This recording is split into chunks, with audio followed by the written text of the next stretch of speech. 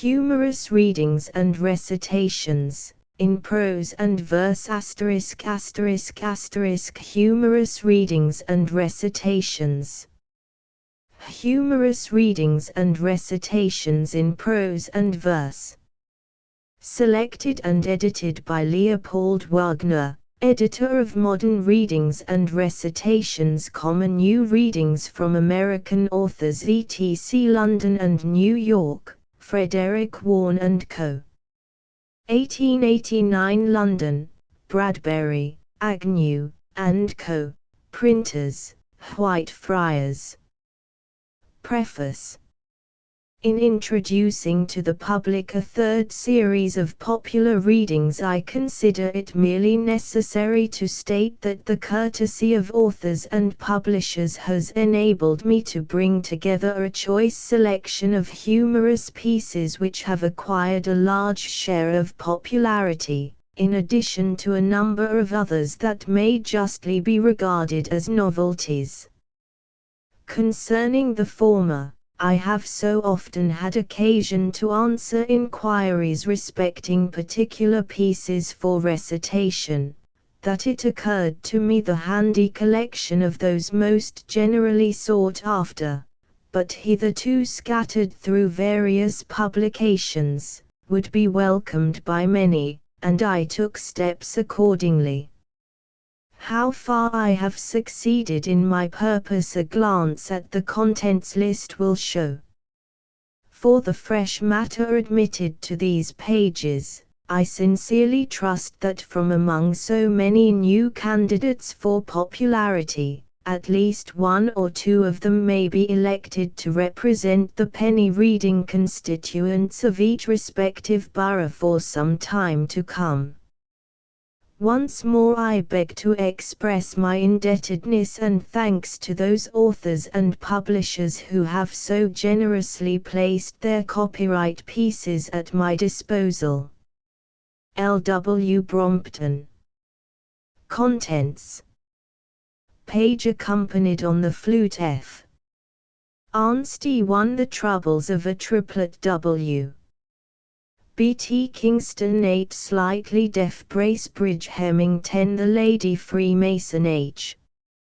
T. Craven 18 What Happened Last Night, F. B. Harrison 24 The Fatal Legs Walter Brown 27 The Caliph's Jester from the Arabic 29 A Journey in Search of Nothing Wilkie Collins 32 Gemini and Virgo C. S. Calverley 37 King Bibbs James Albury 41 Molly Muldoon Anonymous 48 The Harmonious Lobsters Robert Rees 52 The Provincial Landlady H. Chance Newton 57 My Matrimonial Predicament Leopold Wagner 58 Etiquette W.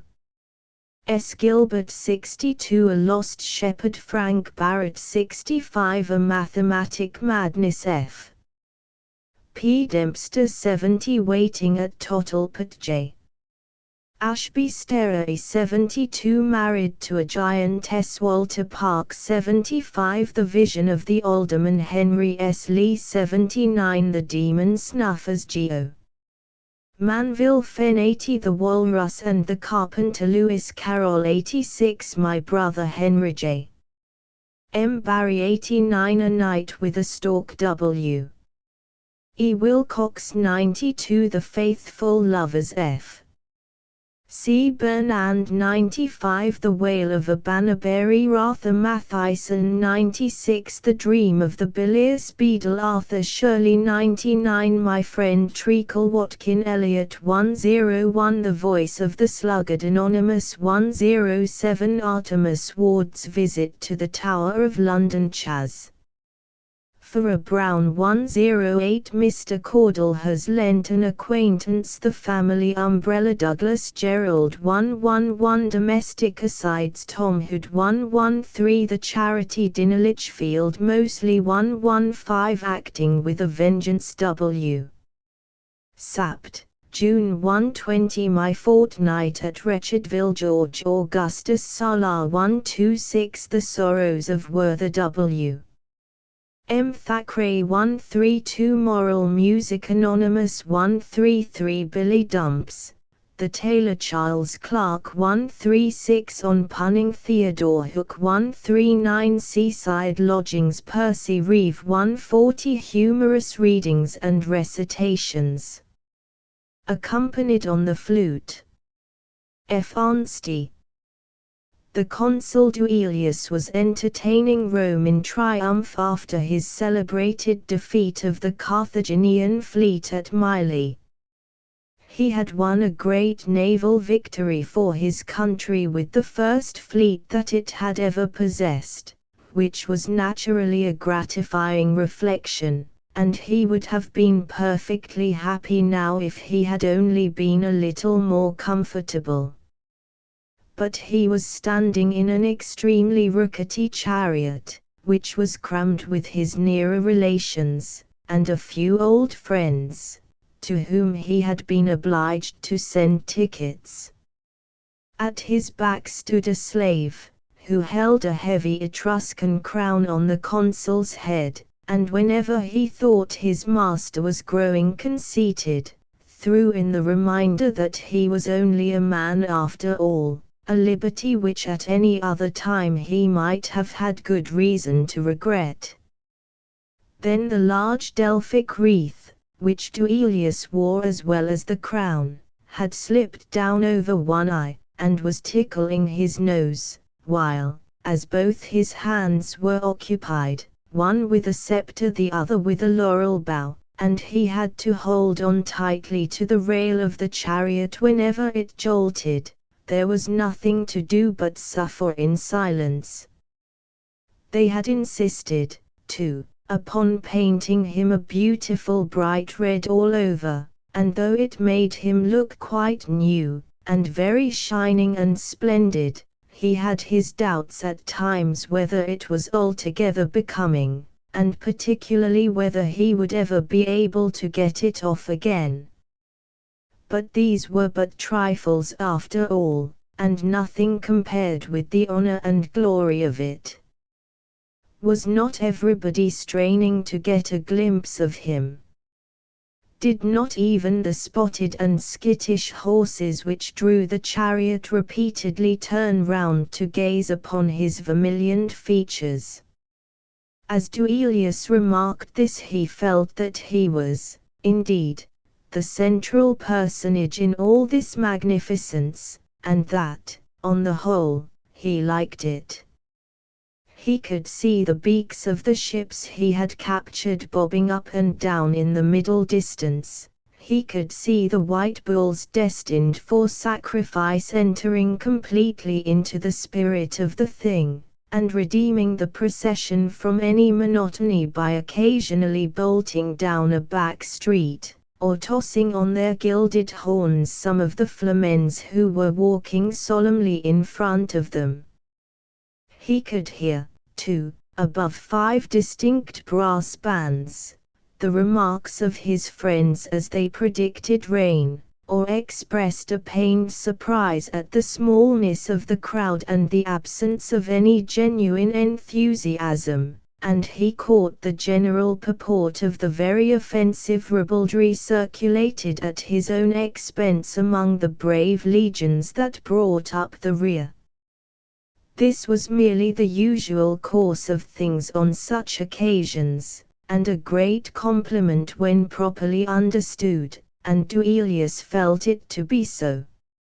In spite of his friends, the red paint, and the familiar slave, in spite of the extreme heat of the weather and his itching nose, he told himself that this, and this alone, was worth living for.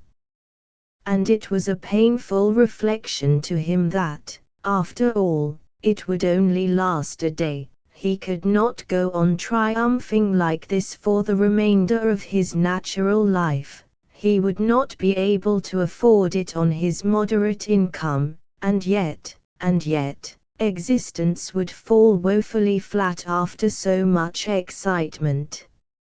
It may be supposed that Duilius was naturally fond of ostentation and notoriety, But this was far from being the case. On the contrary, at ordinary times his disposition was retiring and almost shy, but his sudden success had worked a temporary change in him, and in the very flush of triumph he found himself sighing to think that in all human probability, he would never go about with trumpeters and trophies, with flute players and white oxen, any more in his whole life. And then he reached the Porta Triumphalis, where the chief magistrates and the Senate awaited them, all seated upon spirited Roman-nosed chargers, which showed a lively emotion at the approach of the procession, and caused most of their riders to dismount with as much affectation of method and design as their dignity enjoined and the nature of the occasion permitted. There Duilius was presented with the freedom of the city and an address, which last he put in his pocket, as he explained, to read at home. And then an aedile informed him in a speech, during which he twice lost his notes, and had to be prompted by a lictor, that the grateful Republic, taking into consideration the consul's distinguished services, had resolved to disregard expense, and on that auspicious day to give him whatever reward he might choose to demand. In reason the aedile added cautiously, as he quitted his saddle with an unexpectedness which scarcely seemed intentional. Duilius was naturally a little overwhelmed by such liberality, and, like everyone else favored suddenly with such an opportunity, was quite incapable of taking complete advantage of it. For a time he really could not remember in his confusion anything he would care for at all, and he thought it might look mean to ask for money. At last he recalled his yearning for a perpetual triumph, but his natural modesty made him moderate, and he could not find courage to ask for more than a fraction of the glory that now attended him.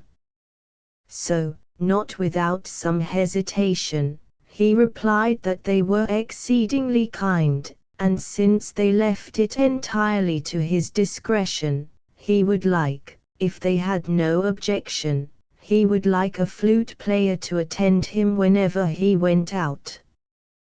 Duilius very nearly asked for a white bull as well, but, on second thoughts, he felt it might lead to inconvenience, and there were many difficulties connected with the proper management of such an animal. The consul, from what he had seen that day, felt that it would be imprudent to trust himself in front of the bull, while, if he walked behind, he might be mistaken for a cattle driver, which would be odious. And so he gave up that idea, and contented himself with a simple flute player. The Senate, visibly relieved by so unassuming a request, granted it with positive effusion. Duilius was invited to select his musician, and chose the biggest, after which the procession moved on through the arch and up the Capitoline hill, while the consul had time to remember things he would have liked even better than a flute player, and to suspect dimly that he might have made rather an ass of himself. That night Duilius was entertained at a supper given at the public expense. He went out with the proud resolve to show his sense of the compliment paid him by scaling the giddiest heights of intoxication. The Romans of that day only drank wine and water at their festivals, but it is astonishing how inebriated a person of powerful will can become, even on wine and water, if he only gives his mind to it.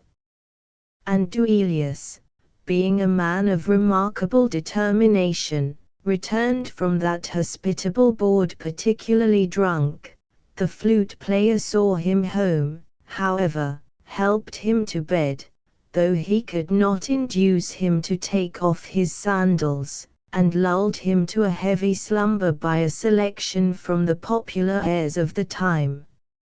So that the consul, although he awoke late next day with a bad headache and a perception of the vanity of most things, still found reason to congratulate himself upon his forethought in securing so invaluable an attendant, and planned, rather hopefully, sundry little ways of making him useful about the house.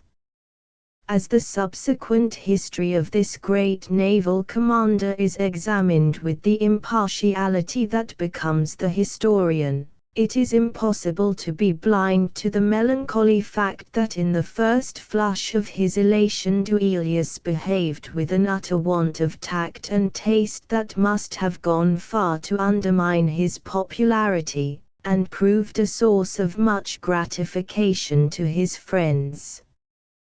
He would use that flute player everywhere. He overdid the thing altogether. For example, he used to go out to pay formal calls, and leave the flute player in the hall tootling to such an extent that at last his acquaintances were forced in self-defense to deny themselves to him.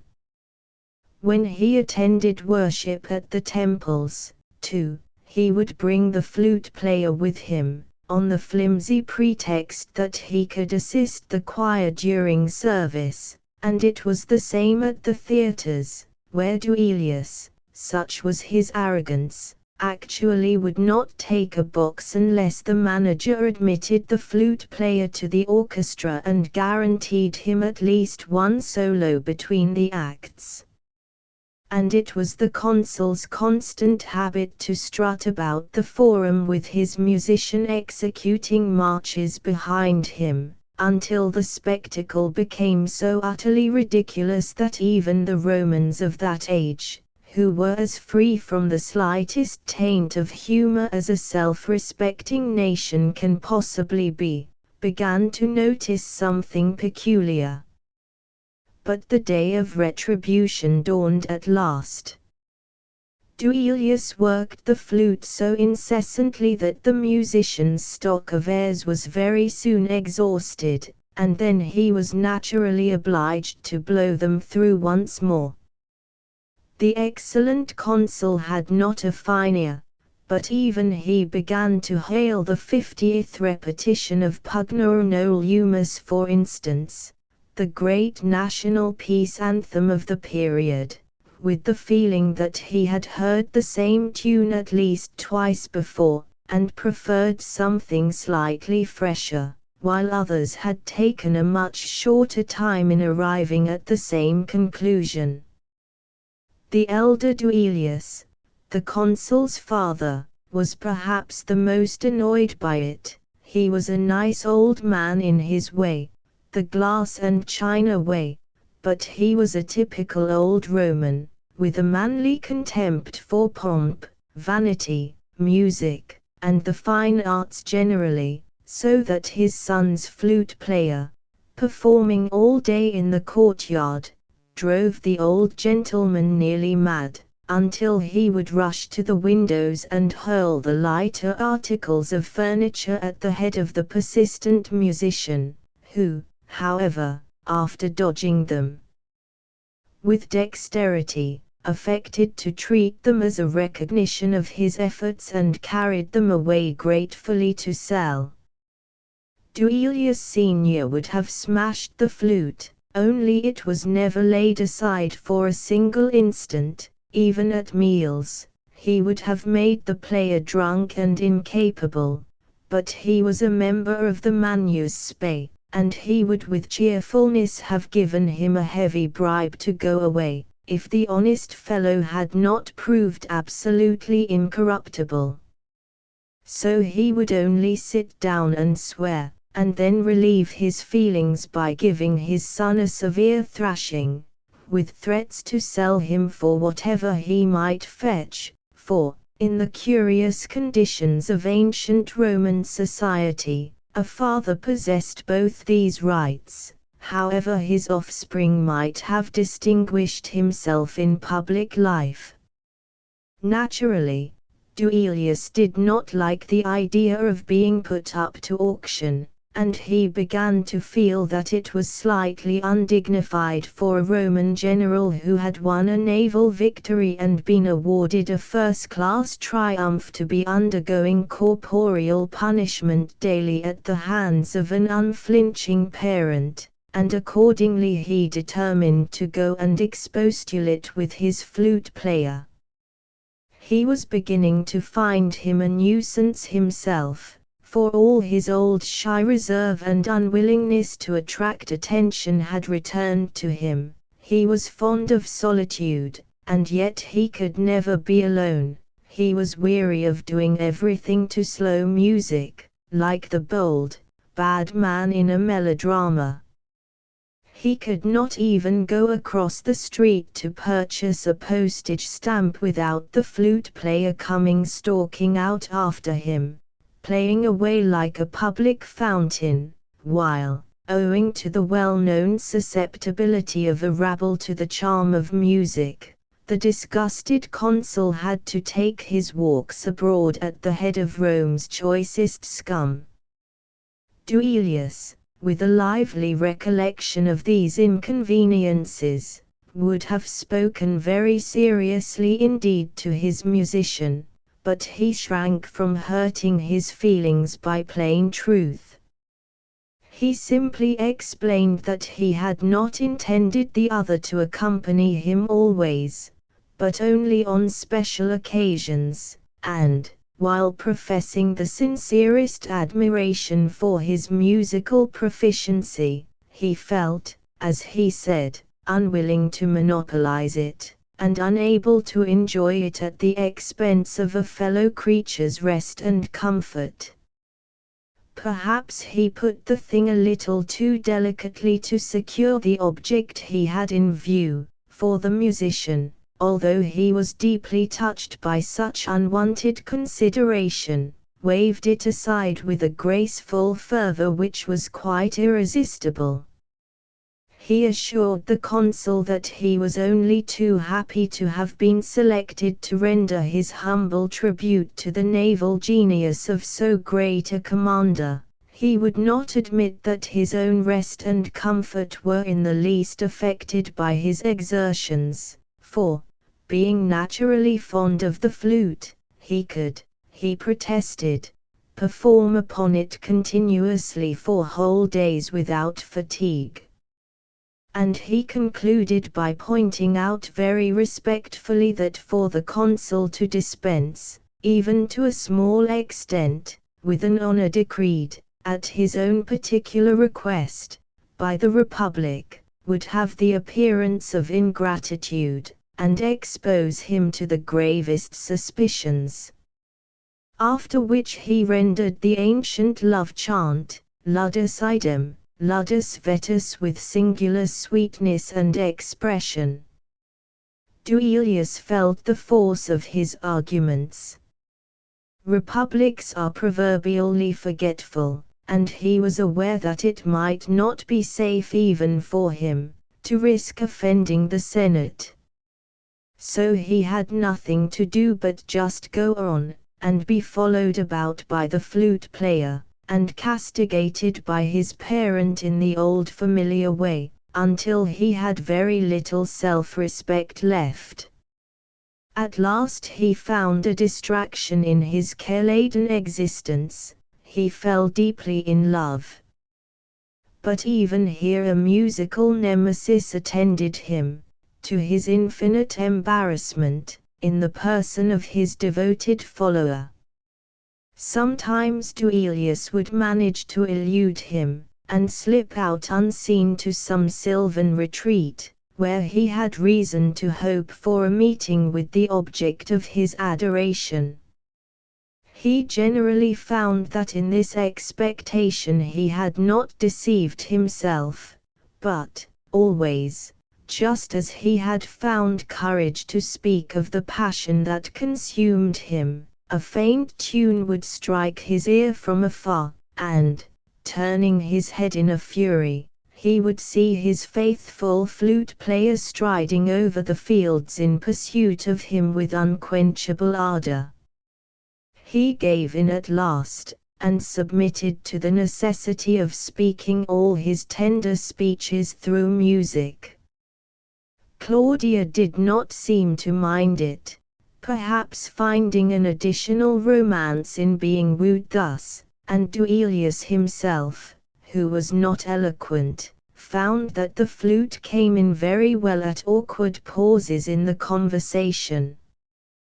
Then they were married, and, as Claudia played very nicely herself upon the tibiae, she got up musical evenings, when she played duets with the flute player, which Duilius, if he had only had a little more taste for music, might have enjoyed immensely.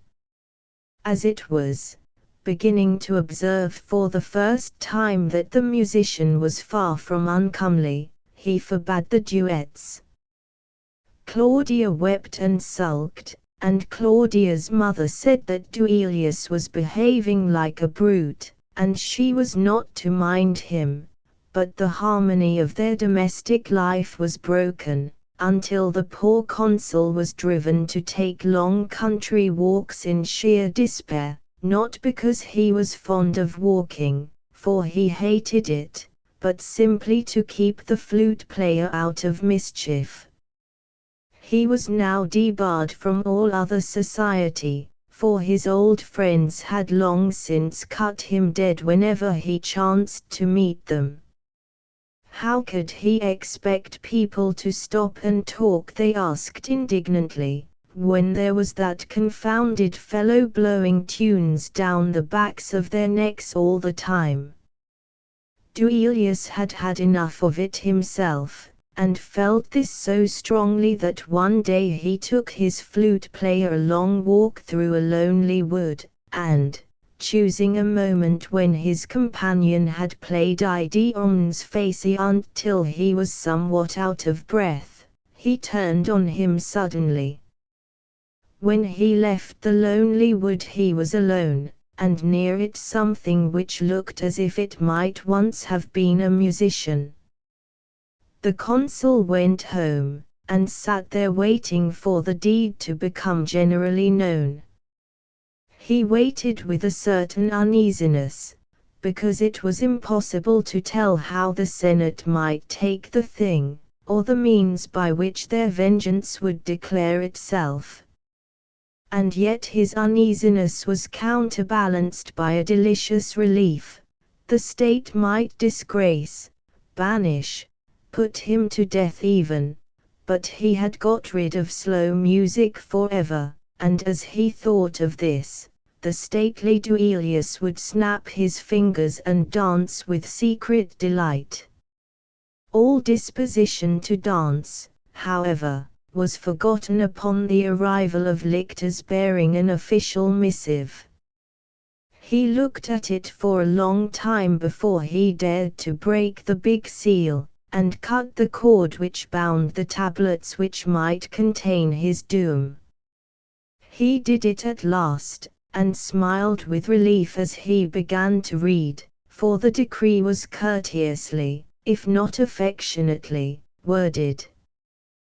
The Senate, considering, or affecting to consider, the disappearance of the flute player a mere accident, expressed their formal regret at the failure of the provision made in his honor. Then, as he read on, Duilius dashed the tablets into small fragments, and rolled on the ground, and tore his hair, and howled, for the senatorial decree concluded by a declaration that, in consideration of his brilliant exploits, the state hereby placed at his disposal 2 more flute players, who, it was confidently hoped, would survive the wear and tear of their ministrations longer than the first. Duilius retired to his room and made his will, taking care to have it properly signed and attested. Then he fastened himself in, and when they broke down the door next day they found a lifeless corpse, with a strange sickly smile upon its pale lips.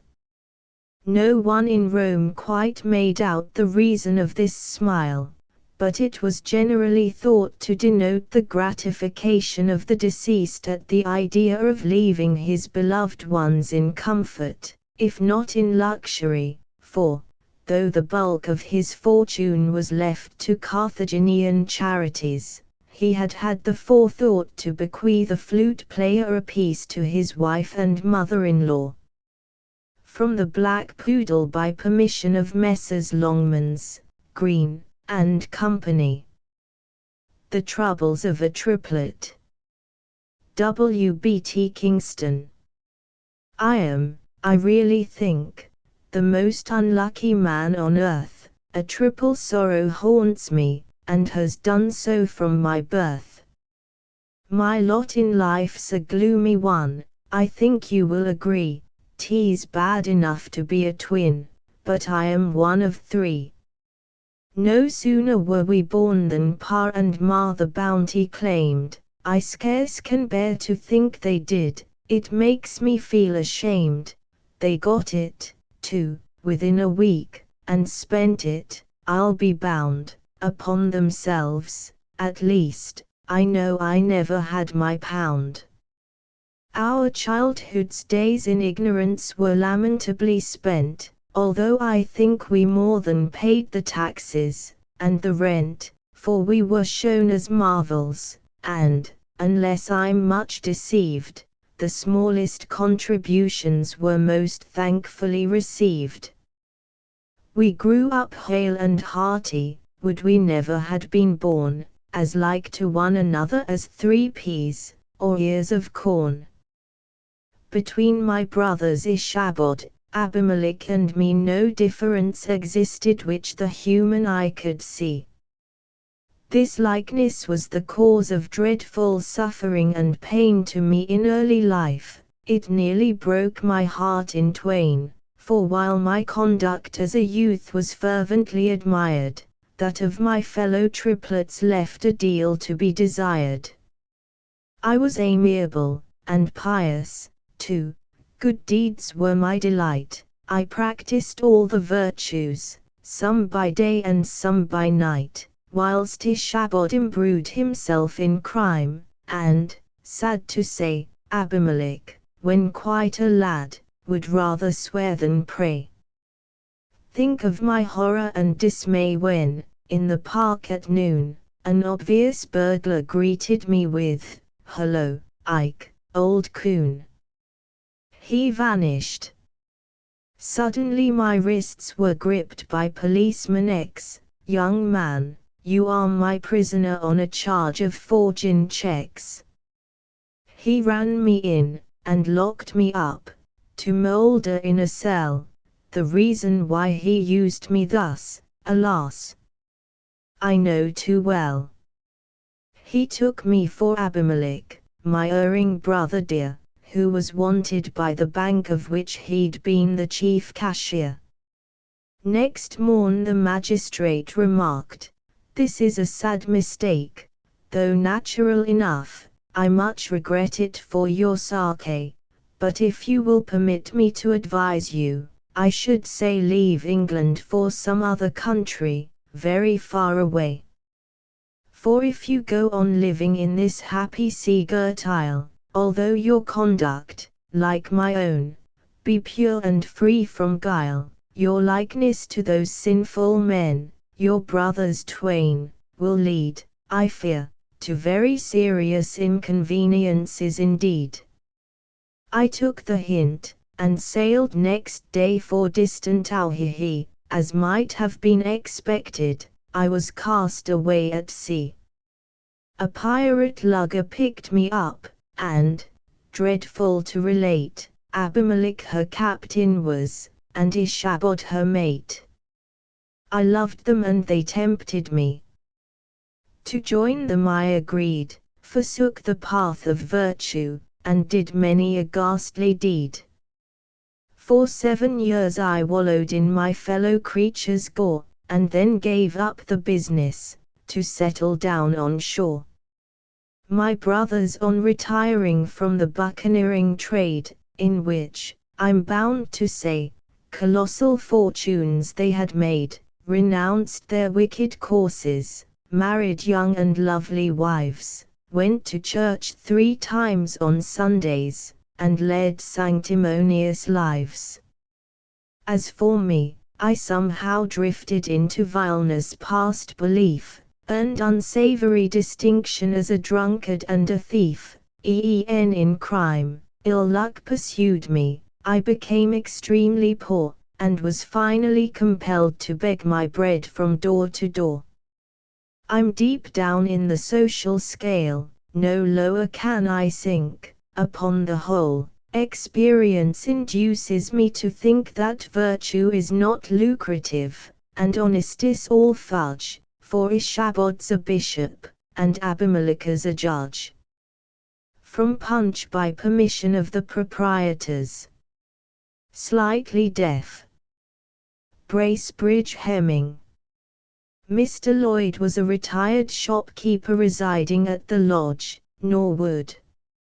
He had amassed a fortune of £30,000 in the grocery business, principally by sanding his sugar and flouring his mustard, and other little tricks of the trade. Yet he went to church every Sunday with a clear conscience. At the time I introduce him to you, he was a widower with one son, Joseph, aged 18. Joseph was a shy, putter-faced youth, who had the misfortune to be deaf. Slightly deaf his father called him, but he grew worse instead of better, and threatened to become as deaf as a post or a beetle in time. Of course his infirmity stood in the way of his getting employment, for he was always making mistakes of a ludicrous and sometimes aggravating nature. Add to this that Joseph was very lean and his father very fat, and you will understand why people called them feast and famine, or substance and shadow. One morning after breakfast, Mr. Lloyd, who had been looking over some paid bills, exclaimed, "Joe." Joseph was reading the paper, and made no answer. Joe thundered his father. This time the glasses on the sideboard rang, and Joseph got up, walked to the window and looked out. "What are you doing?" shouted Mr. Lloyd. "I thought I heard the wind blow," replied Joseph. "Well, I like that, it was I calling." "You?" "Yes, sir." Joseph invariably grew very angry if he did not hear anybody, for he was ashamed of his deafness, but he often fell into a brown study and was as deaf as an adder. Besides this, he was more deaf on one side than on the other, as is often the case, and he happened to have his very bad ear turned to his father. "Why don't you speak out?" said he. "I did," replied Mr. Lloyd. "You always mumble." "I holloaed loud enough to wake the dead." "You know I'm slightly deaf." "Slightly. You'll have to buy an ear trumpet." "Trumpet be blowed," answered Joseph. "Here, put these bills on the file," exclaimed Mr. Lloyd, pointing to the bundle. Joseph advanced to the table, took up the bills, and deliberately threw them into the fire, where they were soon blazing merrily. Mr. Lloyd uttered a cry of dismay, sprang up and ran to the grate, but he was too late to save them. "You double-barreled idiot," he cried. "What's the fuss now?" asked Joseph calmly. He always was as cool as a cucumber, no matter what he did. "You'll never be worth your salt." What's my fault? I said salt. Keep quiet and I'll get you some. No, roared Mr. Lloyd. What did you say so for then? It seems to me you don't know your own mind 2 minutes together. Mr. Lloyd stamped his foot with impatience on the carpet. Oh dear! What a trial you are, he exclaimed. They are receipt bills, and I told you to put them on the file. File. Do you hear that? I hear it now, responded Joe. It's a pity you won't speak up. So I do. They'll never call you leather lungs. Oh Joe, Joe. You'll be the death of me. You're a duffer, and it is no use saying you're not. I was going to tell you I'd got a berth for you, but I'm afraid you could not keep it. What is it? Clerk in the office of my old friend, Mr. Maybrick, the stockbroker. Said Joseph. What's a mock stoker? A stockbroker, shouted Mr. Lloyd. Why didn't you say so at first? Do you think I don't know what that is? I'm not quite such a fool as that comes to. You'd aggravate a saint, Joe. Paint your toe. Have you gone mad? Great heavens! I shall hit you. Get out, shrieked his father. Got the gout? Oh, that's another thing. I thought you'd have it. You drink too much port after dinner. I say, Joe, cried Mr. Lloyd, are you doing this on purpose? You don't understand a word I say, in fact, you misconstrue everything. If that is so, I can't help it. You're getting worse. Don't do that, replied Joe gravely. Don't curse me. If I am deaf, that is to say slightly deaf, it is my misfortune, not my fault. You ought to make allowance for me, and speak louder. Do you want me to be a foghorn, or a river steam tug? Certainly not. Or a cavalryman's trumpet, or a bellowing bull? No, father.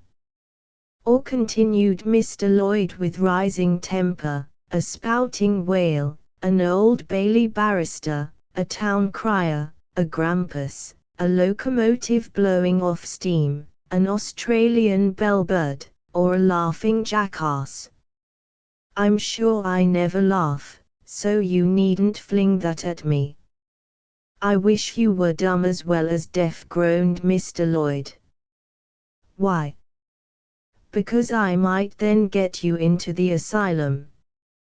File M, muttered Joseph. He's still thinking of the bills. Confound him, muttered his father. He's worse than a county court judgment. I don't know what to do with him. To soothe his nerves he lighted a cigar, and looking in the fire puffed away at the weed, while Joe again took up the paper and went on reading. Half an hour passed. Then Mr. Lloyd said, You know you're getting worse, but you're so obstinate you won't admit it, and it's 6-4 you'll not yield. Joseph looked up with irritating calmness. No, thanks, he exclaimed. What do you mean? I never bet. Who talked about betting? Yelled his father. You offered 6-4 on the field, and I didn't. Yeah. Never mind, I shan't take you, replied Joseph. Mr. Lloyd got up and did a war dance. Who asked you to? You did. It only wants 6 weeks to the Derby, and Mr. Lloyd lost all control over himself for the moment. He took up the coal scuttle and threw it at his son, which was a very reprehensible thing to do, but it did not hurt Joseph, for that intelligent youth saw it coming, and ducking his head, it went with a crash through the window into the street. "That's a clever thing to do," said Joseph, without so much as winking. "You need not get mad because I won't bet." His father shook his fist at him. "You'll be my death," he replied, sinking into a chair with a gasp. "I can't help it if I am deaf," rejoined the imperturbable Joseph. "You're sharper than a serpent's tooth. It wasn't very sharp of you to break the window. Go to Putney." "Where am I to get putty?" said Joseph. "Send for a glazier." "Bless us and save us," groaned Mr. Lloyd. "There isn't much saving in having a broken window to catch cold by." Mr. Lloyd rushed into the hall, and taking down his hat and coat from the rack, put them on. "Come up to town at once," he exclaimed. "We'll go and see Mr. Maybrick." "What's the good of a herrick?" asked Joseph simply. "Eh? You can't stop a hole in a window with a herrick." "I said Maybrick," the broker roared Mr. Lloyd, putting his hands to his mouth. "I do wish you'd speak out. Get a trumpet." "Yeah. Trumpet. We're not playing whist." "Oh dear," sighed Mr. Lloyd. "He must be apprenticed to Maybrick. I'll pay a premium if it's £100. I'm not a hog, and don't want to enjoy this all by myself. I'll share it with another. It's too much for one to struggle with.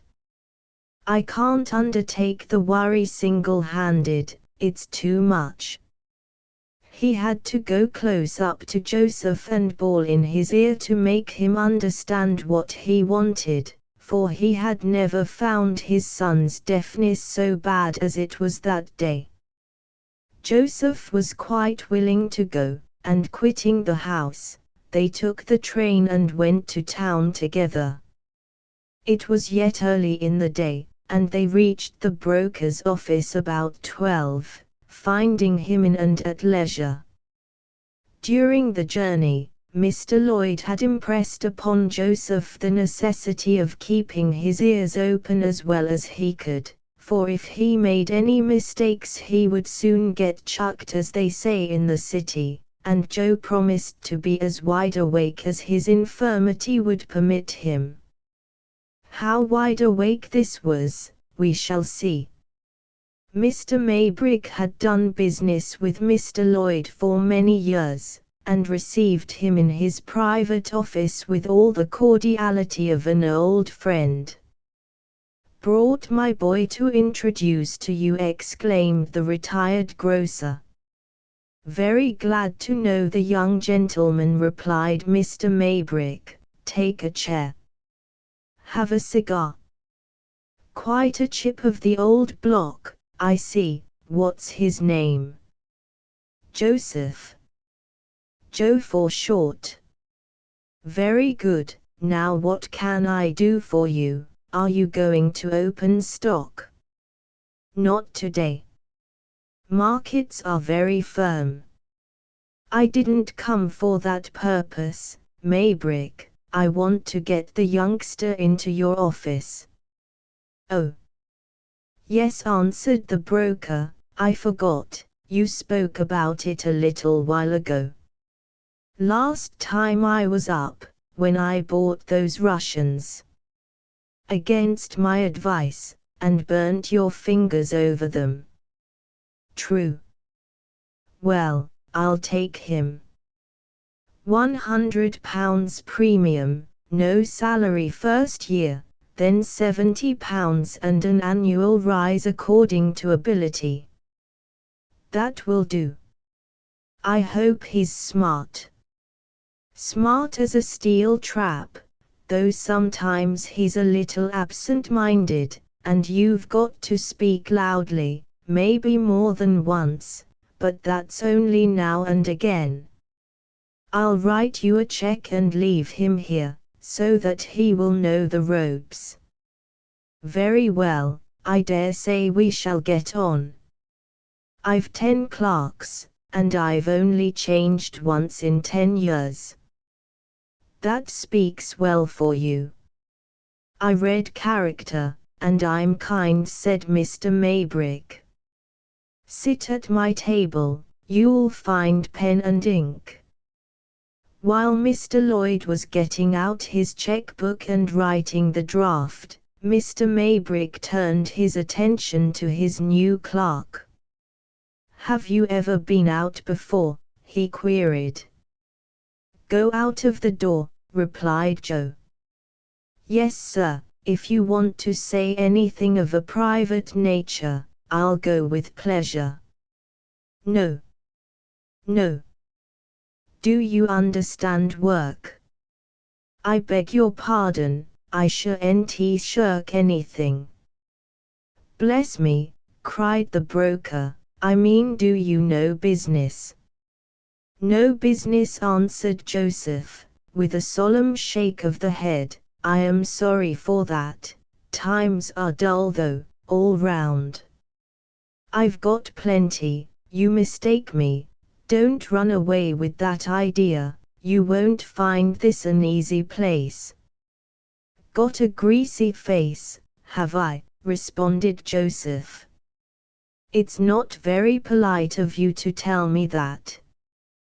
What the? Began Mr. Maybrick, when Joe's father handed him the check. There's the needful, exclaimed Mr. Lloyd. Thanks, replied the broker, adding, I say, old friend, isn't Master Joseph a little hard of hearing? Oh. Ah. Not that exactly. What then? He's got a cold in his head. Is that all? Yes, he got his feet wet, said Mr. Lloyd confidentially, and I had to bawl at him this morning. I thought he was, a little deaf. Bless you, no, raise your voice, that's all you've got to do. Ah. I see. It's bad to be like that, answered Mr. Maybrick, whose doubts were removed. The weather's been so bad, everyone has had cold more or less. Telling the intelligent Joseph that he should expect him home to dinner at 7, Mr. Lloyd took leave of the broker, who gave his new clerk some accounts to enter in a book, saying that he might sit in his office for the remainder of that day and he would find him desk room on the morrow, after which he hurried away to see what was going on in the general room. Joseph hung up his hat and coat, and set to work. He certainly meant to do his best. They say a certain place, which the Hebrews call Sheol, is paved with good intentions. Anyhow, the fates were against him. Never before had his deafness been so bad. It seemed to have swooped down upon and swamped him all at once. Scarcely had he begun his work than he was startled by the ringing of a bell. It was just over his head and proceeded from the telephone. Now Joseph knew just as much about a telephone as he did about the phonograph or the dot and dash system of telegraphy. He sprang from his chair, turned ghastly pale, and fancied it was an alarm of fire. What should he do? For fully a minute he stood gazing vacantly at the box and the bell. Then it rang again. Joseph jumped half a foot in the air. Then he rushed into the general room, where he found Mr. Maybrick talking to a client. "Please, sir, can I disturb you for a moment?" he said. "I'm very particularly engaged," Lloyd replied the broker. "Excuse me, but what is it?" "There's a bell ringing." "Oh. The telephone. I forgot to tell you to attend to it. It's rung twice." "Then somebody is in a hurry. Answer and come and tell me what it is." "How do you do it, sir?" "Speak through the instrument, ask who it is, and what he wants, and put the tube to your ear." The fright had somewhat stimulated Joseph's powers of hearing, for he caught these instructions and hastened back to the inner office. After a little experimenting he put himself in communication, and the following colloquy ensued. "Who is it?" asked Joe. "Elephant," was the reply. "Elephant," mused Joe. "That's funny." But he went at it again. "What do you want?" "By 1 o'clock, sell 10,000 megs. Rails." Joe heard this order imperfectly. "Buy 10,000 oxtails," he said to himself. "This is a queer business." Yet he was not discouraged. Joe had not come into the city for nothing. He meant to do his duty or perish in the attempt.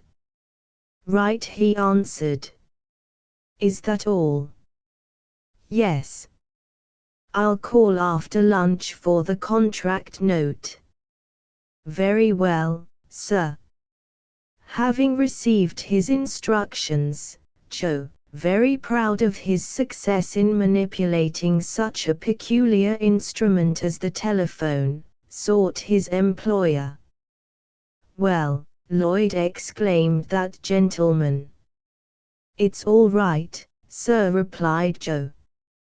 "What is?" "The elephant wants you to buy him 10,000 oxtails." Mr. Maybrick elevated his eyebrows. "Who did you say?" he demanded in a loud voice. "The elephant." "Mr. Elephant, I suppose you mean." "Ah. It might have been elephant, or beliphant, it was something like that." "Oxtails. Why not megs? Rails. Mexican railways, you know." "Humph," said Joe, "very likely." "Are you sure he said buy?" "Oh. Yes, sir, that was distinct enough, and he said he'd come after lunch for the distracting note." "Contract note?" "It may be that." The gentleman did not speak very distinctly. "Elephant has a low voice," said Mr. Maybrick, thoughtfully, "but he's one of my best customers. Perhaps he's heard something, he must have got some information. I'll have a bit in this myself." Elephant is a very shrewd and careful speculator. "That will do, Lloyd." Joseph departed, highly delighted. "Ha! Ha! Ha!" laughed Mr. Maybrick when Joe had gone. "My new clerk is an odd one. Buy 10,000 oxtails for the elephant, that's good. I must tell that story in the house." He beckoned to his manager, who was a man named Mappin, and told him to buy the required quantity of Mexican railway stock.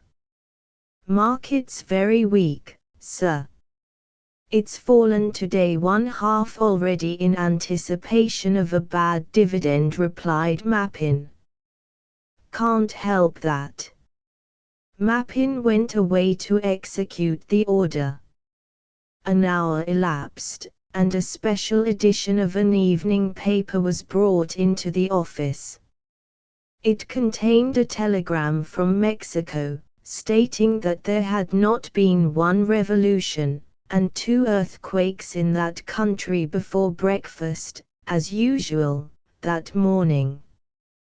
The railway dividend was remarkably good, and Mexican preference stock went up 5%, at which price the broker took upon himself to close the account, thinking his client would be well satisfied with his profits. "Clever fellow, Oliphant," muttered Mr. Maybrick, up to every move on the board. "Deuced clever." At that moment Mr. Oliphant, who was a stout, red-faced man, inclined to apoplexy, rushed into the office. He was agitated, and looked as if he was going to have a fit. "Close the account," he gasped. "I have done so," was the reply. "What at?" "A rise of 5%. "It will ruin me," groaned Oliphant. "How?" "You telephoned me to buy." "I said sell." "Then my clerk made a mistake," exclaimed Maybrick. "But it's a lucky mistake for both you and I, for I followed your lead." "You're joking." "Never was more serious in my life." "I'll give you a check at once." Mr. Oliphant's face brightened. "And I'll give your wooden-headed clerk a £10 note," he said. "That may console him for his dismissal," said Maybrick, dryly. "Are you going to get rid of him?" "Most decidedly. I cannot afford to keep a clerk who makes errors of that kind. This time it has come out all right, next time it may be all wrong." "Just so," replied Mr. Oliphant. He handed Maybrick the £10, which the broker gave to Mappin, telling him to present it to Joseph, and inform him that his services would not be any longer required, and the premium his father had paid should be returned by post. Then the broker gave Mr. Oliphant his unexpected profits, and they went out to have a bottle of champagne together. Mappin sought Joseph. "What are you doing?" he asked. "Doing sums," replied Joe, which was his idea of bookkeeping. "Well, you need not do any more." "No, I don't think it a bore," said Joe. "It's all in the day's work, don't you know? You're not wanted here." "Can't I hear?" "What do you know about it?" "The fool's deaf," cried Mappin, raising his voice. "Take this tenner and go." Joe heard this plain enough. "Sacked," he said, laconically. "Yes," replied Mappin, nodding his head vigorously. "What for?" "Playing the fool with the telephone." "We've no use for you." "Oh. Very well. I thought I shouldn't answer. You see, we don't run our business on the silent system." Joe put on his hat and coat, with that perfect unconcern which always distinguished him. "Good morning," he said, pocketing the note. "I say, I don't think much of telephones, do you?" "Yes, it's a very clever invention. Ah! There's no accounting for taste. With these words Joseph quitted the office, and took a walk in the city. From Awful Stories by permission of Messrs. de Prose and Bateman. The Lady Freemason. H. T. Craven. Vainly we seek it, Sanskrit or Greek writ in history, the mystery of Solomon's secret. The Dark Queen of Shpapiraps tried to get hold of it, but didn't, at least if she did, we're not told of it. If MacAbel of Lodge number 1 lets it slip, his brother Arcane of Lodge 2, gives the grip a la garrote they say. Be that as it may, the koan is somehow put out of the way. So now if you fear for my prudence, dispel it. First place I don't know, next, I don't mean to tell it but praise a shrewd guess, if you think I deserve it. The cream of the secret is, how to preserve it. A sworn brother Mason who'd ever disseminate his knowledge, or blab, would be worse than effeminate. On feminine weakness, though, let me be reticent, remembering the tale of the famous Miss Betty St. Ledger, whose name sheds a permanent grace on 150, the Lodge of the Lady Freemason. My Lord Doneraile, now known to fail in duties Masonic, held land in entail with a mansion near Dublin, of such wide dimension, that a Freemason's lodge of no little pretension was warranted, chartered and duly appointed, and worshipful ruler my lord was anointed. No master, 'twas said, ever laid down the law so, no masons kept secrets so sacred, or swore so.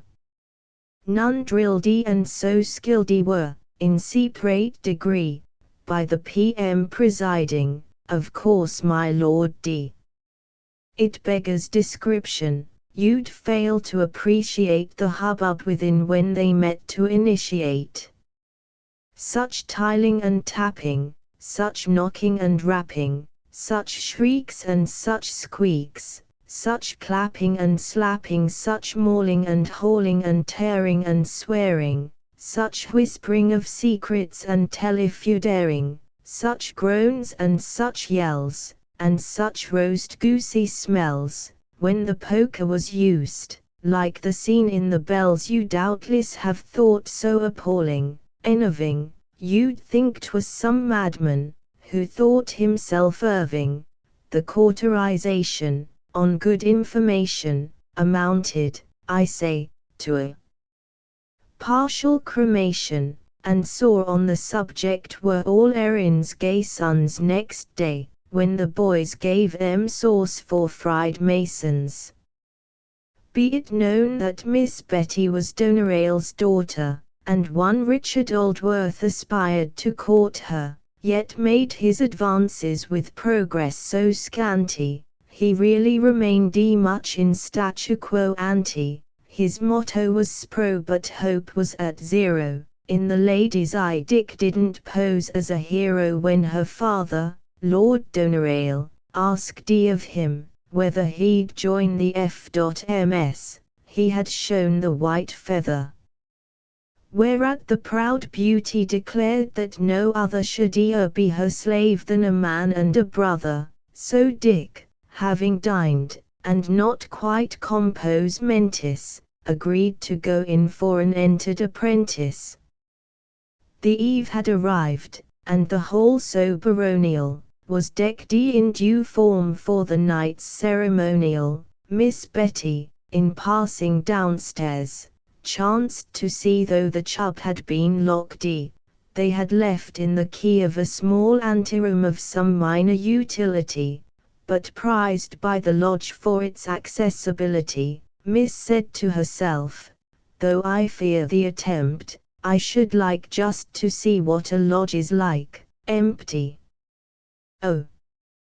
Daughters of Eve, there are some who believe your tongues are your weakness, your failing, verbosity, while others contend, you'll never amend of that fault Mrs. Bluebeard possessed curiosity. Now though I'd fain dub such slanders as petty, own they do say as much of dear, charming Miss Betty, though found to be equal, to hold tongue or speak well with other good masons, but wait for the sequel. In through this outer door, closing it warily, out through an inner door, softly and fairily, she's there. In the lodge, where wax tapers are blazing, all deftly arranged with precision amazing, in the east for the worshipful boss is a throne. In the west, senior warden, the place is all shown, no doubt to prevent any squabbles or wrangles, initially on chair backs, in gilded triangles, on a table deep myst reese we must not unravel, the mallet, the plumb, and the gauge, and the gavel. Other engines whose uses we fear to unriddle, the thumbscrew, the pincers, a poker, a griddle. With tapers and papers and paraphernalia, blue ribbons and jewels and things called regalia. The silence and solitude there were delicious, and any one caring to feel superstitious, might fancy the ghosts of Freemasons, translated to lodges above, or below, reinstated, arrayed in their mouldy old aprons, each brother past master, who'd passed from this world to another. But horror of horrors! Whilst here she was musing, came footsteps without, and, oh, sound most confusing! She heard the key turned. That same key that beguiled in the first mentioned door. Now 'twas locked and fast tiled.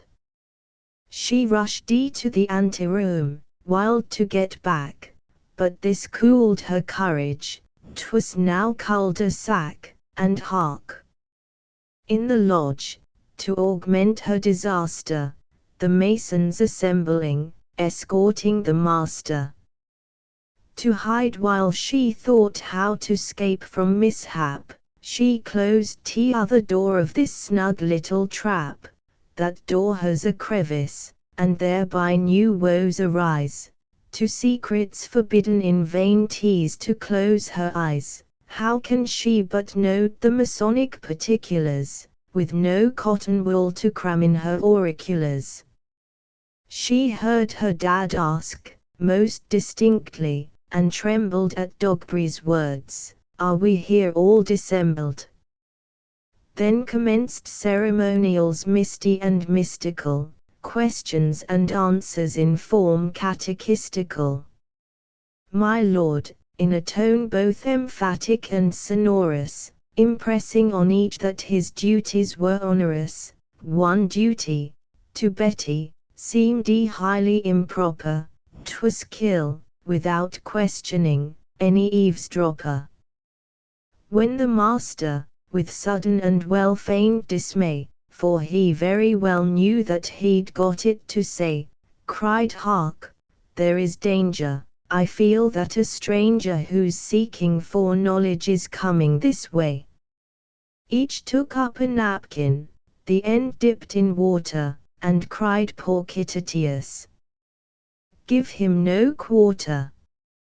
While outside the door sundry knocks loud and clamorous, as Vulcan might deal when in humour sledge-hammerous, were echoed within by 3 knocks, just the same, with the pertinent query, "How now?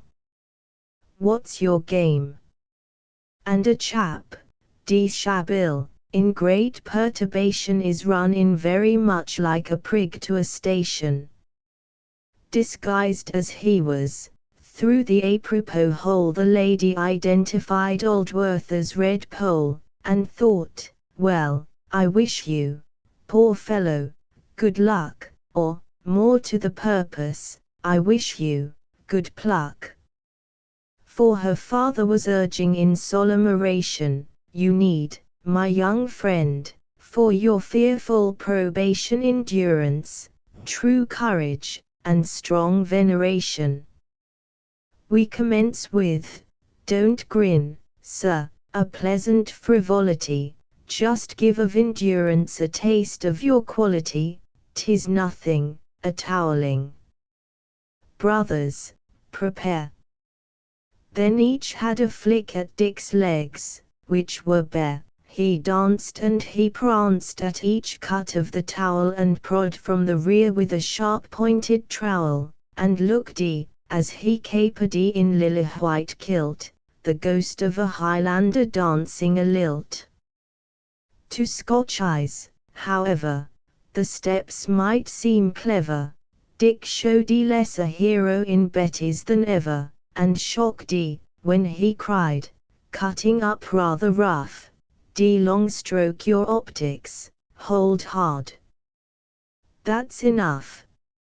Enough, said the worshipful, yes, of this fun. Stern proof of your courage has not yet begun, do ye hear, sir, those knocks?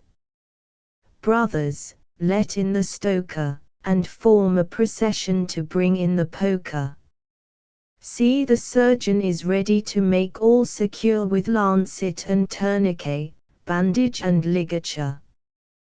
But why freeze your marrow, your feelings why harrow? Your hearts are too soft and our space is too narrow to tell all the horrors. 'Twould fill you with awe to listen to half that Elizabeth saw. Let us come to Dick's howl, such a howl, which as soon as she heard it, Miss Betty fell down in a swoon all in a lump, with a bump and a thump that made all the brothers to gape and to jump, and turn pale and cry, bedad, there's a spy shut up in that closet, and there he shall die. To rush to the chamber, to find what was in it and seize the eavesdropper, was the work of a minute. To lift up and shake her, to rouse up and wake her to consciousness, then in the lodge-room to take her, was work for 6 brothers, who cried as they brought her, we've sought her and caught her. My lord cried, my daughter, and sunk down as needing, himself, a supporter, in rushed the tilers, crusty old filers. With anger a-busting their blessed old bilus, looking so grim at her, one raised his cimeter, and to very short shift was advancing to limit her, as hold, cried my lord, hear your master, or rather, I'd speak to you all, as her judge, not her father. Perchance she knows nothing, and, if she will swear it, her life shall be spared, I, your master, will spare it. Oh, tell me, my child, what you've seen, what you've heard. The truthful girl sobbed, ever why act? Ever why word? Alas, faltered he, you have sealed your own doom. And down with the spy, cried each one in the room. One raised a dagger, some shouted scrag her. Some raised a trapdoor, and rushed forward to drag her, when a voice like a thunderclap topped all the rest, and Dick semi-dressed presented his breast before her. Strike here, was his manly request, strike me if you dare, by Jingo, I swear of her you shall touch not so much as a hair. I mean, my good sirs, whatever occurs to your lives or mine, you shall not take hers. Her white arm how dare you place finger or fist on? And Dick, shooting out his own arm like a piston, knocked over a senior warden who held her, sent spinning a middle-aged junior, his elder, hit out at a tiler, a blatant reviler, mash D the mug of a masher called Eatim the beguiler, look out, cried another, the Saxon's a bruiser. And straightway got one on his conch, a confuser. A dozen unitedly shouted excitedly fell him, or else this young fellow will wallop us.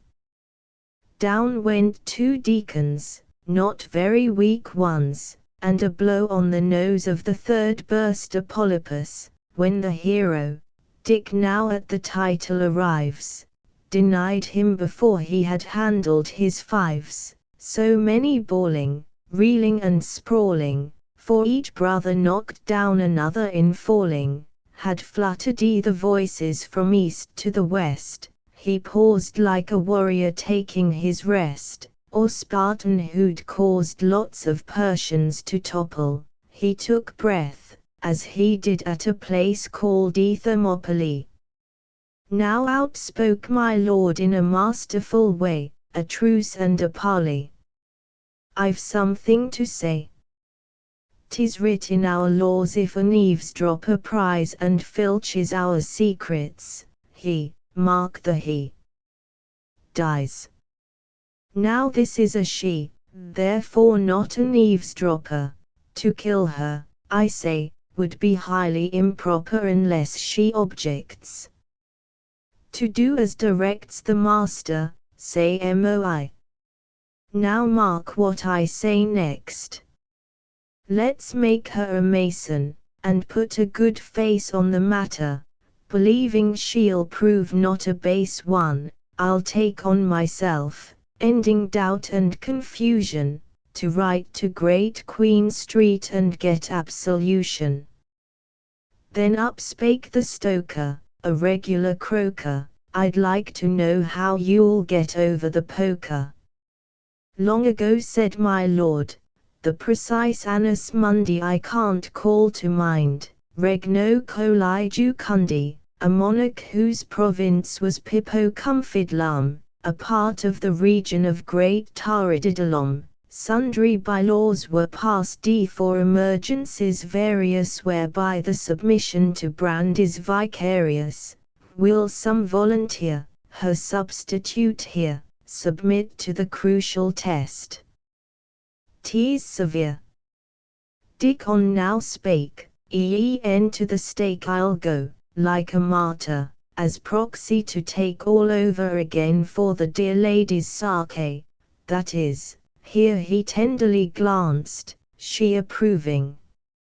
I do, said the maiden, in accent quite loving. Agreed, shouted all who'd been punched, be it so. Glad, no doubt, of the chance to give Dick quid pro quo. The lady withdrew, in well-guarded condition, the decks quickly cleared for the second edition of flicks and of kicks, pinching and licks, twinging and singeing, but murmur of Dick's none heard in a word, he was truly heroic, and went through it all with a smile, like a stoic. And when he, so rumpled from processes recent, retired to make himself decently decent, Miss Saint Ledger returned resolution her face on, took the oaths, and was entered apprenticed Freemason.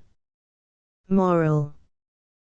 When you meet with a mason, just mention this lass, I warrant she'll prove an excuse for a glass. If he's a true brother, the toast is a favorite, he's good for a bottle, but mind you don't pay for it. You've but to edge her name in, and pledge her, the Lady Freemason, Miss Betty Saint Ledger. By permission of the author. What Happened Last Night? From the French of M. Charles Monsley, by F. B. Harrison. I cannot deceive myself, I was horribly tipsy last night.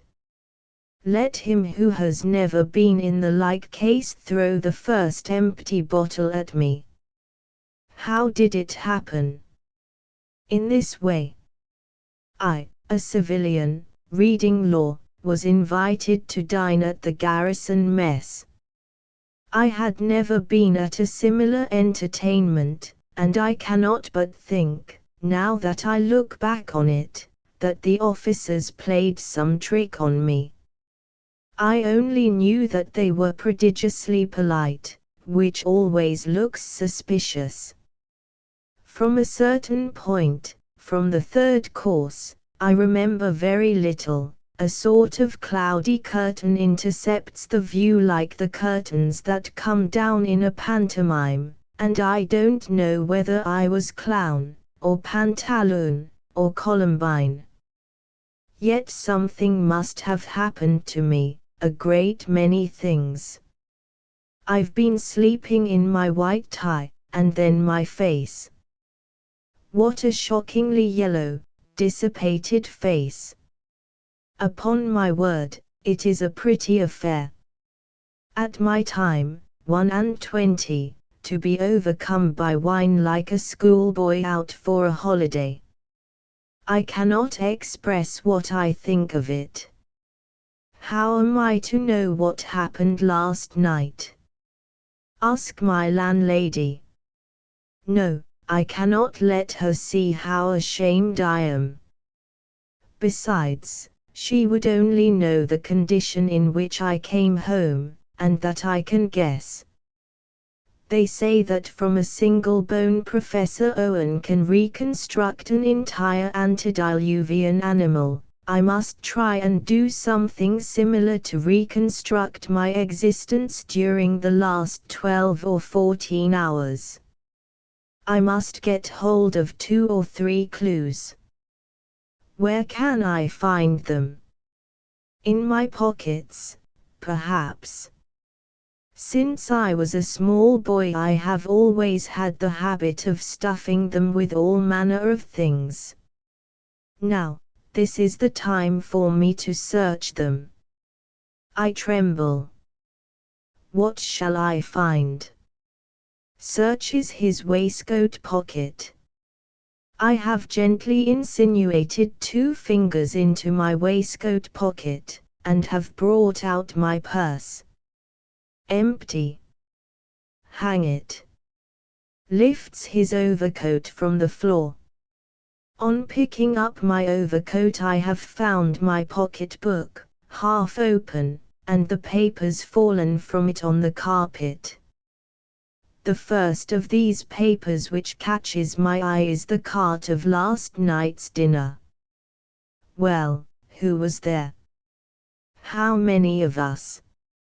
Several of the fellows I knew, of course, but which of them?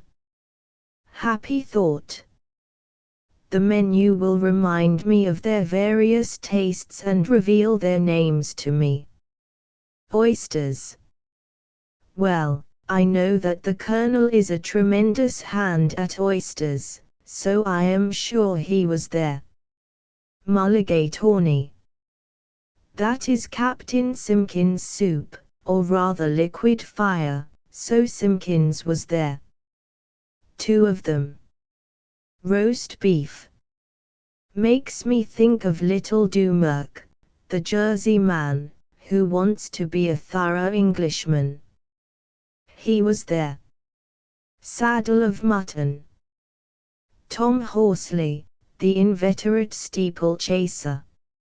Charlotte Russ. That is Ned Walker, who published his travels from Peterborough to Petersburg. Now I know pretty well who some of my fellow guests were. As for the others, picks up some photographs. Hello. Were there women at the mess? No, certainly not. Then we must have talked of women, and the men must have given me photographs of their female relatives. Strange thing to do. Especially as I don't know the ladies. Here's an ancient and fish-like personage in a blue jersey. Dumerc's grandmother, I'll be bound. Here a stout, middle-aged dame, widow probably. I know Simpkins wants to marry a widow, but why give me her portrait? And this is charming. Quite in the modern style, low forehead, small nose, tiny mouth, all eyes, and what splendid eyes! And such lashes! She is fair, as well as one can judge from a photograph. And the little curls on her forehead are like rings of gold. And so young, a mere child. A lovely figure. Our forefathers would have compared her to a rose tree, but then our forefathers were not strong in similes. She has neither earrings nor necklace. Perhaps that gives her that look of disdain. Disdain. She knows nothing yet of life, but tries to seem tired of it. They are all like that. Who is she? She must be the Colonel's daughter. I've heard that his daughter is a pretty girl. I must have expressed my warm admiration of the photograph, and he must have responded by giving it to me.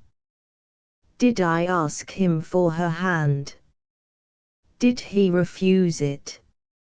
Or did he put off his reply? Perhaps that was why I drank too much. Now let me proceed. What further happened? Let me continue my researches. Tries the pockets of his overcoat. By Jingo. 2 visiting cards.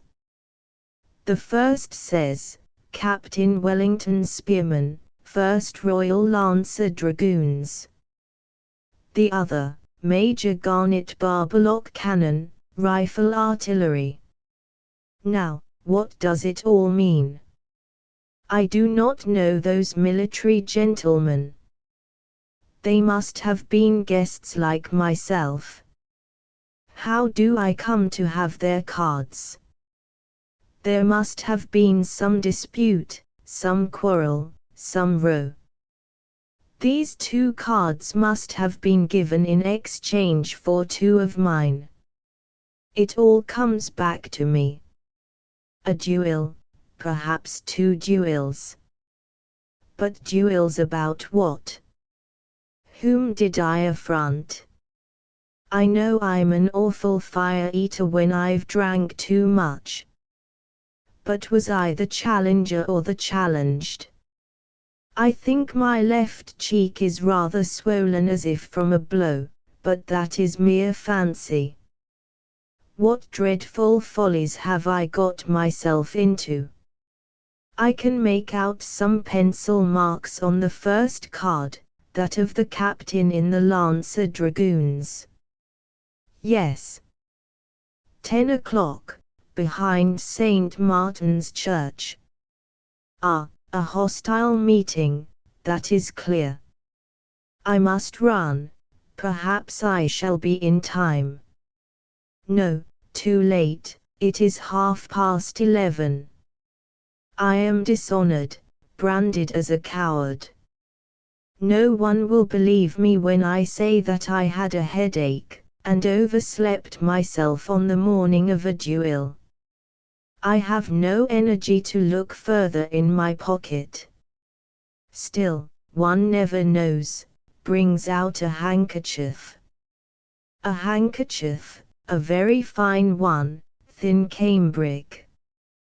But it is not one of mine. There is a coronet in the corner. How did I come by this handkerchief? Could I have stolen it? I seem to be on the road to the county gaol. Oh, how my head aches. A flower is in my buttonhole. How did it come there? Forget-me-nots, their blue eyes closed, all withered and drooping. I could not have bought so humble a bouquet at the flower shop, it must have been given me. It was given me, it came to me from the fair one with golden curls. Her father gave it to me from her, knowing that I was about to risk my life for her sake, no doubt. Yes, that is it. My fears increase. I dread to know more. I am afraid to prosecute my researches in my pockets. I may find my hands full of forget-me-nots, or of blood. Oh! Ah! By Jove! What now? This overcoat is not mine. No, mine is dark grey, this is light grey. I have not travelled through my pockets, but through the pockets of somebody else. But then, if the coat is not mine, neither is the jewel. Not mine the cart. Not mine the photographs. Not mine the forget-me-nots. Not mine the cards.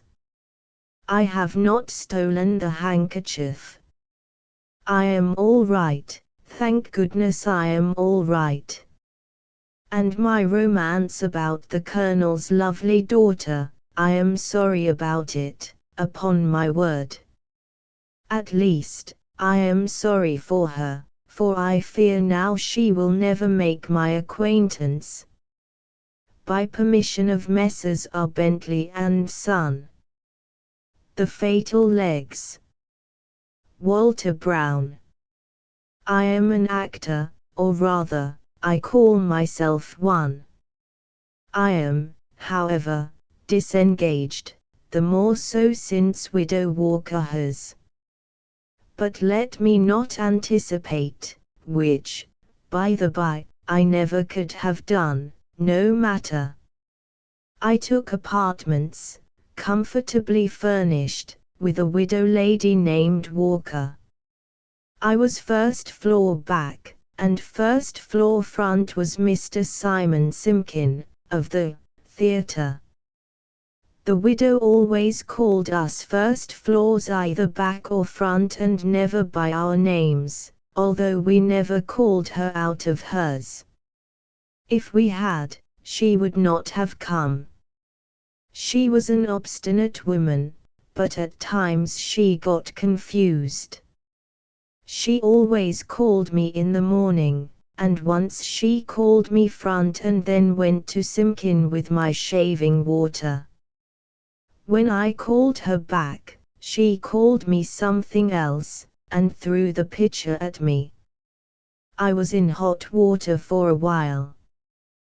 The widow Walker was fair, fat, and 40, that is, rather fair, extremely fat, and very 40. She might be more, at any rate her voice was 42. The actor, Simpkin, was fragile and long. He played heavy parts, which possibly was the cause of his constant complaint that he had not got his share of fat. Although lengthy, he was even less in his various diameters than I was, still I longed for his length. And why? The widow Walker wallowed in wealth untold, and I could see she smiled upon the suit of Simon Simpkin. Well, she might. It was second-hand. He, too, was a widower, or rather, he would have been if his wife had lived.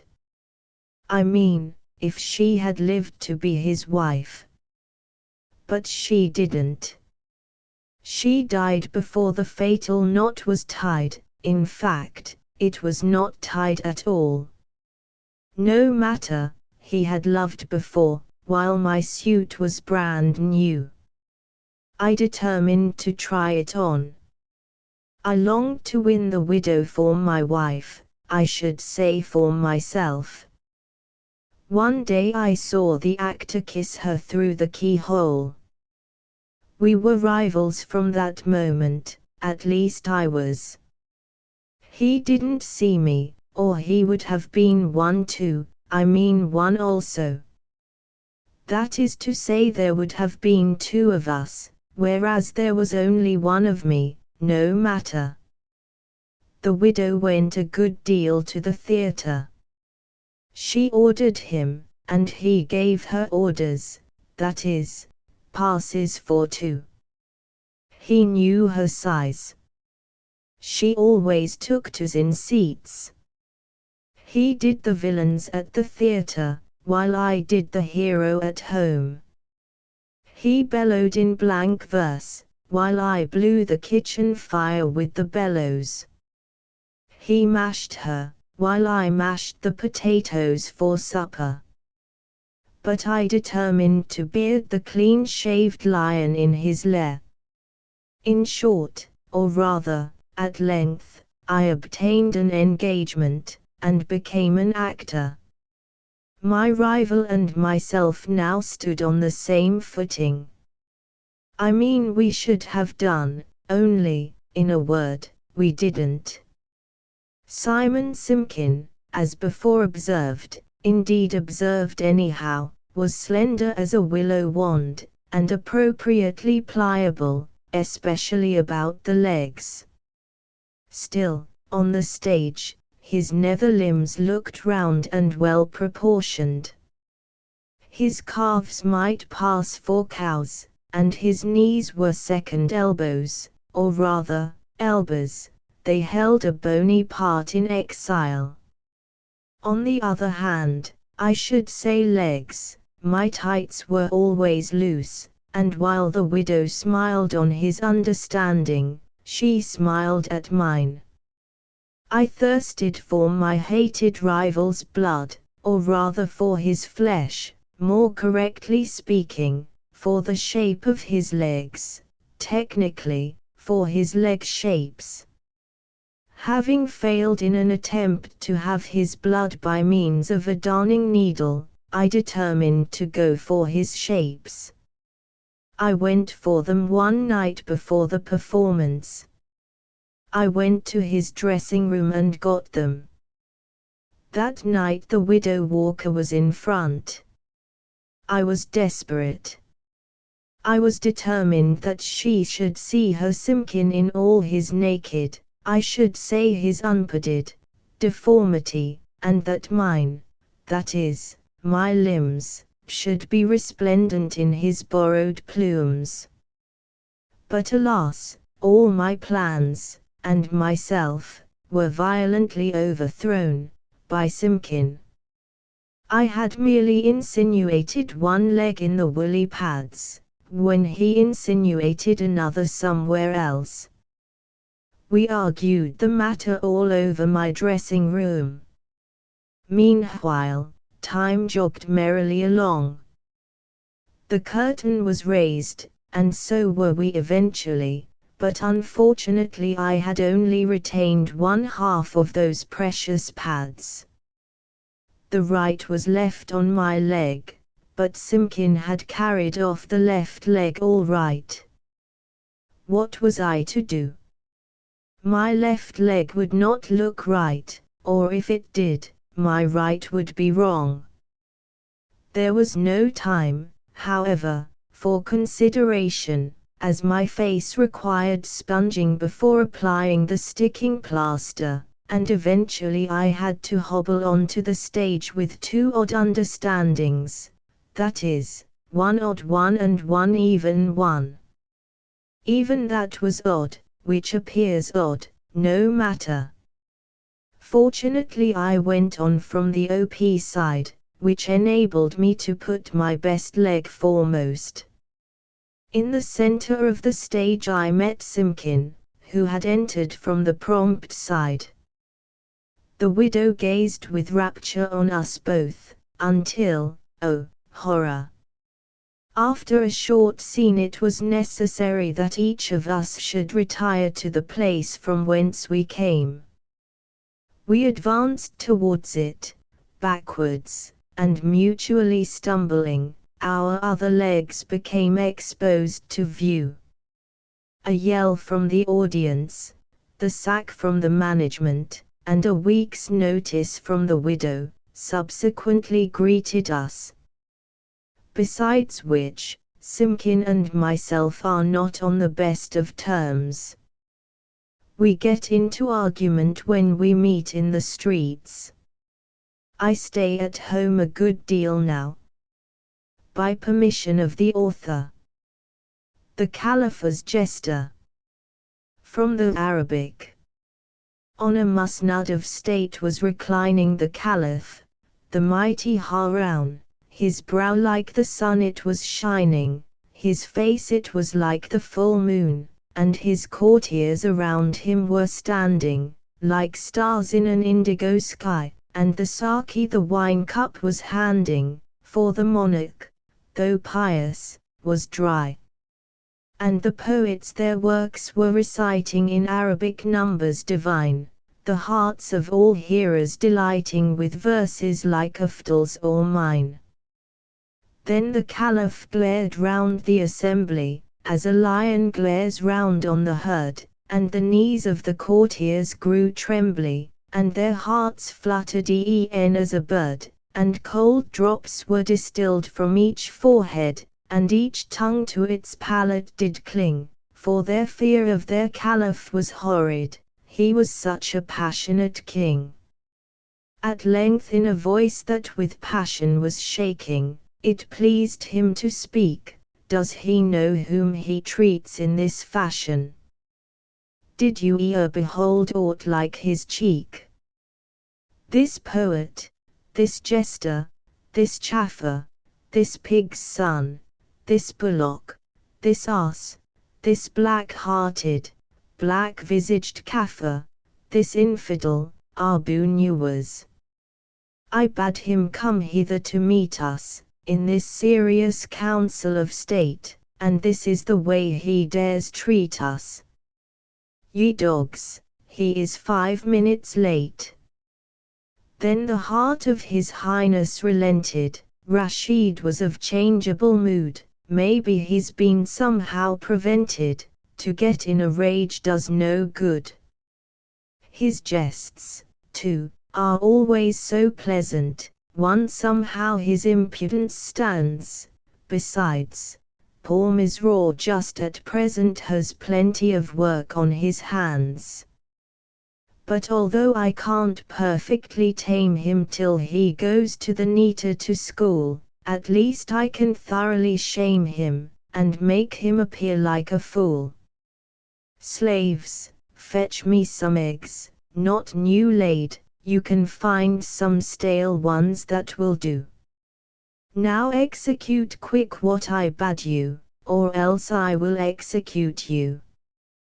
They brought him the eggs in a charger, all studded with many a pearl, the same pattern, though just a bit larger, as that of her odious girl, and the Caliph took one egg, and hid it away in his cushion, which done, he bade them all do so. They did it, and sat down awaiting the fun. With an air that was saucy and braggish, with a step that was jaunty and spruce, with a smile that was merry and waggish, with a mien that was reckless and loose, with a how is your high disposition tomorrow, if God should so will. With a here in our ancient position, your Majesty seeth us still. With a face all bechalked and bepainted, with a bound through the portal doth pass one with whom we're already acquainted, the world-renowned Abu Nuwas. Right welcome. Right welcome. My brother, His Majesty smilingly spake, we were just now in want of another, a nice game at forfeits to make. Whatever I do you must watch it, and each do precisely the same. If I catch you chaps laughing you'll catch it. Sit still and attend to the game. If you do just as I do, precisely, a dinar apiece shall ye gain, if you don't, won't I give it you nicely, Misraw you stand by with the cane. He spake, and the smile on his features was mischievous, cunning and grim, and the courtiers, poor awe-stricken creatures, smiled feebly and gazed upon him. Cluck, cluck, cluck-aroo, representing the note of a jubilant hen, the caliph arises, presenting an egg, to the sight of all men. Cluck, cluck, cluck-aroo, and the rabble are all at once up on their legs, and with ornithological gabble display their mysterious eggs. Then without in the least hesitating steps Arbunewers before all. Cock-a-doodle-doo-doo, imitating a rooster's hilarious call. Now I know why it is that you cackle, said he, when you're trying to talk. And you find me a hard one to tackle, because I am cock of the walk. From Temple Bar by permission of the editor. A Journey in Search of Nothing. Wilkie Collins. Yes, said the doctor, pressing the tips of his fingers with a tremulous firmness on my pulse, and looking straight forward into the pupils of my eyes. Yes, I see. The symptoms all point unmistakably towards one conclusion: brain. My dear sir, you have been working too hard. You have been following the dangerous example of the rest of the world in this age of business and bustle. Your brain is overtaxed, that is your complaint. You must let it rest, there is your remedy. You mean, I said, that I must keep quiet, and do nothing. Precisely so, replied the doctor. You must not read or write, you must abstain from allowing yourself to be excited by society, you must have no annoyances, you must feel no anxieties, you must not think, you must be neither elated nor depressed, you must keep early hours and take an occasional tonic, with moderate exercise, and a nourishing but not too full a diet. Above all, a perfect repose is essential to your restoration. You must go away into the country, taking any direction you please, and living just as you like, as long as you are quiet and as long as you do nothing. I presume he is not to go away into the country without me, said my wife, who was present at the interview. Certainly not, rejoined the doctor, with an acquiescent bow. I look to your influence, my dear madam, to encourage our patient in following my directions. It is unnecessary to repeat them, they are so extremely simple and easy to carry out. I will answer for your husband's recovery if he will but remember that he has now only two objects in life: to keep quiet, and to do nothing. My wife is a woman of business habits. As soon as the doctor had taken his leave, she produced her pocket-book, and made a brief abstract of his directions for our future guidance. I looked over her shoulder and observed that the entry ran thus: Rules for dear William's restoration to health. No reading, no writing, no excitement, no annoyance, no anxiety, no thinking. Tonic. No elation of spirits. Nice dinners. No depression of spirits. Dear William to take little walks with me. To go to bed early. To get up early. N.B. Keep him quiet. Mem. Mind he does nothing. Mind I do nothing. No need to mind that. I have not had a holiday since I was a boy.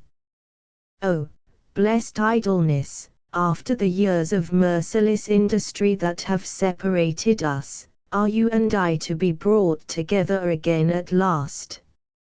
Oh, my weary right hand, are you really to ache no longer with driving the ceaseless pen? May I, indeed, put you in my pocket and let you rest there, indolently, for hours together? Yes. For I am now, at last, to begin, doing nothing. Delightful task that performs itself. Welcome responsibility that carries its weight away smoothly on its own shoulders. These thoughts shine in pleasantly on my mind after the doctor has taken his departure, and diffuse an easy gaiety over my spirits when my wife and I set forth, the next day, for the journey. We are not going the round of the noisy watering places, nor is it our intention to accept any invitations to join the circles assembled by festive country friends. My wife, guided solely by the abstract of the doctor's directions in her pocket-book, has decided that the only way to keep me absolutely quiet, and to make sure of my doing nothing, is to take me to some pretty, retired village, and to put me up at a little primitive, unsophisticated country inn. I offer no objection to this project, not because I have no will of my own, and am not master of all my movements, but only because I happen to agree with my wife. Considering what a very independent man I am naturally, it has sometimes struck me, as a rather remarkable circumstance, that I always do agree with her.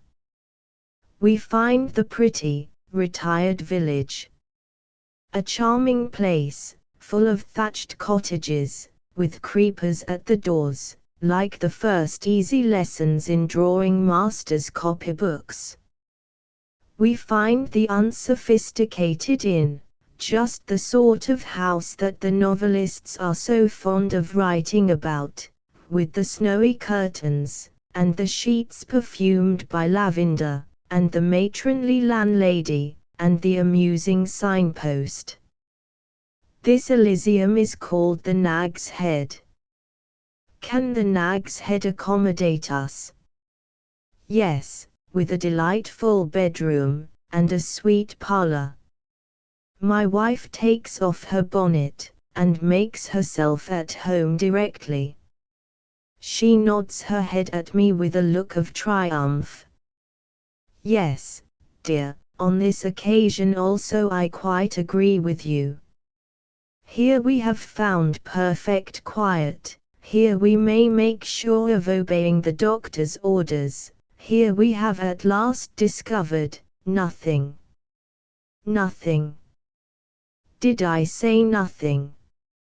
We arrive at the Nag's Head late in the evening, have our tea, go to bed tired with our journey, sleep delightfully till about 3 o'clock in the morning, and, at that hour, begin to discover that there are actually noises, even in this remote country seclusion.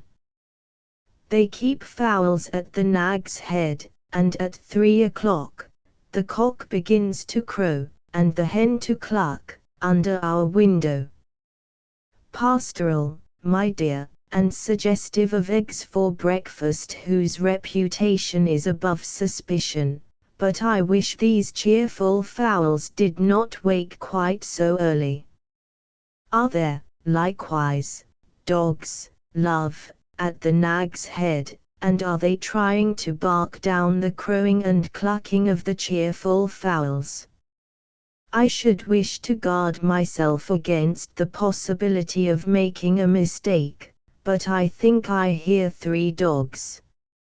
A shrill dog, who barks rapidly, a melancholy dog, who howls monotonously, and a hoarse dog, who emits barks at intervals, like minute guns. Is this going on long? Apparently it is. My dear, if you will refer to your pocketbook, I think you will find that the doctor recommended early hours. We will not be fretful and complain of having our morning sleep disturbed. We will be contented, and will only say that it is time to get up. Breakfast. Delicious meal. Let us linger over it as long as we can. Let us linger, if possible, till the drowsy midday tranquility begins to sink over this secluded village. Strange. But now I think of it again, do I, or do I not, hear an incessant hammering over the way? No manufacture is being carried on in this peaceful place, no new houses are being built, and yet, there is such a hammering, that, if I shut my eyes, I can almost fancy myself in the neighborhood of a dockyard. Wagons, too. Why does a wagon which makes so little noise in London, make so much noise here? Is the dust on the road detonating powder, that goes off with a report at every turn of the heavy wheels? Does the wagoner crack his whip or fire a pistol to encourage his horses? Children, next. Only 5 of them, and they have not been able to settle for the last half hour what game they shall play at. On 2 points alone do they appear to be unanimous. They are all agreed on making a noise, and on stopping to make it under our window. I think I am in some danger of forgetting one of the doctor's directions. I rather fancy I am actually allowing myself to be annoyed. Let us take a turn in the garden, at the back of the house. Dogs again. The yard is on one side of the garden. Every time our walk takes us near it, the shrill dog barks, and the hoarse dog growls. The doctor tells me to have no anxieties. I am suffering devouring anxieties. These dogs may break loose and fly at us, for anything I know to the contrary, at a moment's notice. What shall I do? Give myself a drop of tonic? Or escape for a few hours from the perpetual noises of this retired spot, by taking a drive? My wife says, take a drive. I think I have already mentioned that I invariably agree with my wife. The drive is successful in procuring us a little quiet. My directions to the coachman are to take us where he pleases, so long as he keeps away from secluded villages. We suffer much jolting in by-lanes, and encounter a great variety of bad smells. But a bad smell is a noiseless nuisance, and I am ready to put up with it patiently. Towards dinner time we return to our inn. Meat, vegetables, pudding, all excellent, clean and perfectly cooked. As good a dinner as ever I wish to eat. Shall I get a little nap after it? The fowls, the dogs, the hammer, the children, the wagons, are quiet at last. Is there anything else left to make a noise? Yes, there is the working population of the place. It is getting on towards evening, and the sons of labor are assembling on the benches placed outside the inn, to drink. What a delightful scene they would make of this homely everyday event on the stage. How the simple creatures would clink their tin mugs, and drink each other's healths, and laugh joyously in chorus. How the peasant maidens would come tripping on the scene and lure the men tenderly to the dance. Where are the pipe and tabor that I have seen in so many pictures? Where the simple songs that I have read about in so many poems? What do I hear as I listen, prone on the sofa, to the evening gathering of the rustic throng? Oaths, nothing, on my word of honor, but oaths. I look out, and see gangs of cadaverous savages drinking gloomily from brown mugs, and swearing at each other every time they open their lips. Never in any large town, at home or abroad, have I been exposed to such an incessant fire of unprintable words, as now assail my ears in this primitive village. No man can drink to another without swearing at him first. No man can ask a question without adding a mark of interrogation at the end in the shape of an oath. Whether they quarrel, which they do for the most part, or whether they agree, whether they talk of their troubles in this place, or their good luck in that, whether they are telling a story, or proposing a toast, or giving an order, or finding fault with the beer, these men seem to be positively incapable of speaking without an allowance of at least 5 foul words for every 1 fair word that issues from their lips. English is reduced in their mouths to a brief vocabulary of all the vilest expressions in the language. This is an age of civilization. This is a Christian country. Opposite me I see a building with a spire, which is called, I believe, a church. Past my window, not an hour since, there rattled a neat pony chaise with a gentleman inside clad in glossy black broadcloth, and popularly known by the style and title of clergyman. And yet, under all these good influences, here sit 20 or 30 men whose ordinary table talk is so outrageously beastly and blasphemous, that not a single sentence of it, though it lasted the whole evening, could be printed as a specimen for public inspection, in these pages. When the intelligent foreigner comes to England, and when I tell him, as I am sure to do, that we are the most moral people in the universe, I will take good care that he does not set his foot in a secluded British village when the rural population is reposing over its mug of small beer after the labors of the day. I am not a squeamish person, neither is my wife, but the social intercourse of the villagers drives us out of our room, and sends us to take refuge at the back of the house. Do we gain anything by the change? None whatever. The back parlor to which we have now retreated, looks out on a bowling green, and there are more benches, more mugs of beer, more foul-mouthed villagers on the bowling green. Immediately under our window is a bench and table for 2, and on it are seated a drunken old man and a drunken old woman. The aged sot in trousers is offering marriage to the aged sot in petticoats with frightful oaths of endearment. Never before did I imagine that swearing could be twisted to the purposes of courtship. Never before did I suppose that a man could make an offer of his hand by bellowing imprecations on his eyes, or that all the powers of the infernal regions could be appropriately summoned to bear witness to the beating of a lover's heart under the influence of the tender passion. I know it now, and I derive little satisfaction from gaining the knowledge of it.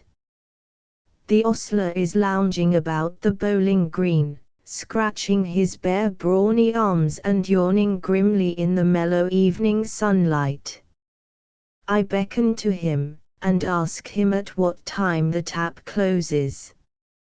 He tells me at 11 o'clock.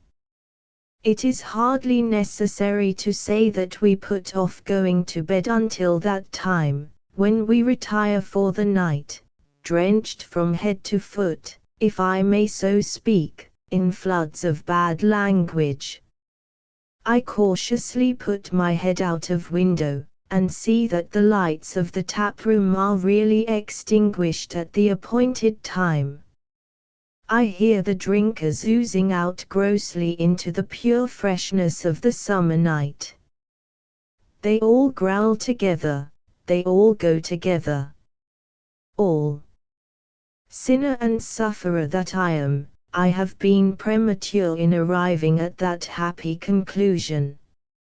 6 choice spirits, with a social horror in their souls of going home to bed, prop themselves against the wall of the inn, and continue the evening's conversation in the darkness. I hear them cursing at each other by name. We have Tom, Dick, and Sam, Jim, Bill, and Bob, to enliven us under our window after we are in bed. They begin improving each other's minds, as a matter of course, by quarreling. Music follows, and soothes the strife, in the shape of a local duet, sung by voices of vast compass, which soar in one note from howling bass to cracked treble. Yawning follows the duet, long, loud, weary yawning of all the company in chorus. This amusement over, Tom asks Dick for bacca and Dick denies that he has got any, and Tom tells him he lies, and Sam strikes in and says, no, he don't, and Jem tells Sam he lies, and Bill tells him that if he was Sam he would punch Jem's head, and Bob, apparently snuffing the battle afar off, and not liking the scent of it, shouts suddenly a pacific good night in the distance. The farewell salutation seems to quiet the gathering storm. They all roar responsive to the good night of Bob. Next, a song in chorus from Bob's 5 friends. Outraged by this time beyond all endurance, I spring out of bed and seize the water jug. I pause before I empty the water on the heads of the assembly beneath. I pause, and hear, oh, most melodious, most welcome of sounds, the sudden fall of rain. The merciful sky has anticipated me, the clerk of the weather has been struck by my idea of dispersing the Nag's Head Night Club by water. By the time I have put down the jug and got back to bed, silence, primeval silence, the first, the foremost of all earthly influences, falls sweetly over our tavern at last. That night, before sinking wearily to rest, I have once more the satisfaction of agreeing with my wife. Dear and admirable woman! She proposes to leave this secluded village the first thing tomorrow morning. Never did I share her opinion more cordially than I share it now. Instead of keeping myself composed, I have been living in a region of perpetual disturbance, and, as for doing nothing, my mind has been so agitated and perturbed that I have not even had time to think about it. We will go, love, as you so sensibly suggest. We will go the first thing in the morning to any place you like, so long as it is large enough to swallow up small sounds. Where, over all the surface of this noisy earth, the blessing of tranquility may be found, I know not, but this I do know, a secluded English village is the very last place towards which any man should think of turning his steps, if the main object of his walk through life is to discover quiet. By permission of the author. Gemini and Virgo. C.S. Calverley. Some vast amount of years ago, ere all my youth had vanished from me, a boy it was my lot to know, whom his familiar friends called Tommy. I loved to gaze upon a child, a young bud bursting into blossom, artless, as Eve yet unbeguiled, and agile as a young opossum, and such was he. A calm-browed lad, yet mad, at moments, as a hatter. Why hatters as a race are mad I never knew, nor does it matter.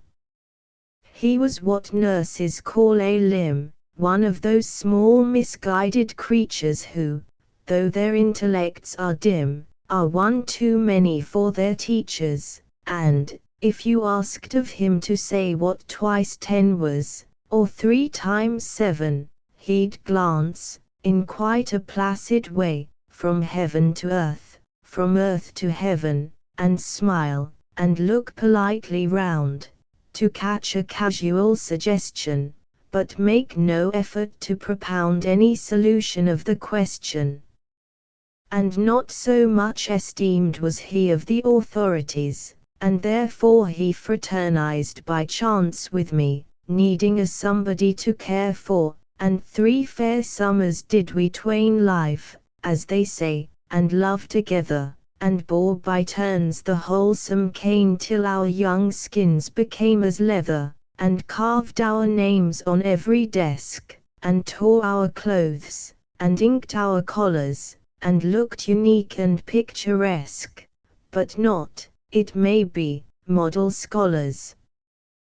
We did much as we chose to do. We'd never heard of Mrs. Grundy. All the theology we knew was that we might play on Sunday, and all the general truths, that cakes were to be bought at half a penny, and that excruciating aches resulted if we ate too many, and seeing ignorance is bliss, and wisdom consequently folly.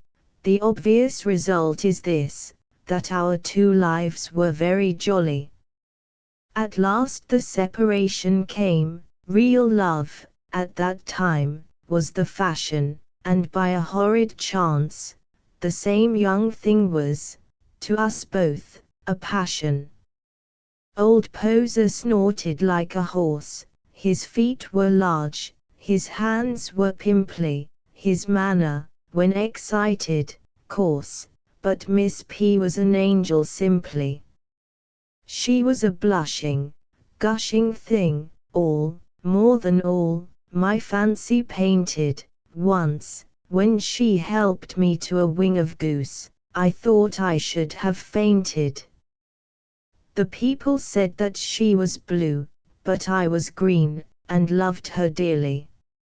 She was approaching 32, and I was then 11, nearly. I did not love as others do, none ever did that I've heard tell of. My passion was a byword through the town. She was, of course, the belle of, oh sweet, as to the toil-worn man the far-off sound of rippling river, as to cadets in Hindustan the fleeting remnant of their liver. To me was Anna, dear as gold that fills the miser's sunless coffers, as to the spinster, growing old, the thought, the dream, that she had offers. I'd sent her little gifts of fruit, I'd written lines to her as Venus, I'd sworn unflinchingly to shoot the man who dared to come between us, and it was you, my Thomas, you, the friend in whom my soul confided, who dared to gaze on, to do, I may say, much the same as I did. One night I saw him squeeze her hand. There was no doubt about the matter. I said he must resign, or stand my vengeance, and he chose the latter.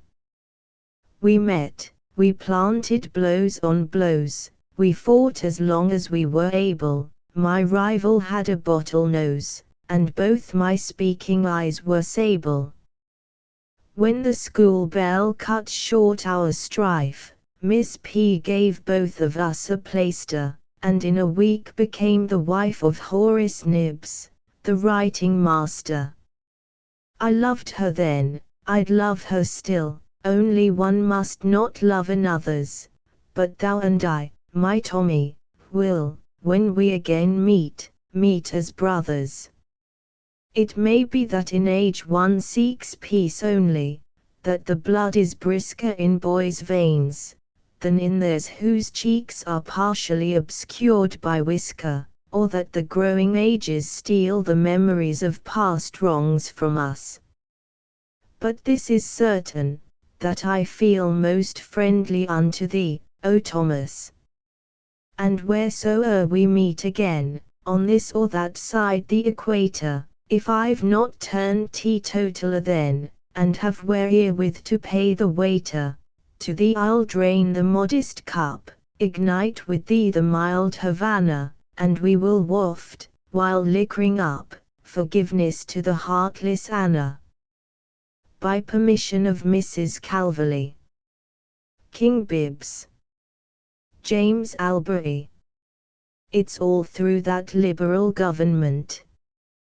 These were the words uttered by King Bibbs as he stood in the rain without an umbrella, and it was not the first time he had uttered them. Think of it. There stood King Bibbs in the rain without an umbrella. Once upon a time King Bibbs had a beautiful palace, but there came a liberal government, and they promised the nation economy.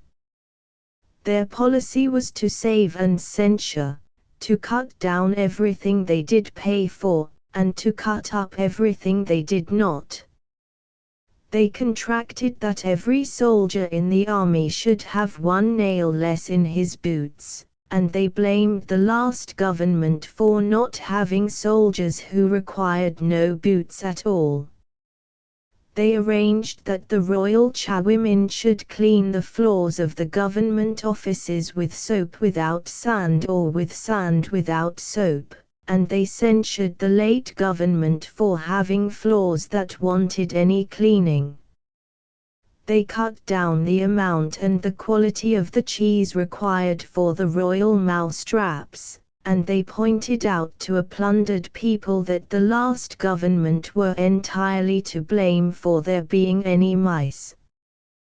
They voted that the royal weathercock on the national stable should be regilt only once in 6 years, instead of once in 5, and they made it clear, at least to their own party, that it was entirely owing to the tactics of the late government that weathercocks were required at all, and it must be admitted that upon this point the late government were a little bit with them. It was a fine time, and the nation that King Bibbs reigned over might well feel proud. They did. But you know that if you keep the stove going by what you can spare from your household furniture, the time will come when you will be a little at a loss for firewood. What would you do? You cannot part with the comfortable chair you sit in, and your friends must have their little places, so very likely, if you had no respect for time-honored things, you would break up some grand old cabinet that your forefathers loved, but that to you appeared useless, and so you'd keep the stove going. And as long as the fire lasted, you and your friends would be warm and snug in your places. That's just what our government did, not ours, of course, but the one I am talking of. They turned their eyes on the king's palace, and they said the nation cannot be saddled with this expense. They had already saved the nation about a farthing per head per annum, and this new sacrifice would save about an eighth as much more. But you must understand that every man looked at the amount saved in the lump. He never thought of the farthing that was put in his pocket in return for the time he wasted in attending public meetings, but had a vague idea that the golden thousands talked of were in some remote way his rescued property. What a splendid show of justice, wasn't it now, when bills were plastered all over King Bibbs's palace, to say those desirable premises would be sold by public auction on such a date. It touched the people to the core. They gave up half a day to flock round the palace, and read the bills. They lost another half-day's work to see the palace sold. They spent a day's wages to get drunk to celebrate this crowning stroke of economy, and in their wild delight at the justice done them, they quite forgot to bank the 1/8 of a farthing which the generous government had put into their pockets. How common it is to say, we go from bad to worse, and on that principle I suppose it was that this liberal government went from good to better. If it was good that the poor king should give up his palace and live like a private gentleman, would it not be better that he should go a grade lower, and live like a retired tradesman? The odd fact was, that the more they stripped poor King Bibbs of the sacred paraphernalia that once adorned his life, the more useless he appeared in the eyes of his subjects, and he was cut down from a palace to a mansion, and from a mansion to a villa, from having 100 horses to 10, and from 10 to none. And so it was that King Bibbs came to be walking in the rain without an umbrella, and so it was, as he reflected on the past, he exclaimed, "It's all through that liberal government." His most gracious Majesty had been to the reading rooms to look at the morning papers, and see what his government were doing. It may seem wrong that he should thus waste a penny, but remember, it was his duty to see how his people were getting on. As he left the rooms there was a quiet, sad smile on the king's face. "Ah," he muttered, "my prime minister is very clever, but he is all ambition and vanity. He tries to sail the ship with nothing but flags. I do wish he would take in the bunting and put out some canvas, so that we might have a little real progress instead of so much show." At this time he was just turning the corner of Daisy Road on his way home, when suddenly it began to rain. "Bless me," said His Majesty, "it's going to pour, and I've forgotten my umbrella. I shall have my crown quite spoilt. Dear, dear, dear." The rain fell faster, and the poor king had yet 2 miles to go. His ermine was getting quite damp. "What am I to do?" he exclaimed. "I shall be wet through. Dear, dear. I shall be obliged to take a cab." The king looked along the road, and saw one coming. "Hi! Hi!" shouted His Most Gracious Majesty, and he waved his scepter till it almost flew out of his hand. "Going home to change," said the cabman, with a careless air. "Don't you know I'm the king?" said poor Bibbs. "Oh, yes, you're noddy well enough," sneered the cabman. "Give my love to the old woman." "There, there," said the poor monarch, appealing plaintively to the empty street. "There, that comes of having a liberal government. As soon as I get a change I'll be a despot." You see, the true royal spirit in him was not quite crushed. The rain fell faster, and King Bibbs took off his crown and was looking at the great wet spots on the red cotton velvet when a loud voice exclaimed, "Does your most gracious Majesty want a cab?" The king was about to enter the cab without a word, when a ragged boy officiously stood by the wheel. "What do you want?" said the boy's sovereign. To keep your most gracious majesty's royal robe from touching the wheel, said the boy. I can do it myself, said the king, in quite an angry tone. Now in the ordinary way a monarch would look upon such an attention as simply his due, but he knew this ragged young subject was looking for patronage. He wanted a copper, and the king felt he could not afford it. All who have studied the workings of the human heart know how we conceal our motives even from ourselves. To look at King Bibbs you would have thought he simply resented the boy's officiousness.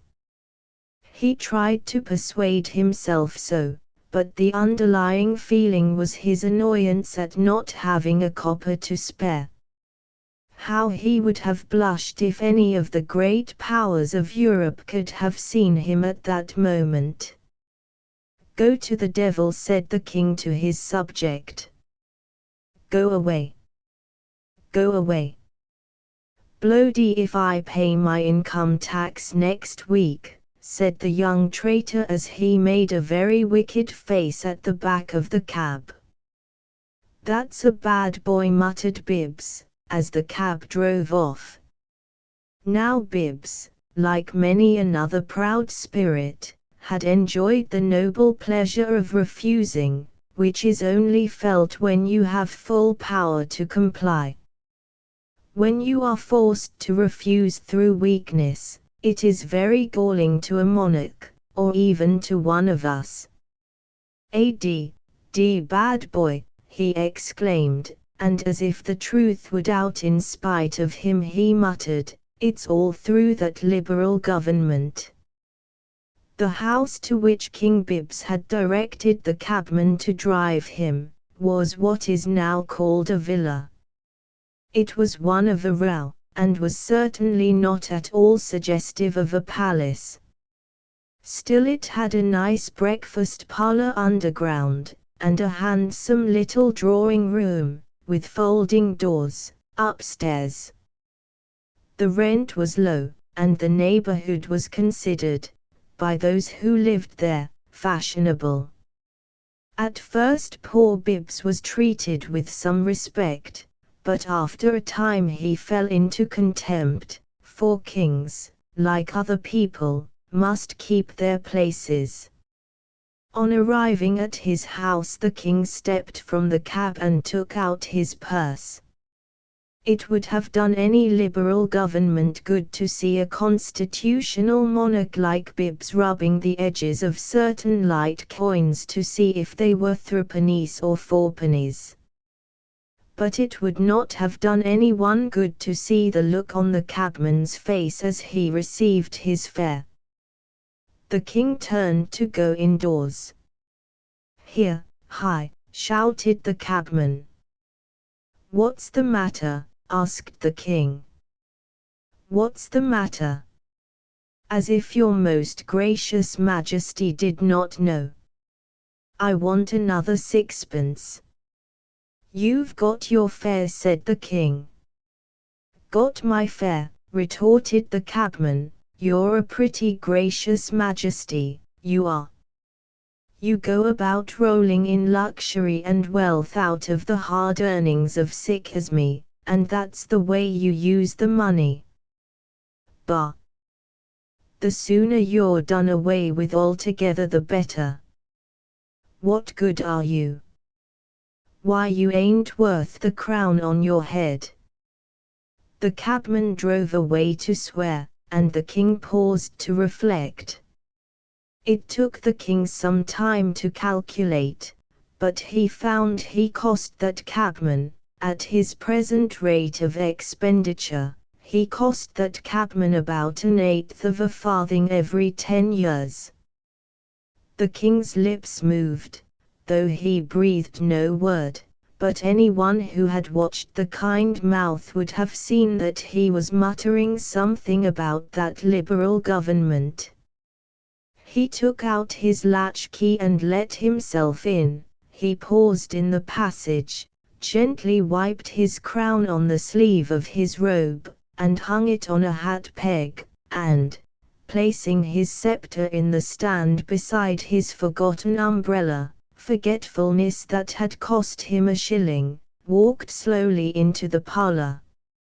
He sat down to meditate. You have only to read your Shakespeare to know this is the way of kings. He soliloquized somewhat in this fashion. It's quite clear the cheaper I get the more useless I appear. While I was surrounded with pomp, the people ran after and applauded me. Now I get abused by a low cabman. I was like a grand ruin, while the columns stand, and the broken entablatures lie about in picturesque profusion. It is visited, made pictures of, and admired. But take away the old adornments, clear away the ground, and leave only a little pile of useless earth to mark the spot, and admiration and wonder, as they turn their backs on it, will soon find respect at their heels. I see my fate. The king grew reckless, and ordered an egg for his tea. You have only to read your poets, and you will see that these sudden desperate acts foreshadow impending doom.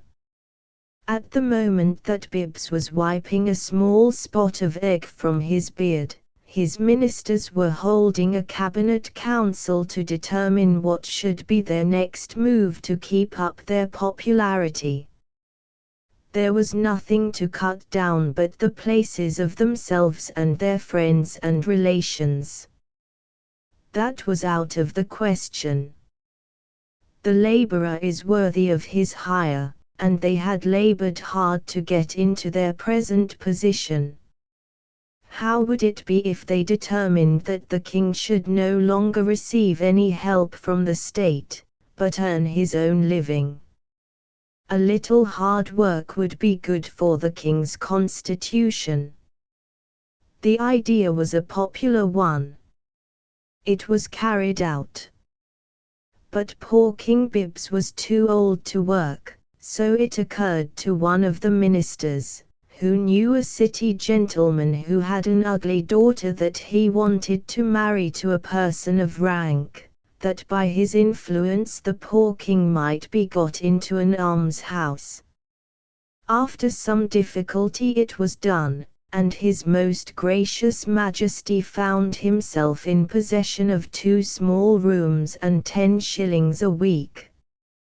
Any reasonable old monarch, you would think, might have been very comfortable under these circumstances, but wherever he turned he met unfriendly glances. People said almshouses were meant for industrious but unfortunate tradesmen and their wives, and not for bloated old emperors and kings.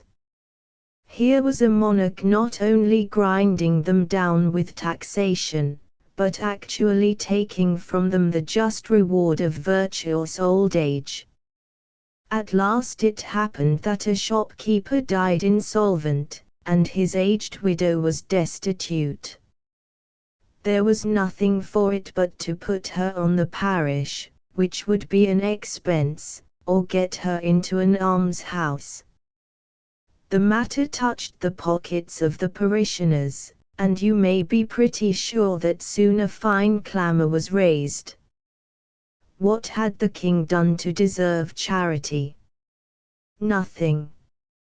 Meetings were held, bundles of letters were sent to the newspapers, and at last the influential city gentleman, who meant to stand for the borough at the next election, was forced to turn out King Bibbs or lose his popularity. The influential gentleman assured his most gracious majesty that he turned him out with great reluctance. What was to be done now? It was pretty clear that the king must go on the parish. But what parish? It mattered not where he had lived. He had never paid his rates, and not a parish would have him. Vestries met and discussed the matter. It was referred to committees, minutes were brought up and referred back again. Meantime poor Bibbs, who would not go in as a casual, was left, like old Lear, to perish. It is true that on the first night an old Chartist, who was once imprisoned for treason, took pity on him, and gave him a bed, but when the king found out who his benefactor was, his old pride arose within him, and he turned away. His most gracious Majesty might have been seen feeling with his thumbnail the edge of his last coin. It was smooth. King Bibbs had but threepence in the world. At this moment he saw some men with advertising boards on their backs. He looked at them, they were old and feeble. "Ah," thought the king, "I think I am strong enough to carry boards." He went up to one of the men, and asked him most respectfully where he got his employment. The man turned round and sneered out, "Oh, you want to rob us now, do you? You want to take the crust out of our mouths? You ain't content with grinding us poor working men down with taxes, you ain't content with having every luxury down to almshouses, but you must interfere with us. If I catch your most gracious Majesty with half a board on your back, I'll just smash you." There. It will be observed that the people had lost nothing of the outward show of respect, and always addressed the king in the proper way. Poor Bibbs bought a penny biscuit, and with the remaining twopence a piece of card and a bit of string. He wrote on the card, "Pray pity a poor constitutional monarch." And with his crown in his hand to get whatever charity would give, he went into the bitter world to beg his way down to the grave. Things went on merrily with the ministry for years.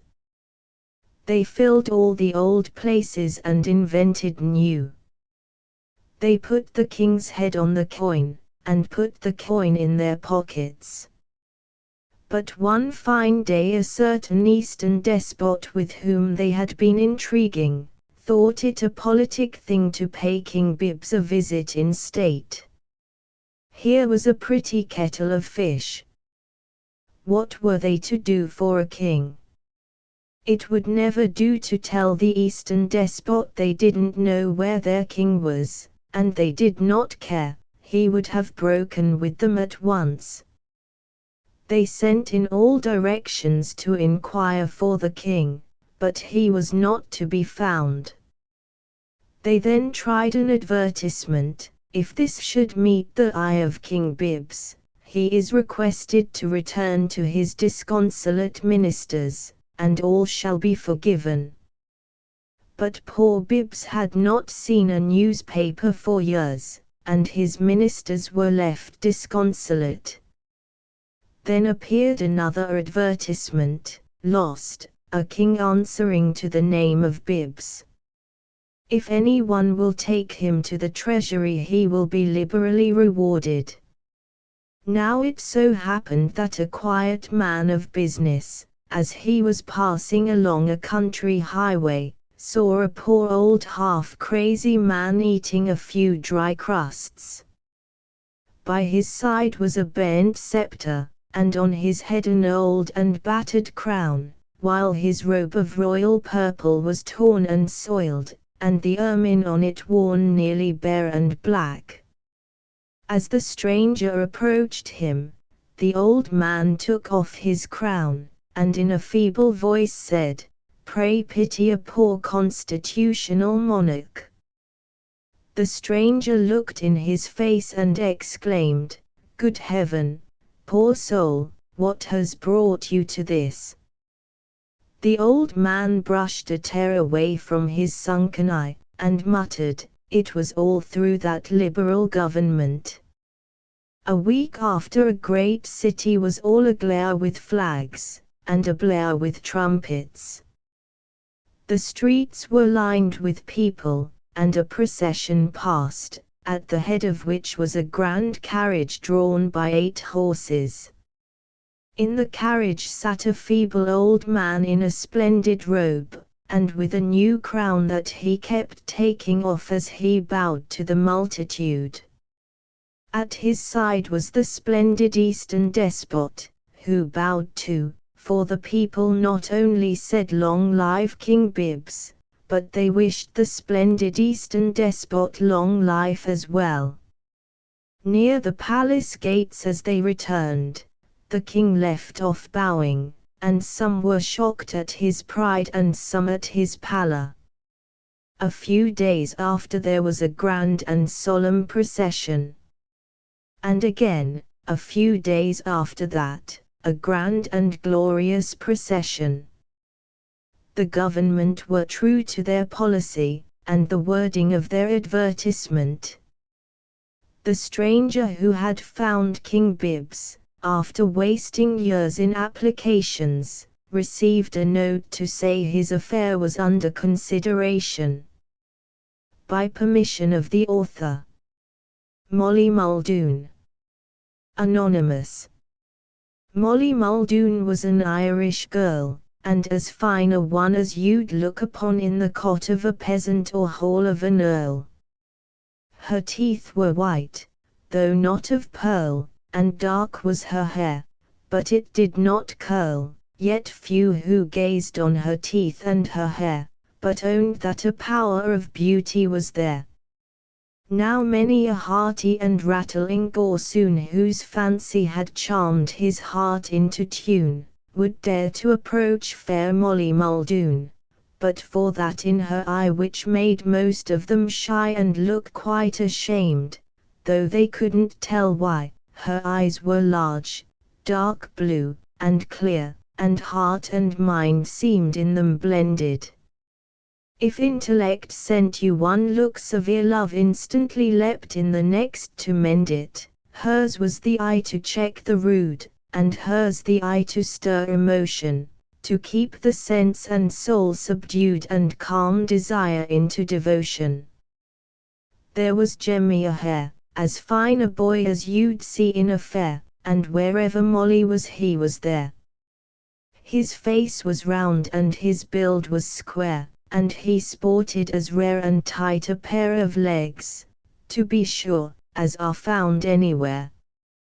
And Jemmy would wear his corbeen and hair with such a peculiar and rollicking air, that I'd venture to swear not a girl in Kildare nor Victoria's self, if she chanced to be there, could resist his wild way, called devil-may-care. Not a boy in the parish could match him for fun, nor wrestle, nor leap, nor hurl, nor run with Jemmy. No gossoon could equal him, none, at wake, or at wedding, at feast or at fight, at throwing the sledge with such dexterous sleight. He was the envy of men, and the women's delight.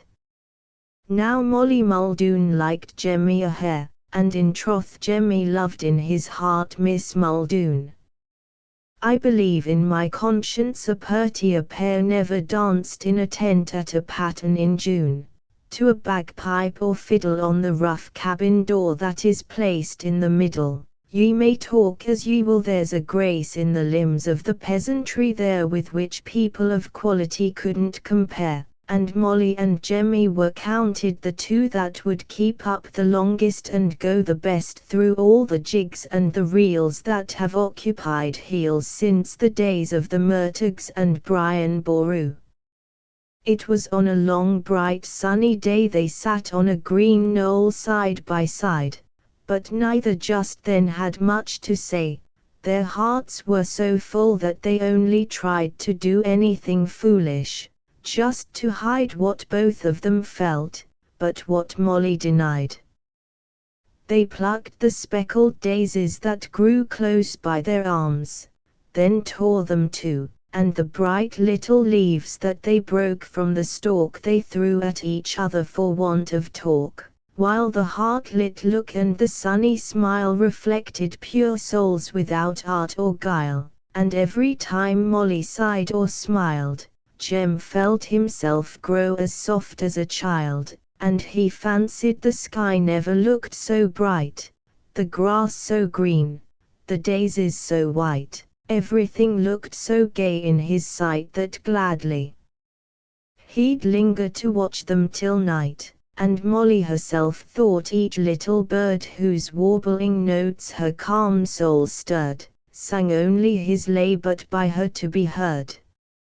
An Irish courtship's short and sweet, it's sometimes foolish and indiscreet, but who is wise when his young heart's heat whips the pulse to a galloping beat, ties up his judgment neck and feet and makes him the slave of a blind conceit. Sneer not, therefore, at the loves of the poor, though their manners be rude their affections are pure, they look not by art, and they love not by rule, for their souls are not tempered in fashion's cold school. Oh, give me the love that endures no control but the delicate instinct that springs from the soul, as the mountain stream gushes its freshness and force, yet obedient, wherever it flows to its source. Yes, give me that but nature has taught, by rank unallured and by riches unbought, whose very simplicity keeps it secure, the love that illumines the heart of the poor. All blushful was Molly, or shy at least as 1 week before Lent Jem procured her consent to go the next Sunday and spake to the priest. Shrove Tuesday was named for the wedding to be, and it dawned as bright as they'd wished to see. And Jemmy was up at the day's first peep for the livelong night, no wink could he sleep, a brand new coat, with a bright big button, he took from a chest, and carefully put on, and brogues as well lamp-blacked as ever went foot on were greased with the fat of a queer sort of mutton.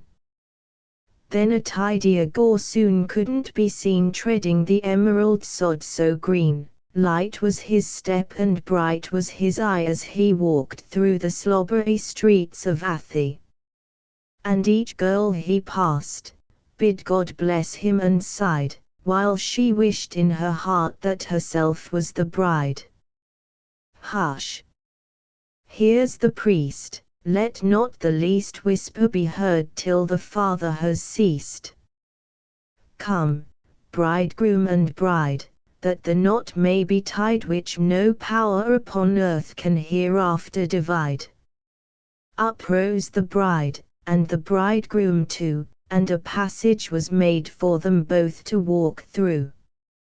And his reverence stood with a sanctified face, which spread its infection around the place. The bridesmaid bustled and whispered the bride, who felt so confused that she almost cried, but at last bore up and walked forward, where the father was standing with solemn air. The bridegroom was following after with pride, when his piercing eye something awful espied. He stooped and sighed, looked round and tried to tell what he saw, but his tongue denied. With a spring and a roar, he jumped to the door, and the bride laid her eyes on the bridegroom no more. Some years sped on yet heard no one of Jemmy a hair, or where he had gone. But since the night of that widowed feast, the strength of poor Molly had ever decreased, till, at length, from earth's sorrow her soul released, fled up to be ranked with the saints at least. And the morning poor Molly to live had ceased, just 5 years after the widowed feast, an American letter was brought to the priest, telling of Jemmy a hair deceased, who ere his death, with his latest breath, to a spiritual father unburdened his breast and the cause of his sudden departure confessed. Oh, Father, says he, I've not long to live, So I'll freely confess, and hope you'll forgive, that same Molly Muldoon, sure I loved her indeed, as well as the creed that was never forsaken by one of my breed, but I couldn't have married her after I saw what? Cried the father desirous to hear, and the chair that he sat in unconsciously rocking, not in her character your reverence, a flaw. The sick man here dropped a significant tear and died as he whispered in the clergyman's ear. But I saw, God forgive her, a hole in her stocking. The Harmonious Lobsters. Robert Rees. It has always appeared to me as a remarkable fact that the practice of music does not promote amongst its devotees the harmony which is its own very gist and soul. The concord of sweet sounds is not reflected in the good fellowship and friendly cohesion of musicians, and the spiritualizing power of the divine art seems too often to evaporate with the notes produced, and leave with its professors the hard residuum of an exact science and a mechanical art. The rivalry and jealousy so noticeable amongst musical people is peculiar to them, and, though you may with impunity neglect to demand from the actors, poets, painters, sculptors, preachers, physicians, surgeons, or lawyers an exhibition of their skill in their respective arts, you will make a foe for life if you omit to ask the musician to perform.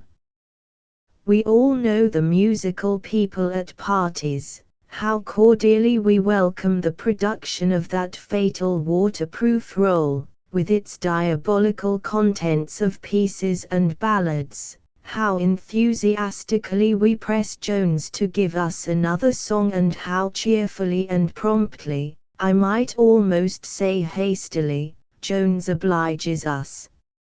It is of no use suggesting to Miss Robinson that you are afraid you are taxing her too far.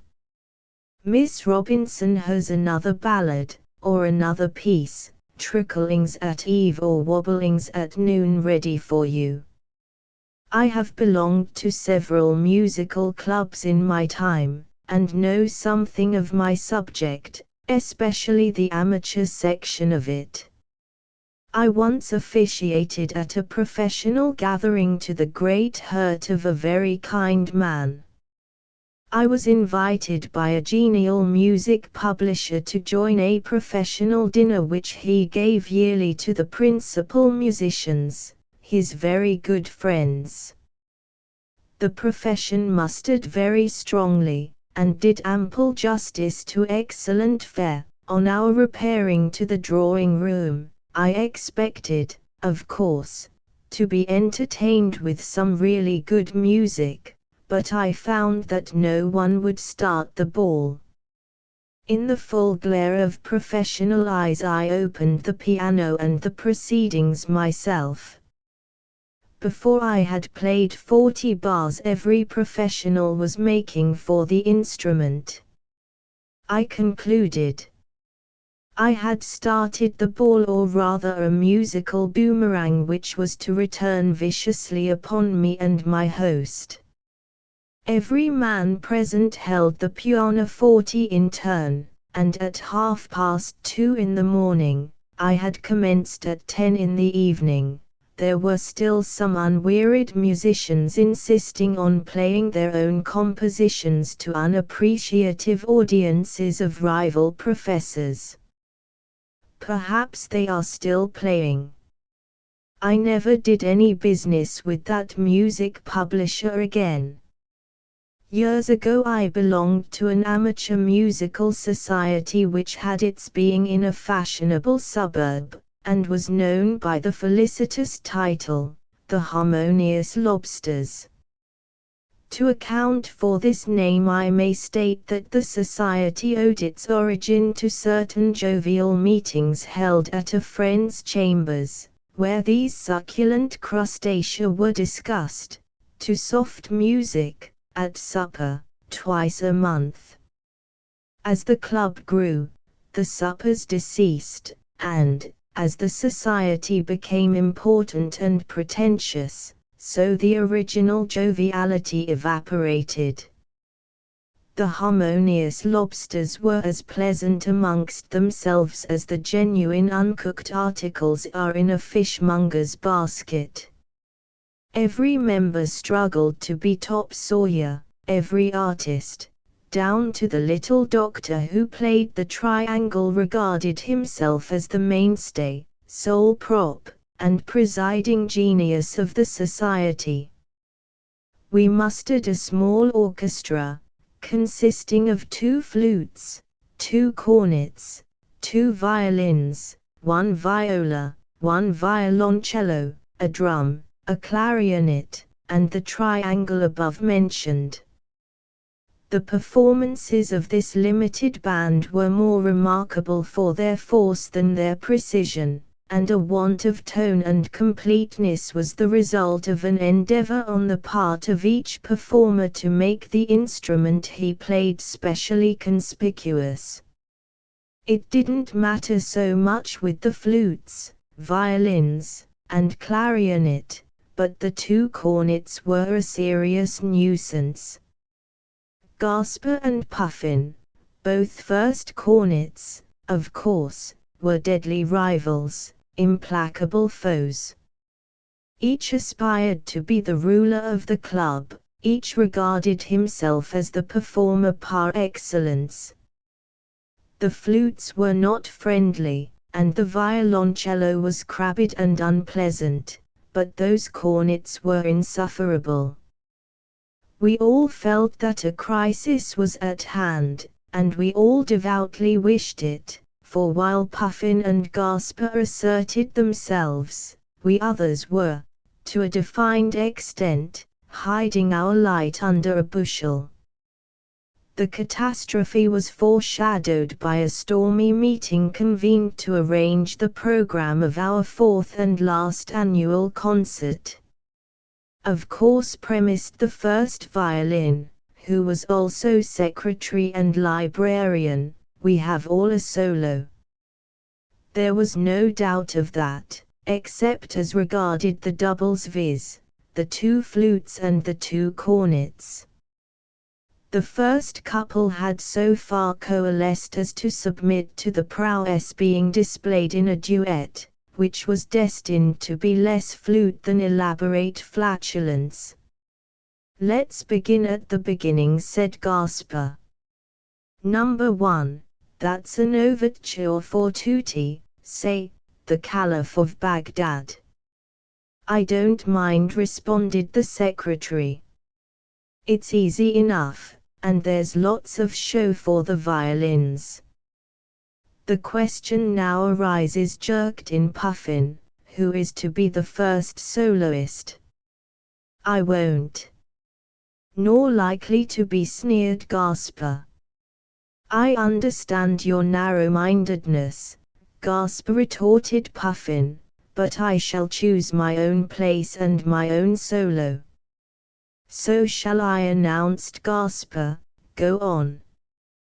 The secretary proceeded. "Shall we say, solo, clarionet, Mr. R. Lipsy?" "Anything for a quiet life," said Lipsy. "I'm not afraid." So it went on for 4 more items, when it became obvious that the best place in the first part of the program was open to competition. "My solo," said Gasper, "comes in here." "Thank you," replied Puffin, "I claim it myself." "Do you?" grinned Gasper. "I stick to this point." "So do I," said the undaunted Puffin. "No, but really, you know," argued the secretary, "it must be settled, let me cut the knot. I'll play my solo here." A howl of opposition now arose. Every performer, exclusive of the drum and the triangle, had decided to go in for the show place in the program. I leave the society if I do not play my solo here, said Gasper. I have no more to say, and he sat down. So do I, echoed Puffin, and get on with the caliph if you can without a second cornet. This was clinching matters with a vengeance. Look here, interposed the doctor. I don't play a solo, so I speak impartially, I hope. Let Gasper play his solo in this part, and Puffin his solo in the best place of the second part of the program. That'll settle it. There was a tumult immediately, everybody seemed to be multiplied by 10. Don't be a fool, whispered the doctor to Gasper. Stick to your right place in the first part, all the swells look for that. They'll be gone before Puffin gets his turn. Gasper was quiet in a moment. The doctor, winking at me, got hold of the stony but still excited Puffin. Let him have his blessed solo early, my boy, said the triangle. The big people won't have taken their seats by then. You'll have it all your own way. To this day I believe the doctor had a professional impulse in this advice. During a lull Puffin spoke. Let Mr. Gasper have his solo in the first part. I flatter myself I can face the inferior position without any fear. You are so modest, retorted the delighted Gasper. Put it down, Basclef. Solo, cornet, the wind from the sea, Vulvini, George Gasper, Esquire. That's my solo, shouted Puffin, and I'll play it. Spare me the recital of the ensuing scene. Listen to me, said the triangle, maliciously. We must come to hard facts, I plainly see. The truth is, the difference between Mr. Gasper and Mr. Puffin, both admirable performers, has assumed the aspect of direct rivalry, I may go so far as to say, antagonism. Laudable, so far as art is concerned, lamentable for the ill feeling promoted. I suggest that, for the setting at rest of the unfortunate dispute, and the better spirit of the society, it be arranged that the two gentlemen do play the same solo at the same concert. Loud shouts, of varied sentiment, followed this daring speech.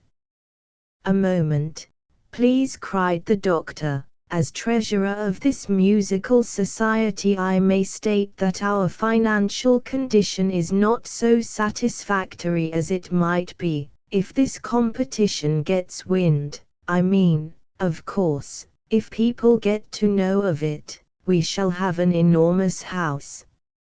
After some disputing, it was agreed that there was cogency in the doctor's suggestion. Other members were appeased with situations in the program more or less prominent, but when the 24 items had been satisfactorily arranged, and the club separated, the general feeling was that the interest of the concert, and the stake at issue, were the competitive performances of Messrs. Puffin and Gasper. The evening of the concert arrived. So did Dr. Martel at my rooms.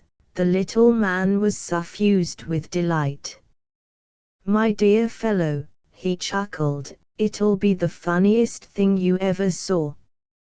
I've been running to and fro all the week. Now to Gasper, now to Puffin.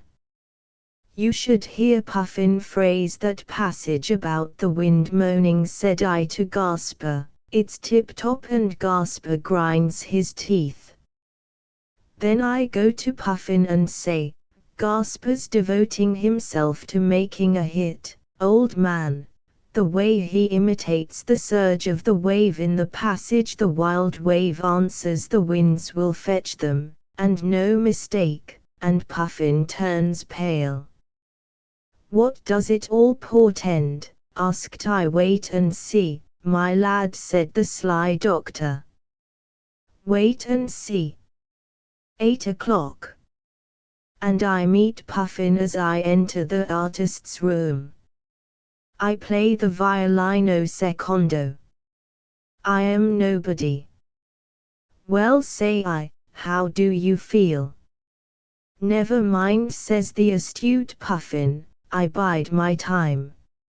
Only, mark my words, Gasper won't score as heavily as he expects. With these dark words he vanishes. The next moment I am face to face with Gasper. How do you feel? I ask of him. Don't worry about me, replies Gasper. I'm not afraid that Puffin will cover himself with glory, after all. And Gasper retires. We had a wonderful house that night. The competition had been noised abroad, and the wily doctor's surmises were fulfilled. There was a Puffin and a Gasper faction ready to do battle for its respective champion when the clarion of defiance rang out from the platform. I pass the overture, a solo on the clarionet, which reduced the pug nose of Lipsy to a severe aquiline during its performance, a flute and violin duo, and etc. The time had come for the wind from the sea, George Gasper Esquire. The favourite performer was hailed with shouts of delight. The Puffin faction smiled silently. The opening bars of the symphony were played by the pianist. Gasper advanced with a half-restrained smile of self-satisfaction, and after some singular contortions of his lips began to play the scena for the cornet. But no sound followed his laboured effort. Again, and again, red in the face, and furious, he essayed to produce a note from his silver instrument. It was dumb. Not so the Puffin section of the audience. The titter soon became a laugh, the laugh a shout, and finally with a stamp, and a diabolical expression, Mr. Gasper gave up the game, and retreated amidst a howl of displeasure. Meanwhile, where was Puffin? Never mind. Slowly went on the programme, till the item for which Mr. Puffin was set down arrived in its place. More sensation in the audience. Puffin section cock-a-hoop. Similar symphony on the part of the pianist, and the placid Puffin, a foregone victory, shaping his lips into a half-concealed smile, put his cornet to his mouth, and, well, while the audience was fighting its way out, half hysterical with laughter, for the performance of Mr. Puffin had only reproduced Mr. Gasper's failure, I was the unwilling witness of a set-to between the rival cornet players, who, having discovered that each had, respectively, placed a cork up the principal tube of his opponent's instrument, so far agreed, as to differ as to the justice of the process. From the appearance of their upper lips, I am sure no solos were to be apprehended for weeks to come. But, before our next club meeting, Messrs. Gasper and Puffin had retired. I don't belong to any musical clubs now. By permission of the author. The Provincial Landlady. H. Chance Newton. Oh, dear Mr. Editor, sir, if you please, They say you're a kind and humanious gent, sir, which listens attentive to troubles and woes sec as worry an hard-working woman like me. I'm worrited dreadful from morning to night with working and toiling and sec, which the rent, sir, is not always quite so forthcoming as I, with my family, would wish it to be. Which I keeps a big house in the square, sir, not 5 minutes walk from the Royal Theatre, just opposite Muggins's Music Hall, sir, which its public is known as the Linnet and Lamb, but I am a lamb, sir, to stand it as I do, working away up till midnight, or later, for a lot of professional folks, which the best of the bunch, sir, is nothing but sham. From the music hall people as lodges with me is a set which I'm sure, sir, is simply outrageous, rushing all over the house when I've scrubbed it and cleaned it just like a new pin, and as for them second floor folks, which is niggers, believe me their conduct is something rampageous, larking all over the landing, spoiling the paper, it's really a sin. And the party what sings comic songs, sir, goes in and out shouting whenever he pleases, and the next floor, the serio-comic, well, there, she's a stuck-up, impertinent miss, which the last ones as had them apartments woes folks as performed on the flying trapezes and went away £2.13 in my debt, and I've never beheld 'em from that day to this. Then there's that ventriloquist party, as imitates different voices, and that, sir, he frightens me out of my wits, which I'm sure as I haven't too many to spare. And as for that Muggins's chairman, I frequently finds him asleep on the mat, sir, which I characterizes behavior like that as very disgraceful and shocking, so there. Then the sisters Mac Jones, them duettists, comes bouncing all over the place, quite disdainful, a fault-finding day after day, sir, dressed up in their falderals, looking like guys, and the party that sings sentimental goes on in a way as to me, sir, is painful. He smokes a long pipe in the garden, which dreadful proceedings I can't but despise. Then a troupe which I think is called Acrobats, knocks my best parlour to rack and to ruin, chucking of somersets over my splendid mahogany tables and chairs. Why today they all stood on their heads in the passage. Good gracious, I shouted, why what are you doing?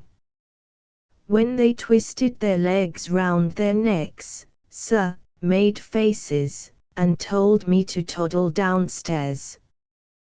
Which I don't wish to make a remark, sir, that might be unpleasant, but while I was at it I thought as I'd mention the matters that cause me continual worry and din, for if you excuse the expression, I says, as for letting of lodgings, oh, drat it.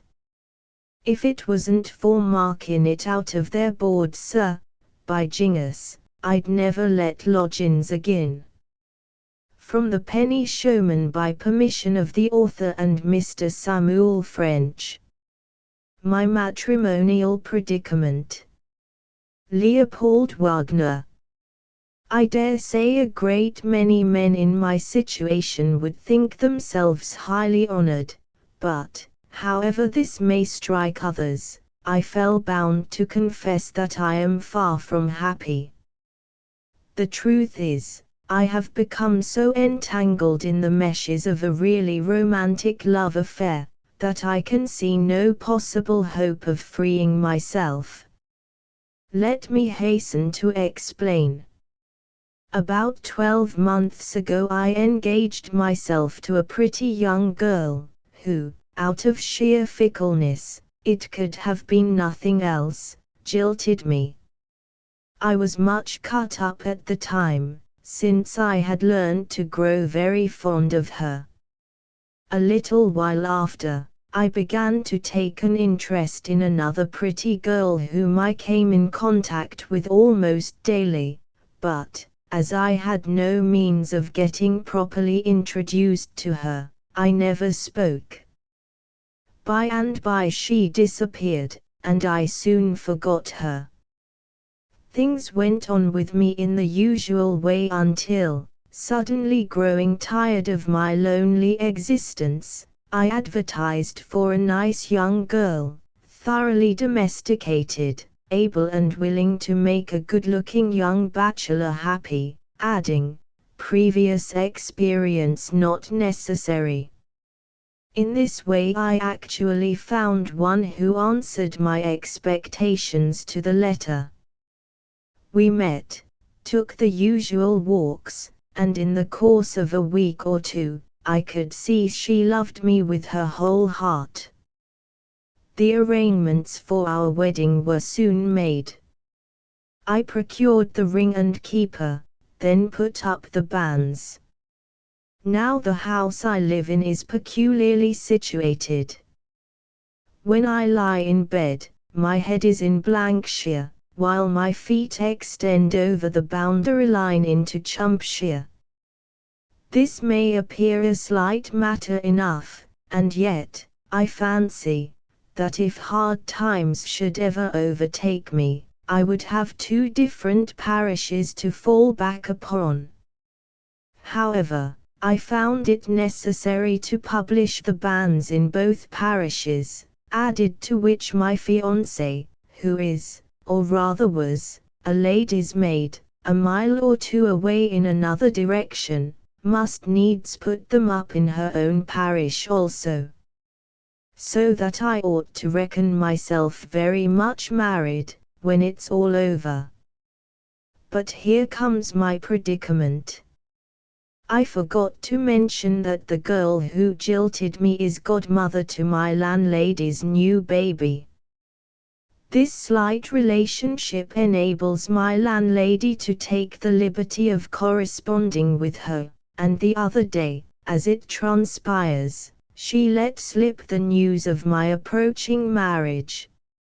About the same time, I not only met, but had the pleasure of being introduced to, the second pretty girl at a concert. She, too, had heard of my marriage, and presently confessed that she loved me herself, that, in fact, she would never have left the neighborhood if I had only once spoken to her. This put me about considerably, and I heartily wished my wedding was not so far advanced. Arrived home, I found a letter from the first girl imploring me to pause before it was too late, and begging my forgiveness for her past conduct. I took no notice of it, but the next day brought her over, to stay, invited by my landlady. It was impossible for me to offer any objection, as I was only a lodger myself. Still, the girl's manner was convincing.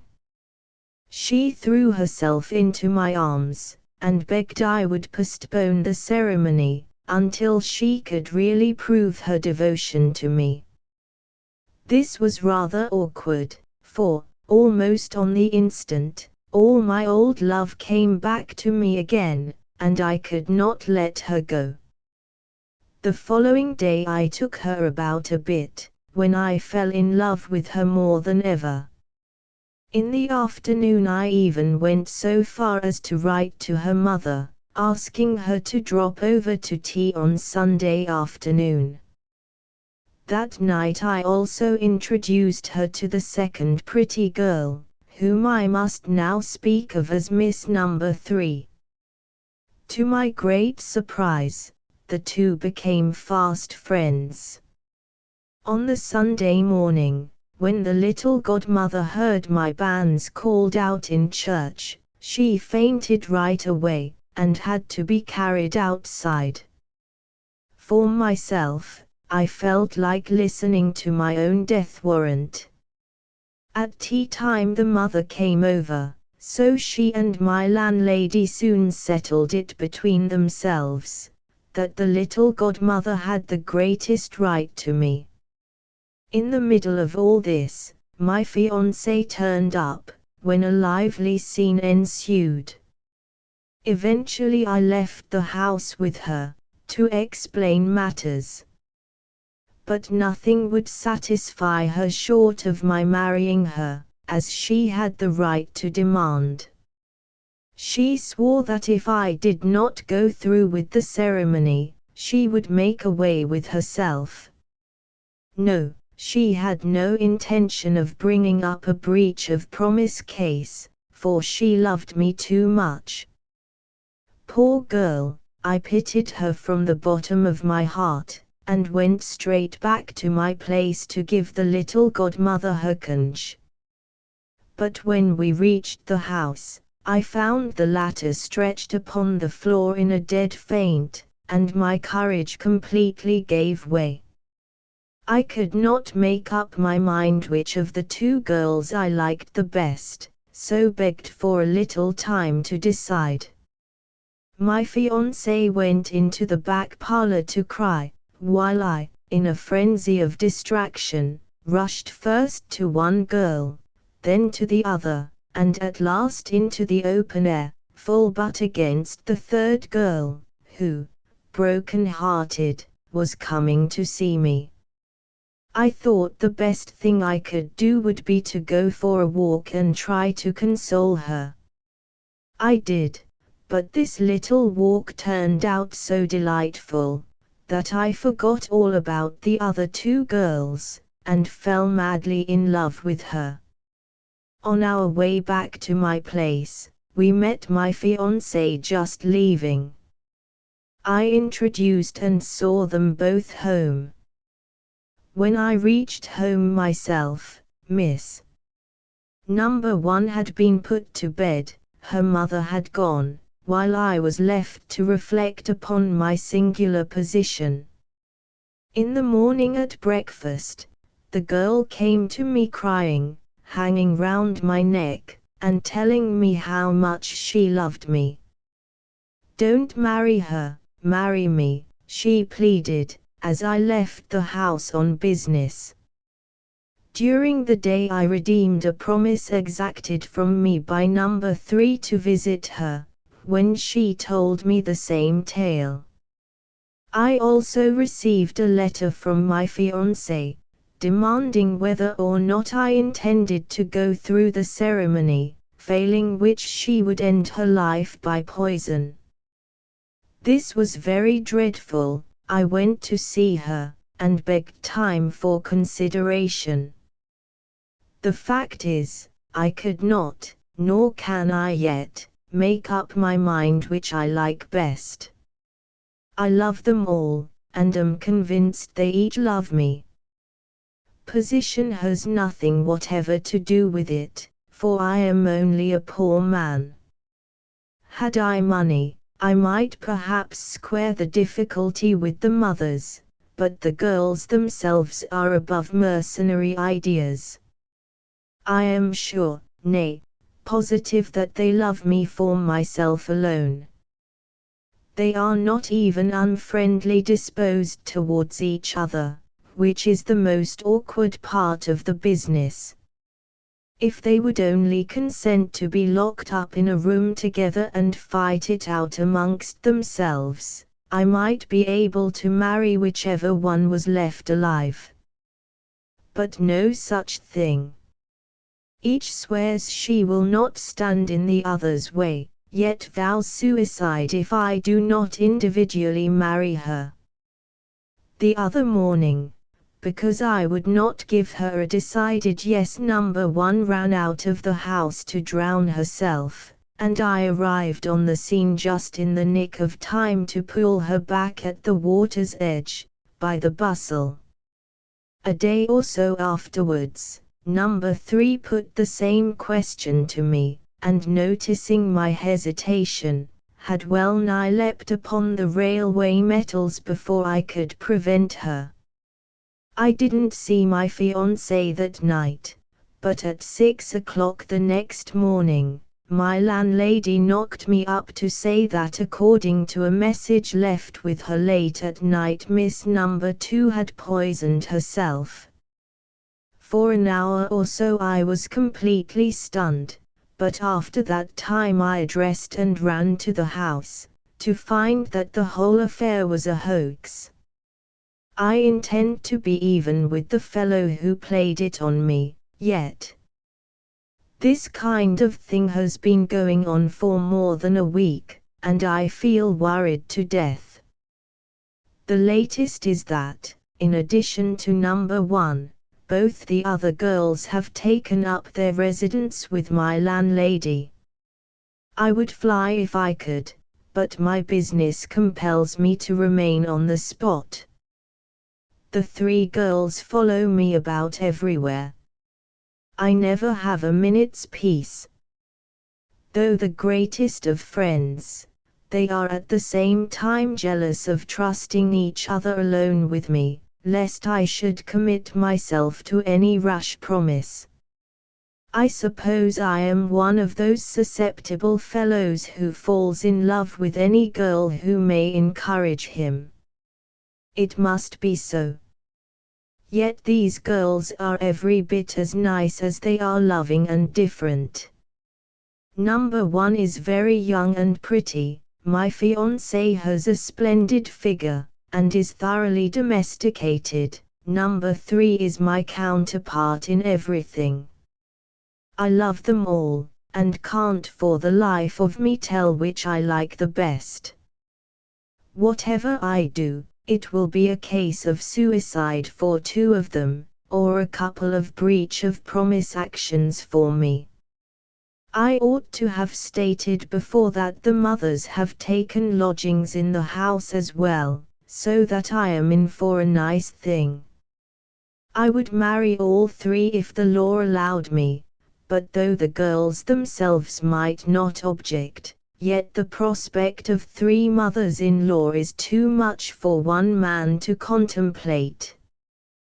The most sensible arrangement would be, I think, not to marry anybody, but to go on loving all 3 in a perfectly platonic manner until something happened to make 2 of them throw the game up. I dare say the girls would be willing enough. One of them even suggested it herself yesterday, but the mothers won't hear of such a thing, their purpose being to bring me to the point at once. I am a great favorite with the mothers too, and their solicitations that I should marry their respective daughters are almost as pressing as are those of the girls themselves. Really, I am in a most uncomfortable position. Out of doors, as I walk along followed by these 3 young creatures, I am regarded as a noted character, and the people everywhere whisper, "There goes the young man with his 3 wives." I shouldn't mind this in the least if only the mothers would pack up their traps and go about their business. But they won't. Here they stick at my very elbow, calmly waiting for me to say whose daughter I really mean to marry. So long as I refuse to give an answer to all 3, I am safe, but the business is getting just a little bit tiresome, and I should heartily like to see my way out of it. Was there ever anybody in such a predicament before? What shall I do? What can I do? Is there any charitably disposed person here who can advise me? No. Then I am a doomed man, and must meet my fate resignedly. However, I vow and declare that if by any chance I should get over this, I'll not repeat the experiment as long as I live. Copyright of the author. Etiquette. W. S. Gilbert. The Ballyshannon foundered off the coast of Caribou, and down in fathoms many went the captain and the crew. Down went the owners, greedy men whom hope of gain allured. Oh, dry the starting tear, for they were heavily insured. Besides the captain and the mate, the owners and the crew, the passengers were also drowned excepting only two, young Peter Grey, who tasted teas for Barber, Croup, and Company, and Summers, who from eastern shores imported indigo. These passengers, by reason of their clinging to a mast, upon a desert island were eventually cast. They hunted for their meals, as Alexander Selkirk used, but they couldn't chat together, they had not been introduced. For Peter Grey, and Summers too, though certainly in trade, were properly particular about the friends they made, and somehow thus they settled it without a word of mouth, that Grey should take the northern half, while Summers took the south. On Peter's portion oysters grew, a delicacy rare, but oysters were a delicacy Peter couldn't bear. On Summers' side was turtle, on the shingle lying thick, which Summers couldn't eat, because it always made him sick. Grey gnashed his teeth with envy as he saw a mighty store of turtle unmolested on his fellow creatures' shore. The oysters at his feet aside impatiently he shoved, for turtle and his mother were the only things he loved.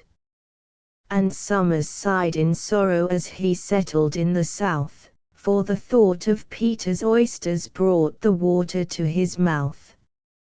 He longed to lay him down upon the shelly bed, and stuff. He had often eaten oysters, but had never had enough. How they wished an introduction to each other they had had when on board the Ballyshannon. And it drove them nearly mad, to think how very friendly with each other they might get, if it wasn't for the arbitrary rule of etiquette. One day when out hunting for the muse ridiculous, Grey overheard his fellow man soliloquizing thus, "I wonder how the playmates of my youth are getting on, McConnell, S.B. Walters, Paddy Byles, and Robinson." These simple words made Peter as delighted as could be. Old chummies at the Charterhouse were Robinson and he. He walked straight up to Summers, then he turned extremely red, hesitated, hummed and hawed a bit, then cleared his throat, and said, "I beg your pardon, pray forgive me if I seem too bold, but you have breathed a name I knew familiarly of old. You spoke aloud of Robinson, I happened to be by. You know him?" "Yes, extremely well." "Allow me, so do I." It was enough. They felt they could more pleasantly get on, for, the magic of the fact, they each knew Robinson. And Mr. Summers' turtle was at Peter's service quite, and Mr. Summers punished Peter's oyster beds all night. They soon became like brothers from community of wrongs. They wrote each other little odes and sang each other songs. They told each other anecdotes disparaging their wives. On several occasions, too, they saved each other's lives. They felt quite melancholy when they parted for the night, and got up in the morning soon as ever it was light. Each other's pleasant company they reckoned so upon, and all because it happened that they both knew Robinson. They lived for many years on that inhospitable shore, and day by day they learned to love each other more and more. At last, to their astonishment, on getting up one day, they saw a frigate anchored in the offing of the bay. To Peter an idea occurred, suppose we cross the main. So good an opportunity may not be found again. and Summers thought a minute, then ejaculated, "Done. I wonder how my business in the city's getting on." "But stay," said Mr. Peter, "when in England, as you know, I earned a living tasting teas for Barber, Croup, and Company, I may be superseded, my employers think me dead." "Then come with me," said Summers, "and taste indigo instead." But all their plans were scattered in a moment when they found the vessel was a convict ship from Portland outward bound. When a boat came off to fetch them, though they felt it very kind to go on board, they firmly but respectfully declined. As both the happy settlers roared with laughter at the joke, they recognized a gentlemanly fellow pulling stroke. 'Twas Robinson, a convict, in an unbecoming frock, condemned to 7 years for misappropriating stock. They laughed no more, for Summers thought he had been rather rash in knowing one whose friend had misappropriated cash, and Peter thought a foolish tack he must have gone upon in making the acquaintance of a friend of Robinson. At first they didn't quarrel very openly, I've heard. They nodded when they met, and now and then exchanged a word. The word grew rare, and rarer still the nodding of the head, and when they meet each other now, they cut each other dead. To allocate the island they agreed by word of mouth, and Peter takes the north again, and Summers takes the south, and Peter has the oysters, which he hates in layers thick, and Summers has the turtle, turtle always makes him sick. By permission of the author. A Lost Shepherd. Frank Barrett. Winkler Haven was once a very bad place. Roads, trade, drainage, everything was as bad as it could be. The fishermen were bad, and beat their wives, and their wives were bad and deserved all the beating they got, and more. The fish caught there was bad before it went to market. The very parson was bad, and preached the excisemen to sleep whilst Red Robert and Black Bill ran their cargo of smuggled bad brandy.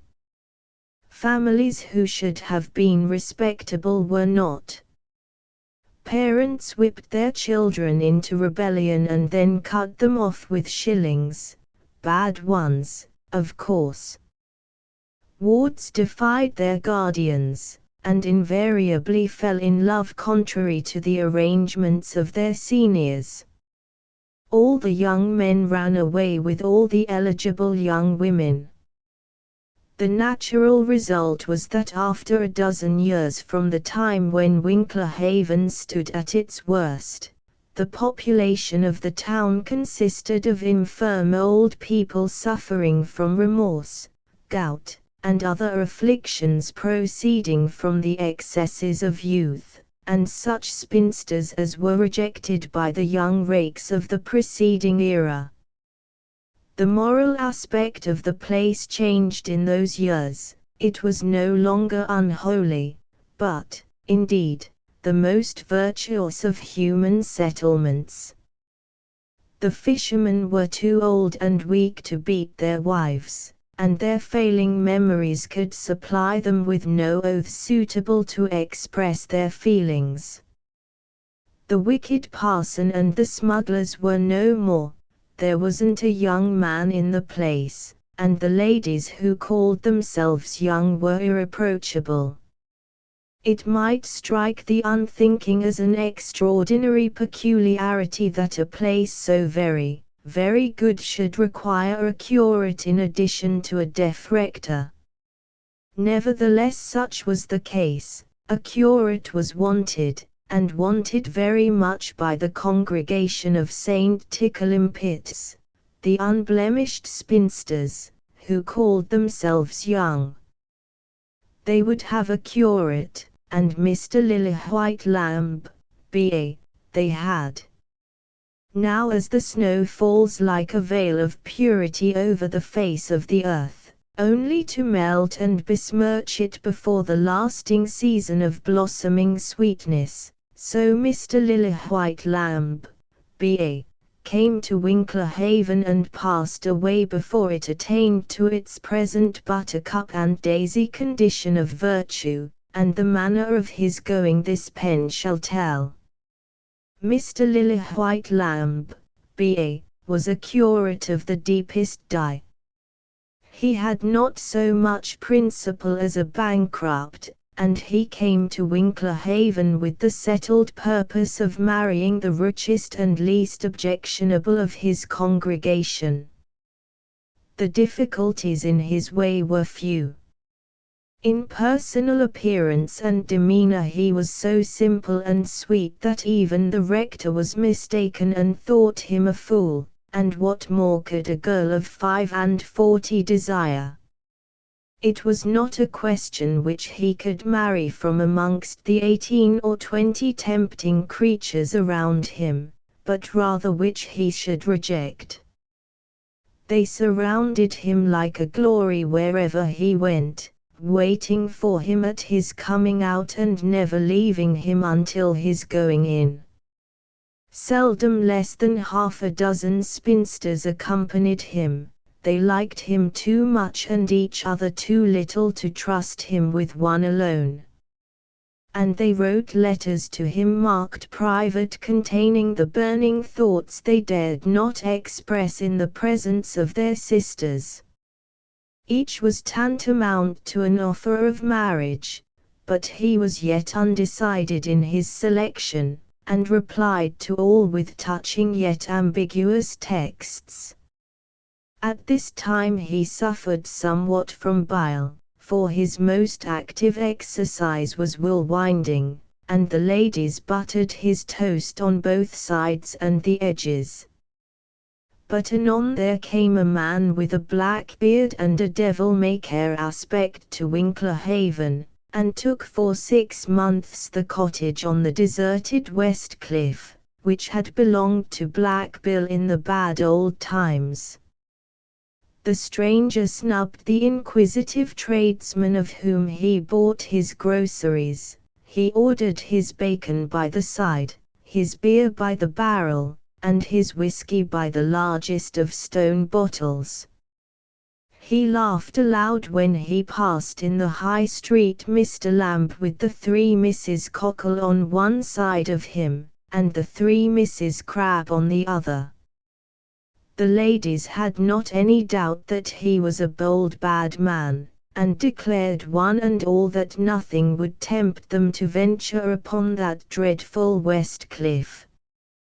But, sinners being so few, they could not but feel interested in this man with the black beard and dark eyes, and when he came not to church on Sunday they implored the rector to visit him.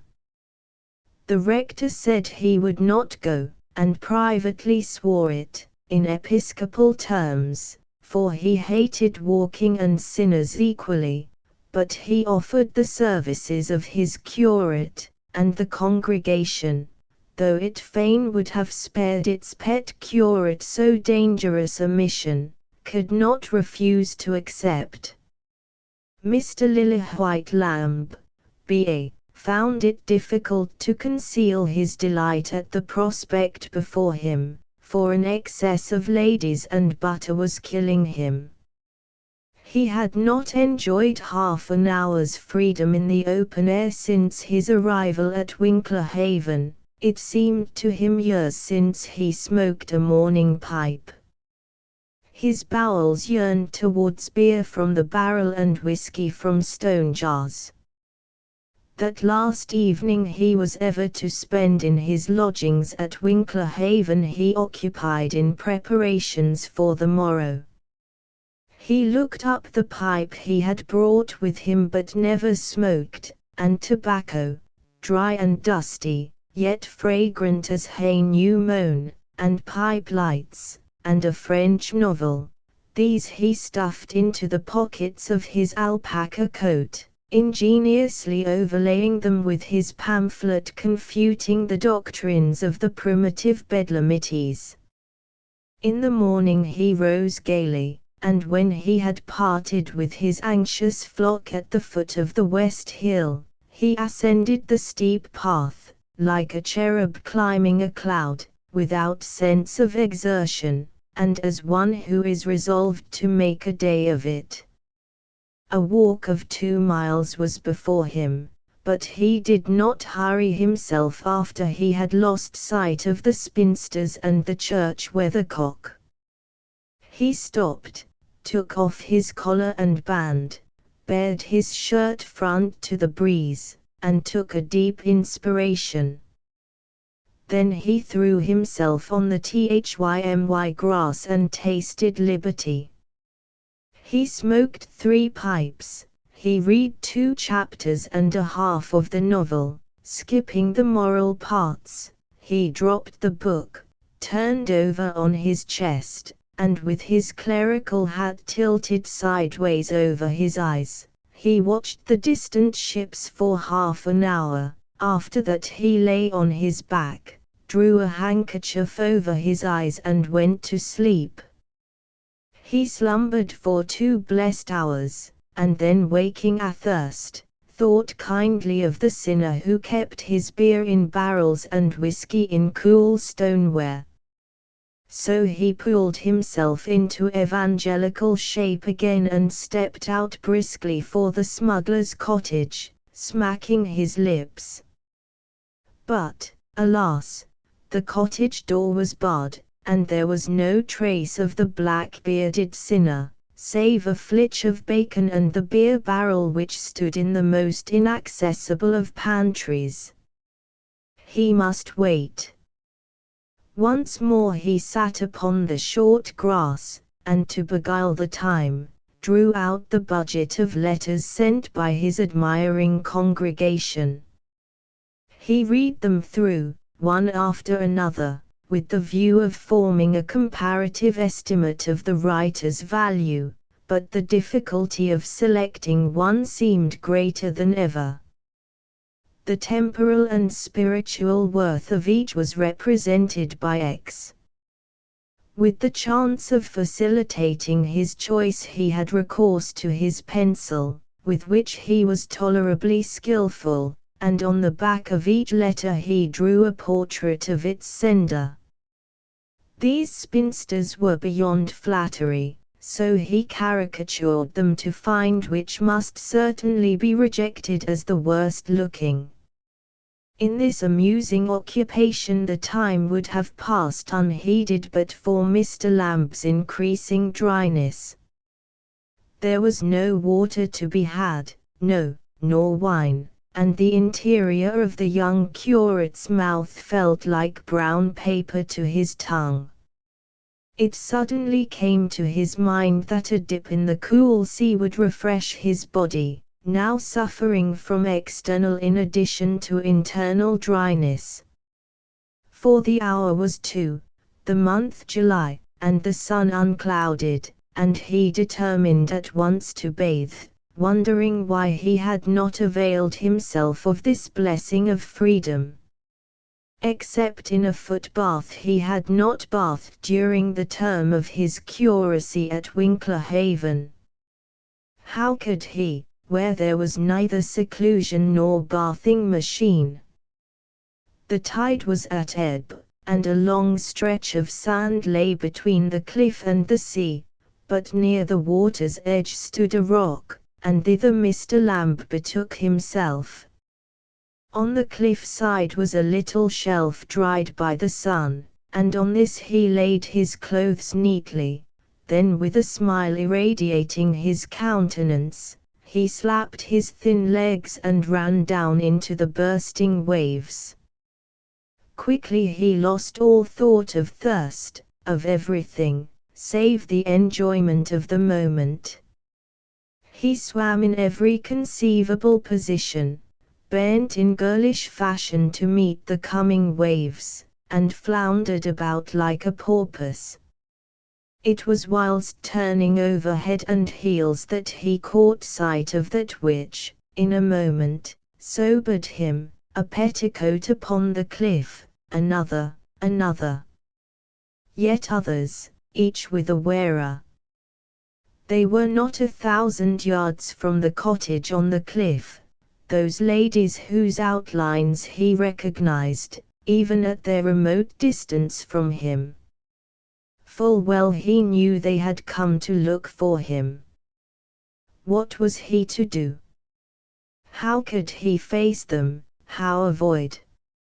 He had thought to dry himself like a raisin in the sun, that now was impossible.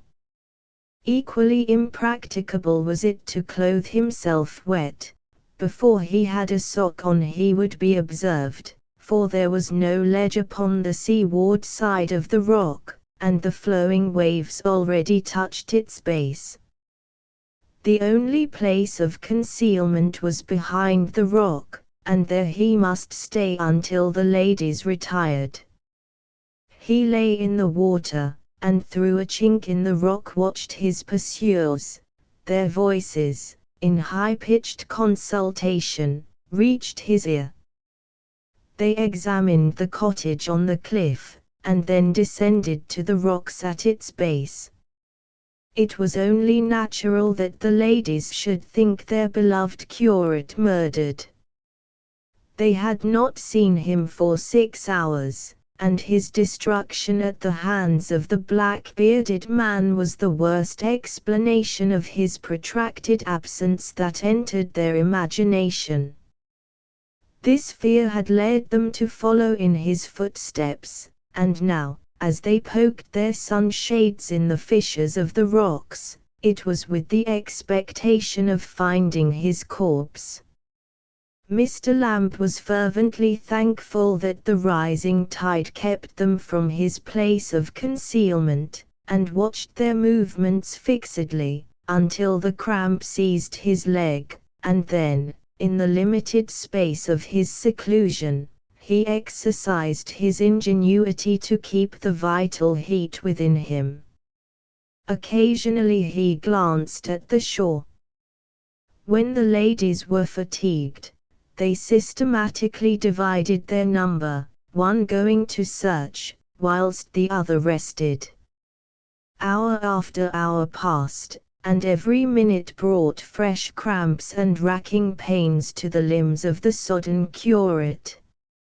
He had to put his lips between his teeth, lest their violent chattering should proclaim his whereabouts, and he cried like a child when he found his body assuming the blue tints of an unboiled lobster. But still those doting spinsters poked amongst the seaweed with unceasing zeal. The sun was wearing the horizon, when he heard a scream, and beheld the second Miss Cockle pointing in the direction of his rock.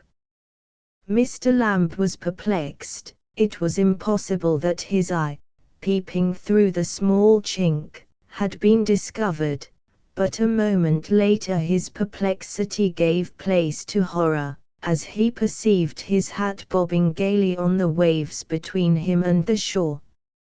It was followed by his stockings, and behind them in procession his waistcoat, coat, everything. All washed away from the nice little ledge by the rising tide. He had never given his clothes a thought from the moment he neatly packed them. But had that consideration entered his mind, it could only have added to his anxiety, for it would have been impossible to get them from the place where they lay on the coast side of the rock without displaying himself. Heedless of their boots, the ladies hooked at the oncoming vestments with their sunshades, and, now, one has his collar, another his dear hat, and a third his blessed braces, whilst their cries of woe echo along the coast. When his coat was fished out, what could be expected, but that the ladies all should dash at his pockets with a view to gratifying their curiosity, and rescuing the letters which betrayed their most private feelings. With groans, Mr. Lamb beheld his pipe and tobacco brought forth, amidst cries of astonishment, then the French novel, and, finally, the bundle of letters. He could not bear to see the result, when each, seizing the letter in her own handwriting, should find her caricature thereon, and dropping his head, he beat it with his fist, partly in frenzy, partly to promote the circulation of his stagnating blood. The black-bearded man returned to the cottage as the ladies, carrying the only remains they could find of their curate, were leaving his vicinity. He was not displeased that he was later than usual in returning, for although he loved the beautiful, he did not like the ladies of Winklehaven. He lived by painting pictures, this pariah of the West Cliff. Nevertheless, he had some good qualities, and when half an hour later a nude study, shivering and wet, presented itself in his doorway craving to be taken in out of the night wind, he asked no question until he had wrapped him in warm blankets, and filled him with strong liquors. Mr. Lillywhite Lamb never returned to his curacy, never married a rich spinster. His disappearance was not inquired into deeply. Some people preferred to think of him as dead and sainted. He was supposed to be drowned, and his ghost was said to be visible at times upon the West Cliff, generally with a pipe in his mouth. And as his costume was that of the black man, who was habitually at his side, it was further supposed that he had, in that first visit to the cottage on the cliff, sold himself to the D. by permission of the author.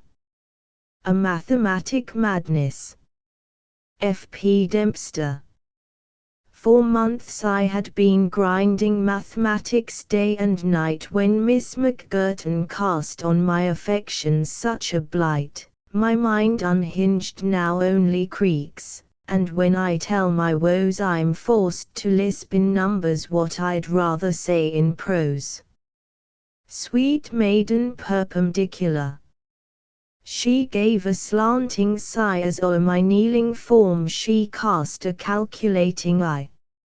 Ah!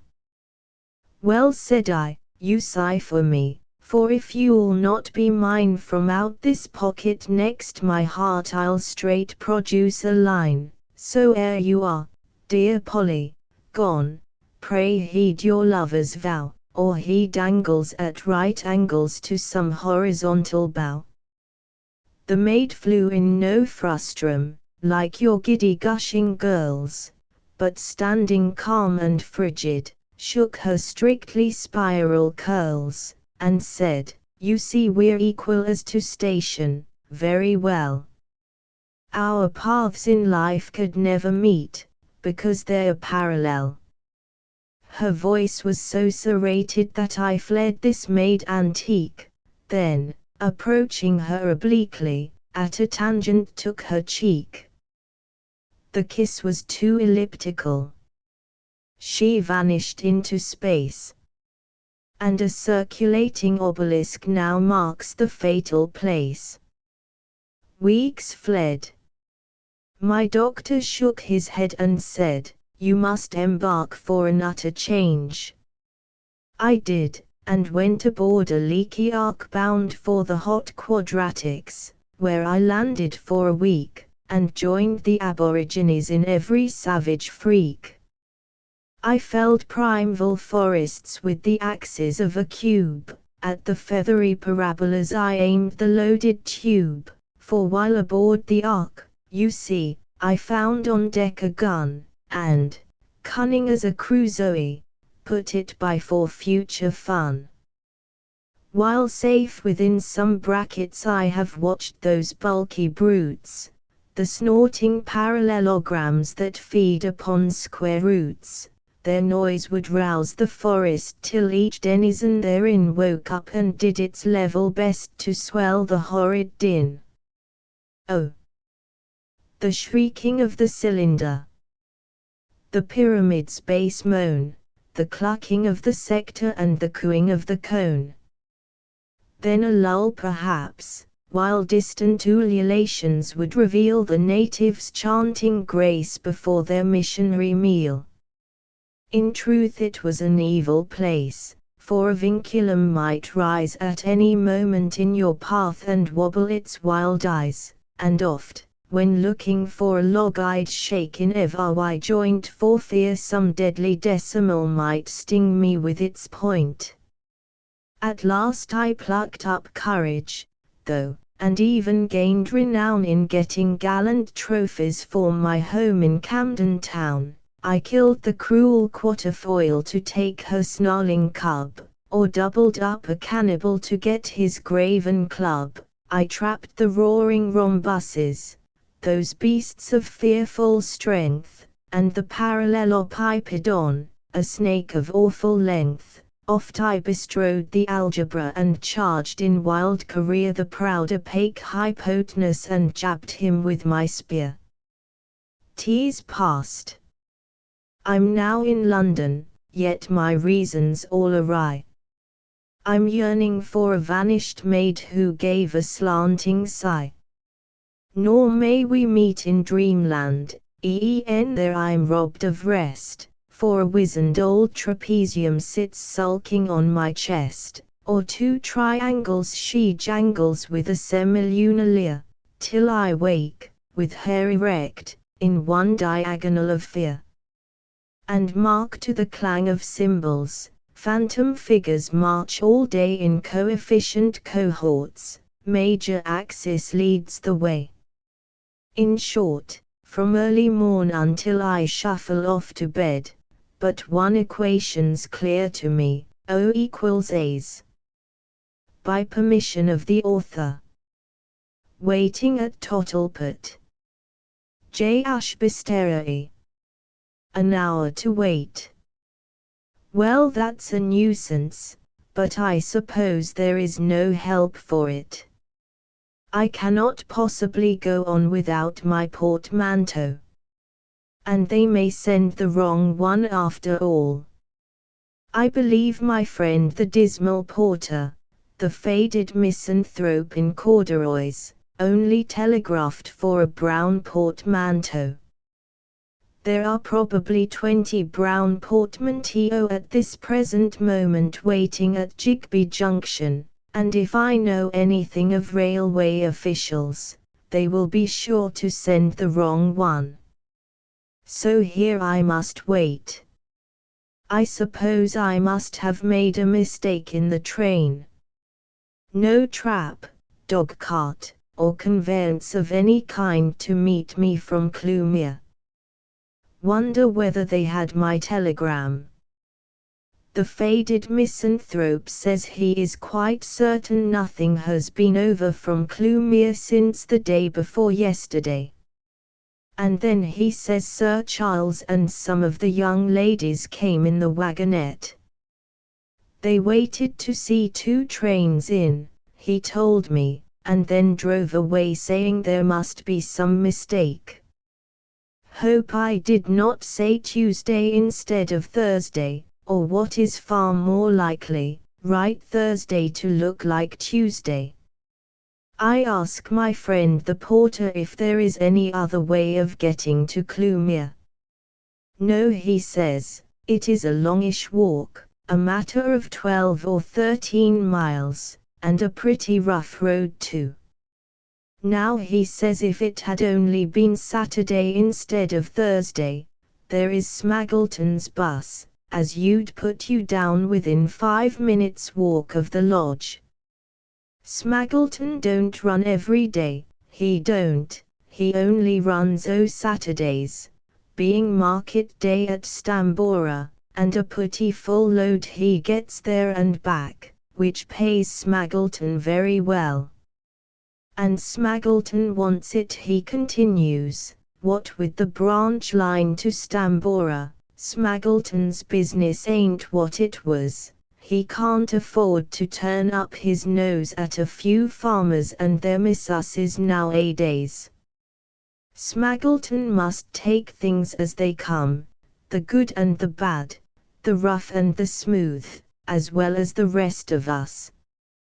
Law, bless you, sir, I recollect when Smaggleton used to drive about in his dog-cart, in a light top coat, a white hat and a rose in his buttonhole. He always was quite the, as I do not feel particularly interested in the rise, progress or downfall of Smaggleton, I am obliged to interrupt my garrulous friend, and ask if they did not let out flies at the Crackleton Arms, hard by.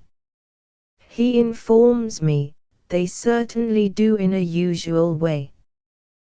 But he adds, they have only 2 flies. One is having something done to the wheels, and the other went away early this morning to take some friends of Squire Bullamore's to a picnic. He furthermore tells me that Cudgerry, the carrier, would perhaps be able to give me a lift, but he would not be here till 7 o'clock this evening. As they dine at Clewmere at 8, of course Cudgerry is quite out of the question. My friend shakes his head, he retires into a dark, greasy room, which seems to be devoted to lamps, and I continue my walk up and down the platform. Cannot imagine why they ever built a station at Tottlepot. Nobody ever wants to stop at Tottlepot. There is no trade at Tottlepot. Indeed, nobody ought to be allowed to stop at Tottlepot, and Tottlepot as a station ought to be forthwith disestablished and erased from the railway map of Great Britain. If I had left the train at Jigby Junction, I should not have lost my portmanteau. I could have hired a fly, and should by this time have been quietly lunching at Clewmere Court instead of pacing up and down the Tottlepot platform like a wild beast in his den. I have often waited at stations before. Every kind of station, little and big, all over the continent and England, and have generally found that waiting productive of considerable amusement. But Tottlepot is quite a different thing. I think it was Albert Smith who once spoke of the depth of dullness being achieved by spending a wet Sunday, all by yourself, in a hack cab in the middle of Salisbury Plain. Had he been compelled to wait on a fine Thursday at Tottlepot, he would have discovered a depth yet lower. The only thing in my favor is, it is fine. If it were wet, I cannot imagine what I should do. There is a small room I see labeled waiting room. It is about the size of a bathing machine and half filled with parcels and bandboxes. If you had to wait there, you would be compelled to sit with your legs right across the down platform. The only use of that waiting room would be to keep your hat dry. There is not a refreshment room, there is not even a bookstall. I cannot even cheer myself with an ancient Bath bun, a glass of cloudy beer, or 2 pennyworth of acidulated drops. If there happened to be a refreshment room at Tottlepot, that is exactly the kind of refreshment they would give you. Neither can I pass away the time by purchasing a penny paper, and taking a free read of all the novels and publications awaiting purchasers. There are no advertisements, no lovely oil paintings of seaside resorts, which are all the more charming from being not the least like the place they are supposed to represent. There are no bills of entertainments, no auctioneers and house agents' notices, no posters concerning hotels, nor glass cases containing photographic specimens. It is just the place for Mark Tapley to come to as station master. And he, with all his power of being jolly under the most disadvantageous circumstances, would probably be found under the wheels of a passing express within a fortnight. And talking about the station master reminds me I have not yet seen him. Possibly my friend, the faded misanthrope in corduroys, is station master. If so, he has to clean the lamps, send telegrams, take and issue tickets, look after the baggage, attend to the signals, cultivate his garden, pay visits to the Crackleton Arms, and superintend the traffic of the station generally. I do not wonder at his appearing to be somewhat depressed. The only thing of a lively nature I see about the place is a fine black cat, with enormous green eyes, which might be utilized as caution signals when the porter, in consequence of his multifarious duties, was unable to reach the signal box. This cat was evidently very much pleased to see me indeed. It followed me up and down the platform like a dog, and it purred like a sawpit in full work. A very tiny pale governess, with two big bouncing rosy girls, in the highest of spirits, the shortest of petticoats and the longest of hair, crossed the line. I fancy those young ladies are daughters of the vicar, and I may meet their excellent mamma at dinner tonight. The governess passes demurely through the side wicket. One of her charges tries to do a sort of Blondin feat by walking along the glistening iron rail and falls down. The eldest boldly clambers over the 5-barred gate and shows a shapely pair of legs, clad in sable hose and snow-white frilled pantalettes. "What did I tell you, Lil?" says the governess in the mildest voice to the first. "Very well, Gil, wait till we get home," she remarks in yet sweeter tones to the second. The two children rejoin her at once and take her hand, and disappear down the lane. I am left to wonder how she acquires this influence over them, for they are as tall as she is and infinitely stronger. They could eat her, were they so minded. I wonder too what will happen to Gil when they get home. Will Mamma be told? No, I fancy this mild little governess is quite equal to controlling, unaided, these big bouncing girls. My friend the porter has by this time got through a quantity of business of a varied nature, and is enjoying a little light relaxation by digging violently in his garden. He has taken off his jacket, and a good deal of his depression seems to have been removed at the same time. It must be depressing to be compelled to reside in a somewhat tight corduroy jacket all your life, and as he digs he hums to himself a sort of merry dirge. I endeavor to enter into the spirit of the thing, and sympathize with him in his relaxation. I say cheerfully, as if I knew all about it, "Ah, nice fine weather for the..." I cannot for the life of me think what it is nice fine weather for. My friend says, "Eh?" I observe he is not so respectful in his private as in his porterial capacity. I reply, "Quite so," whereupon he rejoins, "Ha! But we could do we a bit o' rain for the..." Cannot catch remainder of his sentence, but I never yet met a gardener who couldn't do wi' a bit o' rain for something or other. We begin to be quite voluble on the subject of plants and crops. I find he knows so much more on the subject than I do, but I merely nod my head and smile weakly and presently move quietly away.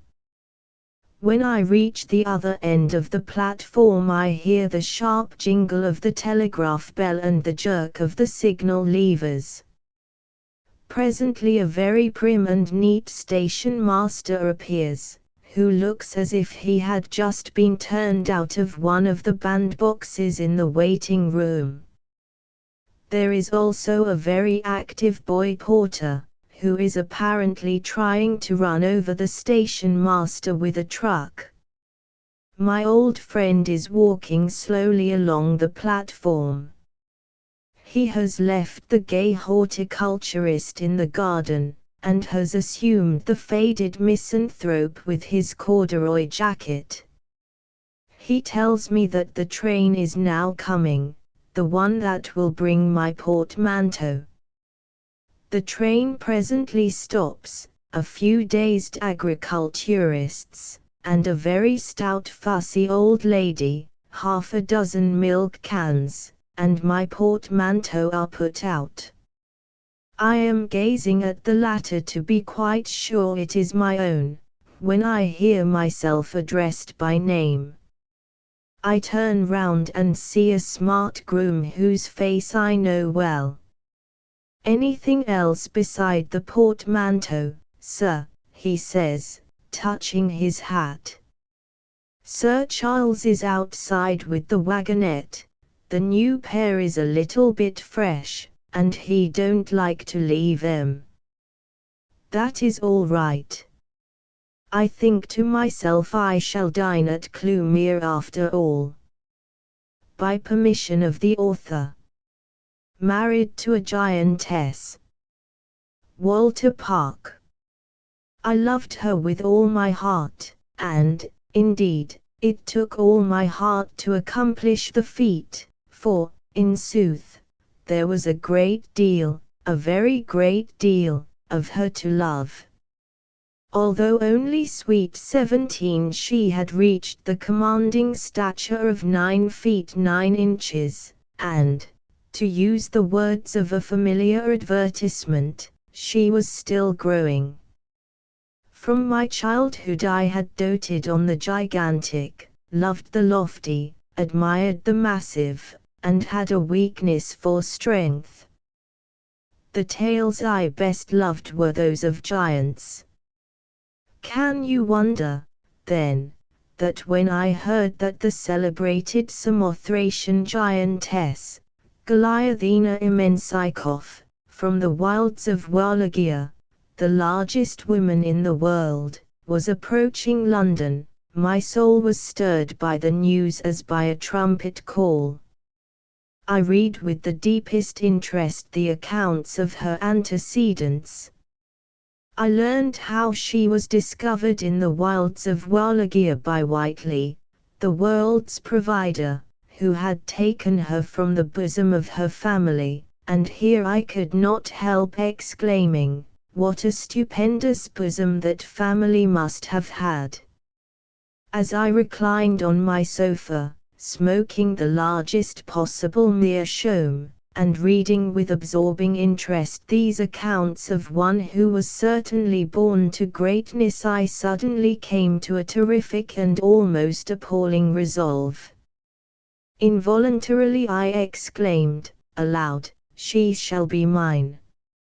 Yet how could I hope for success? To win so great a being one must be not only a lady killer, but a giant killer also, and though I bear a big name myself, Hector Gogmagog, nature has denied me either extraordinary personal attractions or lofty stature. How hopeless, then, for me to aspire to the affection of the monumental maiden of Samothracia. 5 feet 5 pitted against 9 feet 9 is to be pitied indeed. but love laughs at obstacles.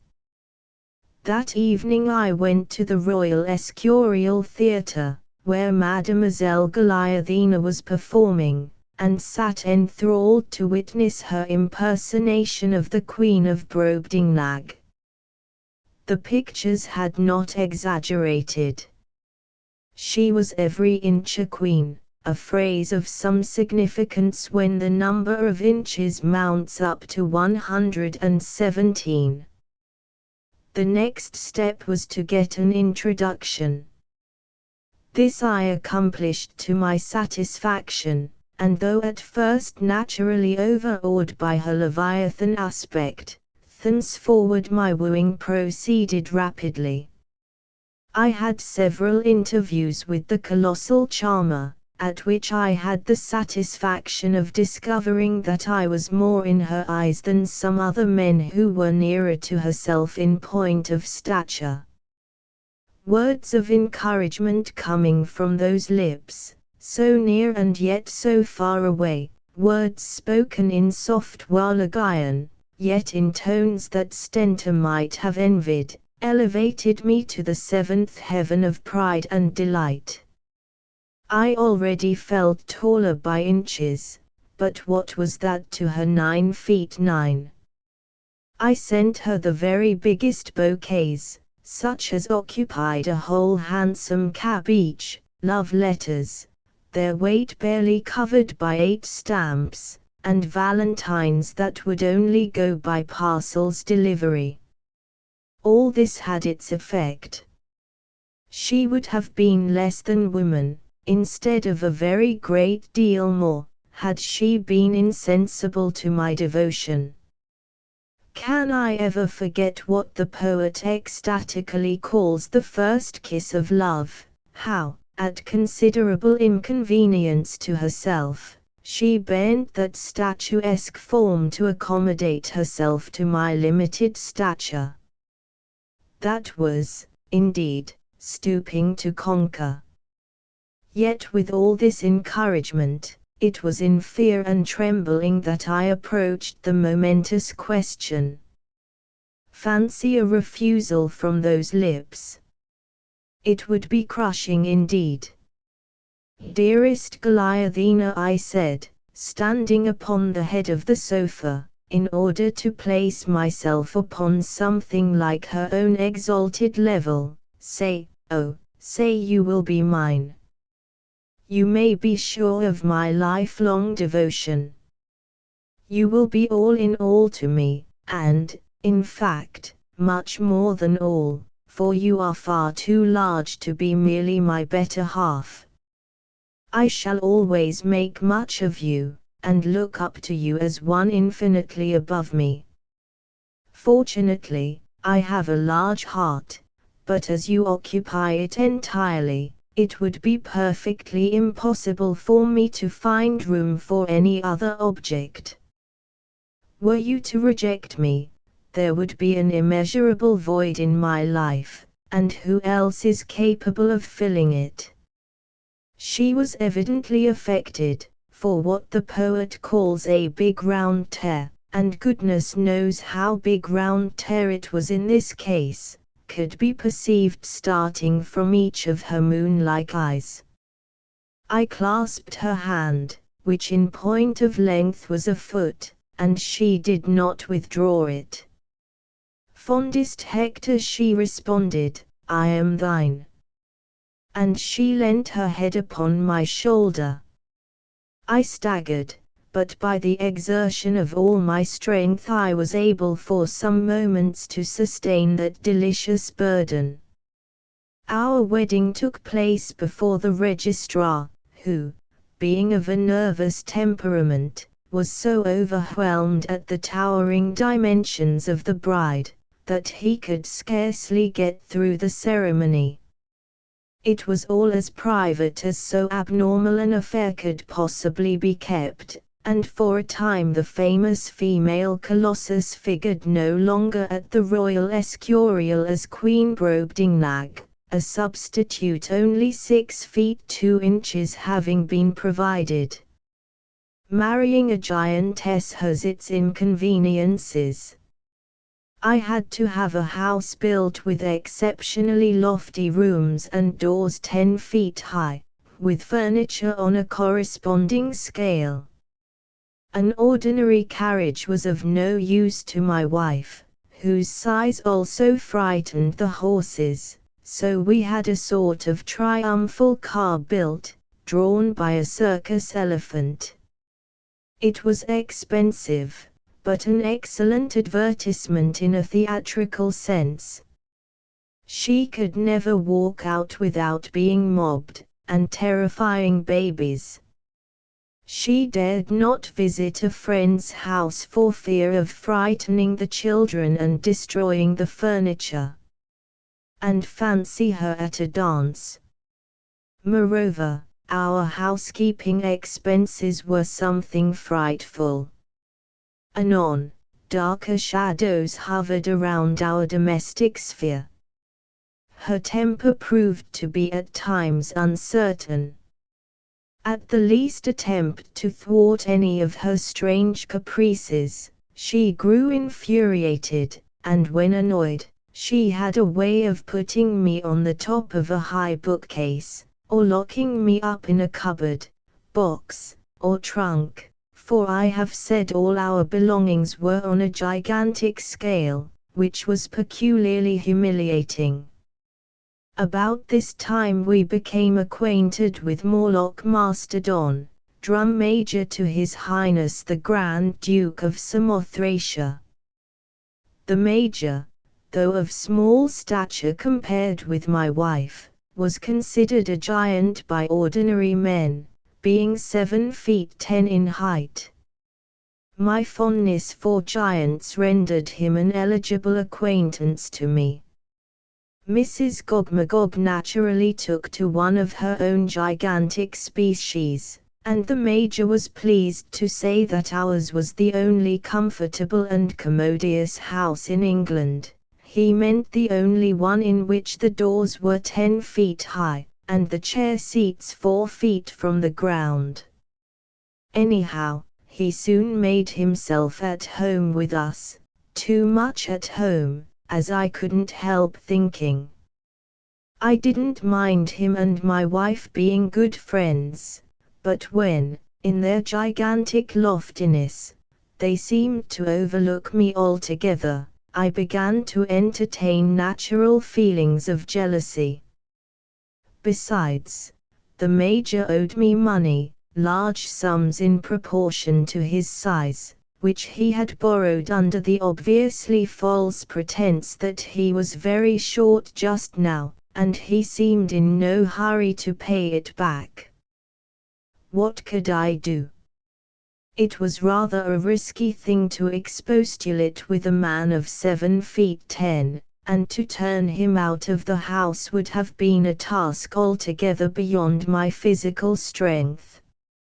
At all events I could resolve that he should never enter it again, and I gave strict injunctions that always in future when Major Mastodon called there was to be nobody at home.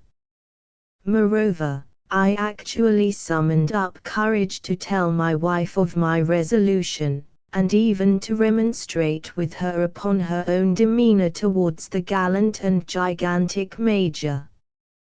Then she got into a rage. And such a rage! Heavens! What had I done? What would become of me?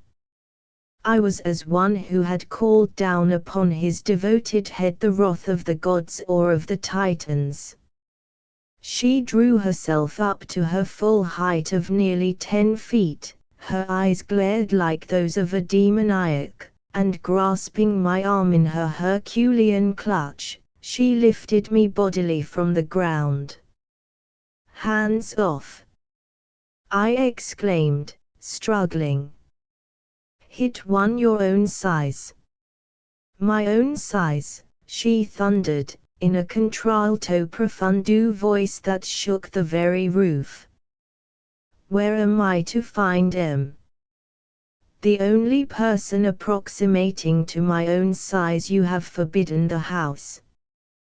You dare try and control my actions, you, whom I could crush like a blue bottle, attempt to dictate to me. I will stand this no longer. You have offended me once too often. You die. Beware, fearful female. I gasped. Colossal as you are, the arm of the law is still longer and even stronger than yours. Kill me, and you will assuredly die for it. She gave a laugh of scorn. Me, she cried. Do you believe they would hang me? No, I am above all laws, and I have sworn that you shall die. And in spite of my struggles she flung me, as easily as if I had been a doll, right out of the third-story window. Down I fell, down, down, till I found myself on the floor.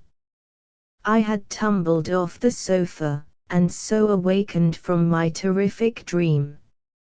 Heavens! What a relief to find that after all I was not married to a giantess, that it was all a vision due to my falling asleep over the advertisement, and that MDLLE. Goliathina was but a gigantic nightmare. By permission of the author. The Vision of the Alderman. Henry S. Lee. An alderman sat at a festive board, quaffing the blood-red wine, and many a bacchanal stave outpoured in praise of the fruitful vine. Turtle and salmon and Strasbourg pie, pippins and cheese were there, and the bibulous alderman winked his eye, for the sherries was old and rare. But a cloud came o'er his gaze eftsoons, and his wicked old orbs grew dim. Then drink turned each of the silver spoons to a couple of spoons for him. He bowed his head at the festive board, by the gaslight's dazzling gleam, he bowed his head and he slept and snored and he dreamed a fearful dream. Far, carried away on the wings of sleep, his spirit was onward borne, till he saw vast holiday crowds in CHEPE on a 9th November morn. Guns were booming and bells ding-donged, Ethiop minstrels played, and still, wherever the burghers thronged, brisk jongleurs drove their trade. Scarlet sheriffs, the city's pride, with a portly presence filled the whole of the courtyard just outside the hall of their ancient guild. And in front of the central gateway there, a marvelous chariot rolled like gingerbread at a country fair. 'Twas covered with blazing gold. And a being, arrayed in pomp and pride, was brought to the big stone gate, and they begged that being to mount and ride in that elegant coach of state. But, oh! He was fat, so ghastly fat, was that being of pomp and pride, that, in spite of many attempts thereat, he couldn't be pushed inside. That being was pressed but pressed in vain, till the drops bedewed his cheek. The gilded vehicle rocked again, and the springs began to creak. The slumbering alderman groaned a groan, for a vision he seemed to trace, some horrible semblance to his own in that being's purple face. And, oh, he cried, as he started up, sooner than come to that, farewell forever the baneful cup and the noxious turtle fat. They carried him up the winding stair, they laid him upon the bed, and they left him, sleeping the sleep of care, with an ache in his night-capped head. By permission of Messrs. Chatto and Windus. The Demon Snuffers. Geo. Manville Fen. I'm not at all given to parading my troubles, nothing of the kind. I may be getting old, in fact, I am, and I may have had disappointments such as have left me slightly irritable and peevish, but I ask, as a man, who wouldn't be troubled in his nerves if he had suffered from snuffers? Snuffers. Yes, snuffers, a pair of cheap, black, iron snuffers, that screech when they are opened, and creak when they are shut, a pair that will not stay open, nor yet keep shut, a pair that gape at you incessantly, and point at you a horrid sharp iron beak, as a couple of leering eyes turn the finger and thumb holes into a pair of spectacles, and squint and wink at you maliciously. A word in your ear, this in a whisper, those snuffers are haunted. Their insignificant iron frame is the habitation of a demon, an imp of darkness, and I've been troubled till I've got snuffers on the brain, and I shall have them till I'm snuffed out. It has been going on now for a couple of years, ever since my landlady sent the snuffers up to me first in my shiny crockeryware candlestick, where those snuffers glide about like a snake in a tin pail. I remember the first night as well as can be. It was in November, a weird, wet, foggy night, when the riverside streets were wrapped in a yellow blanket of fog, and I was going to bed, when, at my first touch of the candlestick, those snuffers glided off with an angry snap, and lay, open-mouthed, glaring at me from the floor. I was somewhat startled, certainly, but far from alarmed, and I seized the fugitives and replaced them in the candlestick, opened the door, and ascended the stairs. Mind, I am only recording facts untinged by the pen of romance. Before I had ascended 4 steps, those hideous snuffers darted off, and plunged, point downwards, onto my left slippered foot, causing me an agonizing pang, and the next moment a bead of starting blood stained my stocking. I will not declare this, but I believe it to be a fact, as I said something oathish. I am nearly certain that I heard a low, fiendish chuckle, and when I stooped to lift the snuffers, there was a bright spark in the open mouth, and a pungent blue smoke breathed out to annoy my nostrils. I was too bold in those days to take much notice of the incident, and I hurried upstairs, not, however, without seeing that there was a foul, black patch left upon my holland staircloth, and then I hurried into bed, and tried to sleep. But I could not, try as I would. In the darkness I could just make out the candlestick against the blind, and from that point incessantly the demon snuffers gradually approached me, till they sat spectacle-wise astride my nose, and a pair of burning eyes gazed through them right into mine. Need I say that I arose next morning feverish and unrefreshed to go about my daily duties? I'll have no more of it tonight, I said to myself, as I rose early to go to bed and make up for the past bad night, and I smiled sardonically as I took up the highly glazed candlestick and tried to shake the black, straddling reptile out upon the sideboard. I say tried, for, to my horror, the great eye holes leered at me as they hugged round the upright portion of the stick and refused to be dislodged. I shook them again, and one part went round the extinguisher support, which the reptile dislodged, so that the extinguisher rattled upon the sideboard top. But the snuffers were there still. I tried again, and they, or it, dodged round and thrust ahead through the handle, where they stuck fast, grinning at me till I set the candlestick down and stared. "Pooh, stuff, ridiculous!"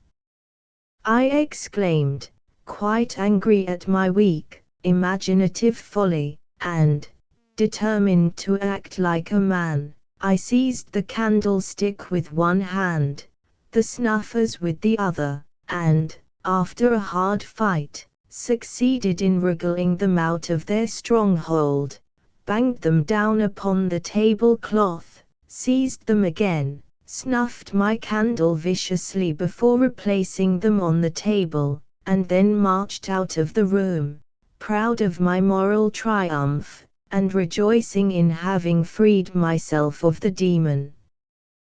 But, as I stood upon the stairs, I could see that my hand was blackened, and the icy, galvanic feeling that assailed my nerves when I first touched the snuffers still tingled right to my elbow. But I was free of my enemy, and marching with freely playing lungs into my bedroom, I closed and locked the door, set down my empty candlestick, changed my coat and vest for a dressing gown and began to brush my hair. It is my custom to brush my hair with a pair of brushes for 10 minutes every night before retiring to rest. I find it strengthening to the brain. Upon this occasion I had brushed hard for 5 minutes, when there was a loud knock at my bedroom door. "Can I speak to you a moment, sir?" said the voice of my landlady. I rose and opened the door, and then started back in disgust, as I was greeted with, "Please, sir, you forgot your snuffers." My snuffers. It was too horrible, but there was more to bear. "And please, sir, I do hope you'll be more careful. It's a mussy we warn't he all burnt to death in our beds, for the snuffers have made a great hole as big as your hand in the tablecloth, and scorched the mahogany table, and it was a mussy I went into your room before I went up to bed." I couldn't speak, for I was drawn irresistibly on to obey, as my landlady held the snuffer's handle towards me, and pointed to the fungus snuff upon the common candle.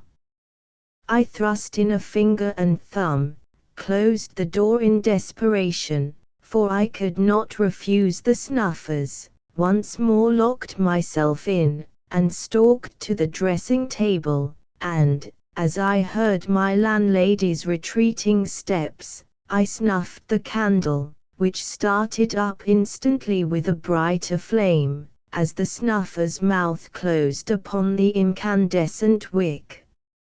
"I'm slightly nervous," I said to myself, as I essayed to put down my enemies. "I want tone, iron, iodine, tonic bitters, and, curse the thing," I ejaculated, shaking my hand and trying to dislodge the snuffers.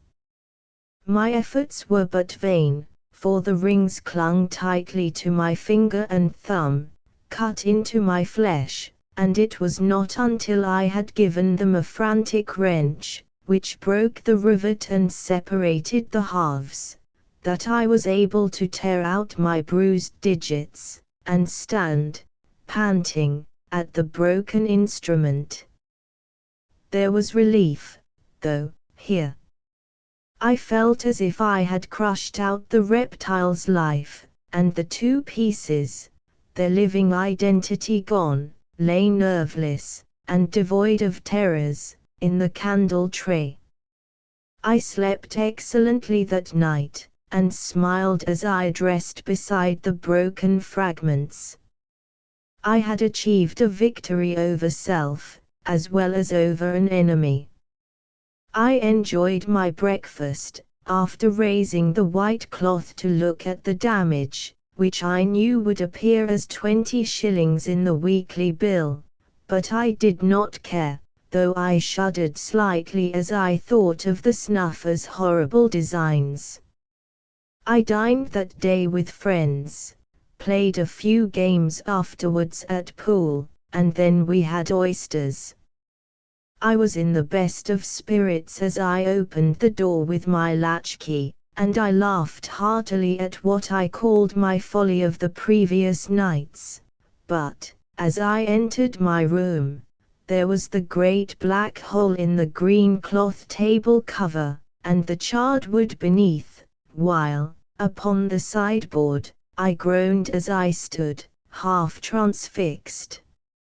I could have imagined that I had on divers leaden-soled boots, for there, maliciously grinning at me with half-opened mouth, were the demon snuffers, joined together by a new, glistening rivet, which only added to their weird appearance, as the beak cocked itself at me, and the great eyes glared, as the black mouth seemed to say, "You'll never get rid of me." Something seemed to draw me, and I went and took the candlestick, my eyes being fixed the while upon the snuffers, and I came in contact with several pieces of furniture as I went into the passage, where I held the candlestick very much on one side as I lit the candle at the little lamp. I hoped that the snuffers would fall out, but they grinned maliciously, and did not stir.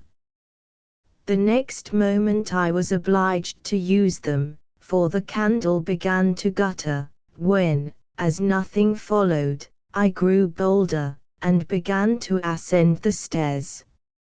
In a minute, though before I was halfway up the second flight, and though the candlestick was carried perfectly straight, crash!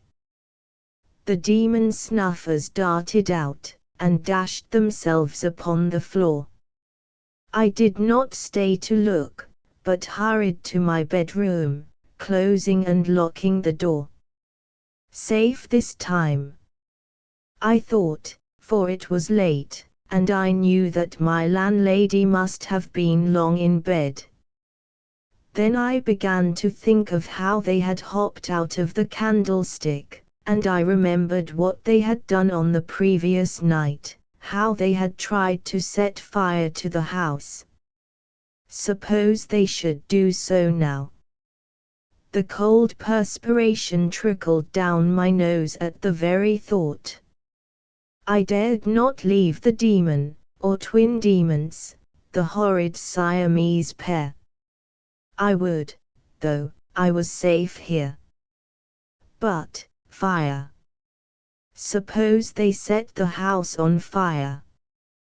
Down I went in the dark, very softly, too, lest I should alarm the landlady and the other lodgers, but, though the odor was strong, I went right to the bottom, and stood upon the doormat without finding my enemies.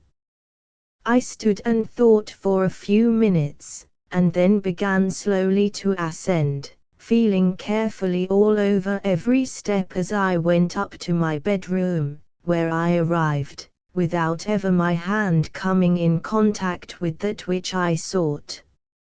"I'll go to bed and leave them," I ejaculated, and I turned upon my heel, but, at that moment, the pungent burning odor came up stronger than ever, and I was compelled to descend, to find that the demon twins had been lying in ambush halfway down, so that I trod upon them, tripped, in my terror my foot glided over them, and I fell with a crash into the umbrella stand, which I upset with a hideous noise upon the oilcloth, not so loud, though, but that I could hear the little black imps take 3 or 4 grasshopper leaps along the passage, ending by sticking the pointed beak into the street door.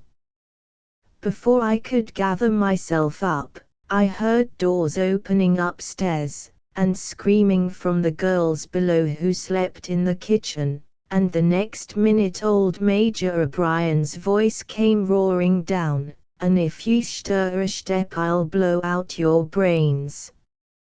Of course I had to explain, and I had the horrible knowledge that they gave me the credit of being intoxicated, the Major saying he would not stop in a house where people went prowling about at all hours, ending by himself, at the landlady's request, examining the door to see if it was latched securely, and then seeing me safely to my room.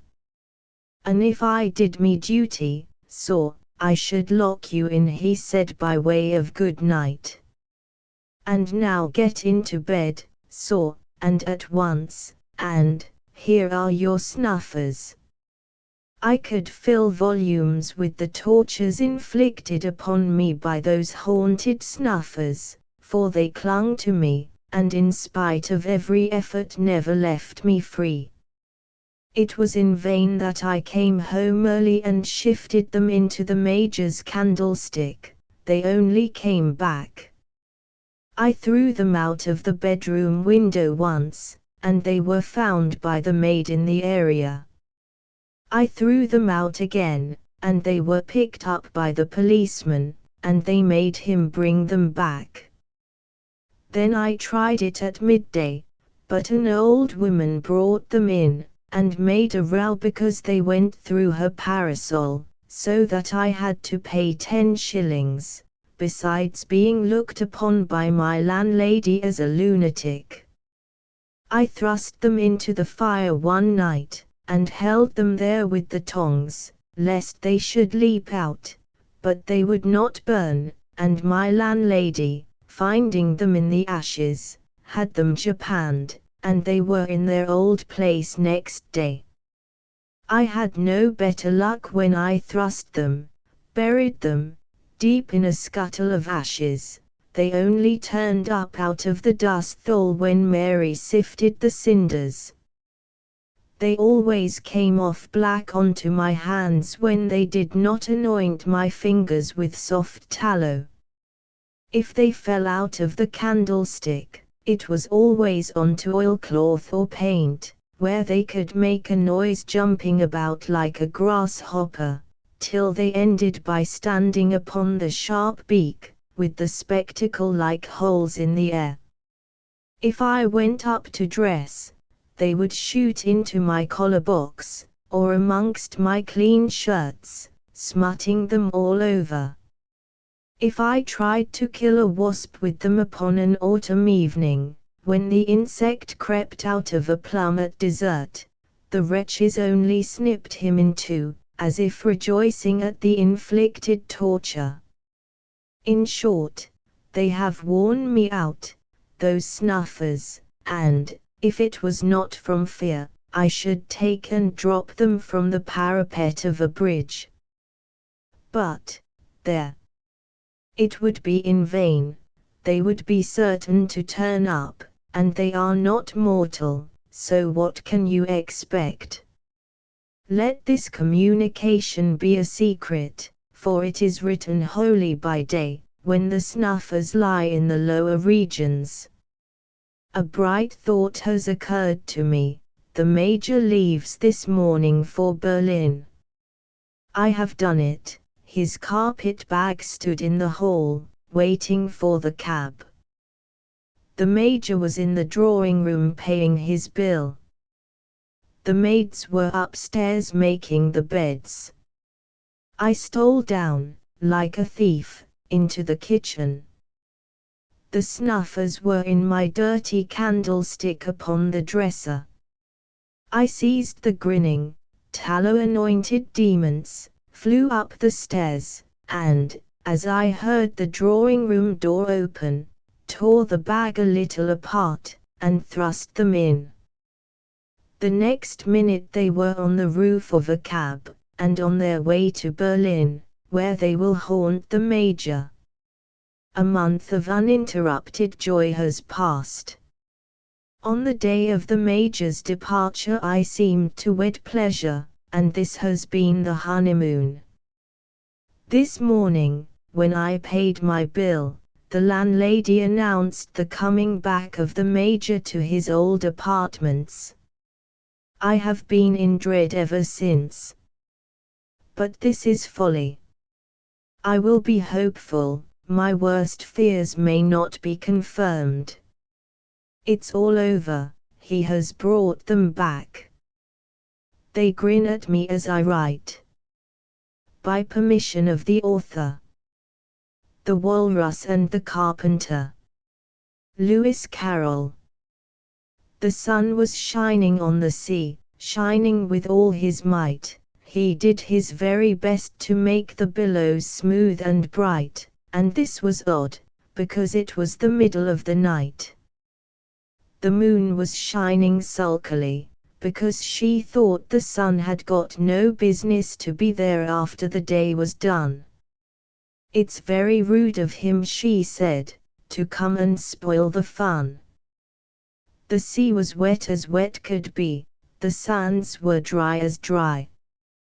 You could not see a cloud, because no cloud was in the sky, no birds were flying overhead, there were no birds to fly. The Walrus and the Carpenter were walking close at hand. They wept like anything to see such quantities of sand. If this were only cleared away, they said, it would be grand. If 7 maids, with 7 mops, swept it for half a year, do you suppose, the Walrus said, that they could get it clear? I doubt it, said the Carpenter, and shed a bitter tear. Oh, oysters, come and walk with us. The Walrus did beseech. A pleasant walk, a pleasant talk, along the briny beach, we cannot do with more than 4, to give a hand to each. The eldest oyster looked at him, but never a word he said. The eldest oyster winked his eye, and shook his heavy head, meaning to say he did not choose to leave the oyster bed. But 4 young oysters hurried up, all eager for the treat. Their coats were brushed, their faces washed, their shoes were clean and neat, and this was odd, because, you know, they hadn't any feet. 4 other oysters followed them, and yet another 4, and thick and fast they came at last, and more, and more, and more, all hopping through the frothy waves, and scrambling to the shore. The Walrus and the Carpenter walked on a mile or so, and then they rested on a rock conveniently low, and all the little oysters stood and waited in a row.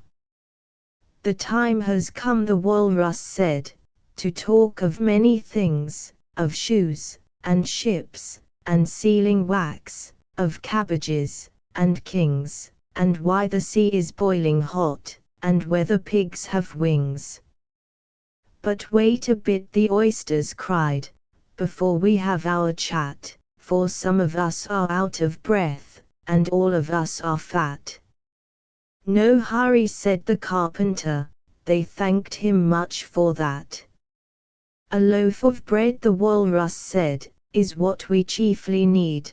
Pepper and vinegar besides are very good indeed. Now, if you're ready, oysters dear, we can begin to feed. But not on us, the oysters cried, turning a little blue. After such kindness, that would be a dismal thing to do. The night is fine, the Walrus said. Do you admire the view? It was so kind of you to come, and you are very nice. The Carpenter said nothing but cut us another slice. I wish you were not quite so deaf, I've had to ask you twice. It seems a shame, the Walrus said, to play them such a trick, after we've brought them out so far, and made them trot so quick. The Carpenter said nothing, but the butter's spread too thick. I weep for you, the Walrus said, I deeply sympathize. With sobs and tears he sorted out those of the largest size, holding his pocket handkerchief before his streaming eyes. "Oh, oysters," said the carpenter, "you've had a pleasant run. Shall we be trotting home again?" But answer came there none, and this was scarcely odd, because they'd eaten every one. By permission of the author. My brother Henry. J. M. Barrie. At first sight it may not, perhaps, seem quite the thing that I should be hilarious because I have at last had the courage to kill my brother Henry. For some time, however, Henry had been annoying me. Strictly speaking, I never had a brother Henry. It is just 15 months since I began to acknowledge that there was such a person. It came about in this way. I have a friend of the name of Fenton, who, like myself, lives in London. His house is so conveniently situated that I can go there and back in one day. About a year and a half ago I was at Fenton's, and he remarked that he had met a man the day before who knew my brother Henry. Not having a brother Henry, I felt that there must be a mistake somewhere, so I suggested that Fenton's friend had gone wrong in the name. My only brother, I pointed out with the suavity of manner that makes me a general favorite, was called Alexander. Yes, said Fenton, but he spoke of Alexander also. Even this did not convince me that I had a brother Henry, and I asked Fenton the name of his friend. Scudamore was the name, and the gentleman had met my brothers Alexander and Henry some 6 years previously in Paris. When I heard this I probably frowned, for then I knew who my brother Henry was. Strange though it may seem, I was my own brother Henry. I distinctly remembered meeting this man Scudamore at Paris during the time that Alexander and I were there for a week's pleasure, and quarrelled every day. I explained this to Fenton, and there, for the time being, the matter rested. I had, however, by no means heard the last of Henry. Several times afterwards I heard from various persons that Scudamore wanted to meet me because he knew my brother Henry. At last we did meet, at a Bohemian supper party in Furnival's Inn, and, almost as soon as he saw me, Scudamore asked where Henry was now. This was precisely what I feared. I am a man who always looks like a boy. There are few persons of my age in London who retain their boyish appearance as long as I have done. Indeed, this is the curse of my life.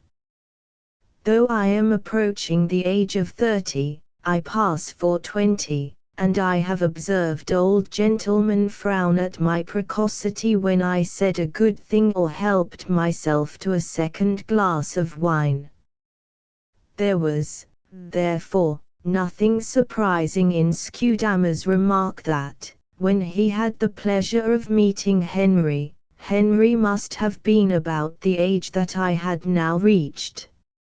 All would have been well had I explained the real state of affairs to this annoying man, but, unfortunately for myself, I loathe entering upon explanations to anybody about anything.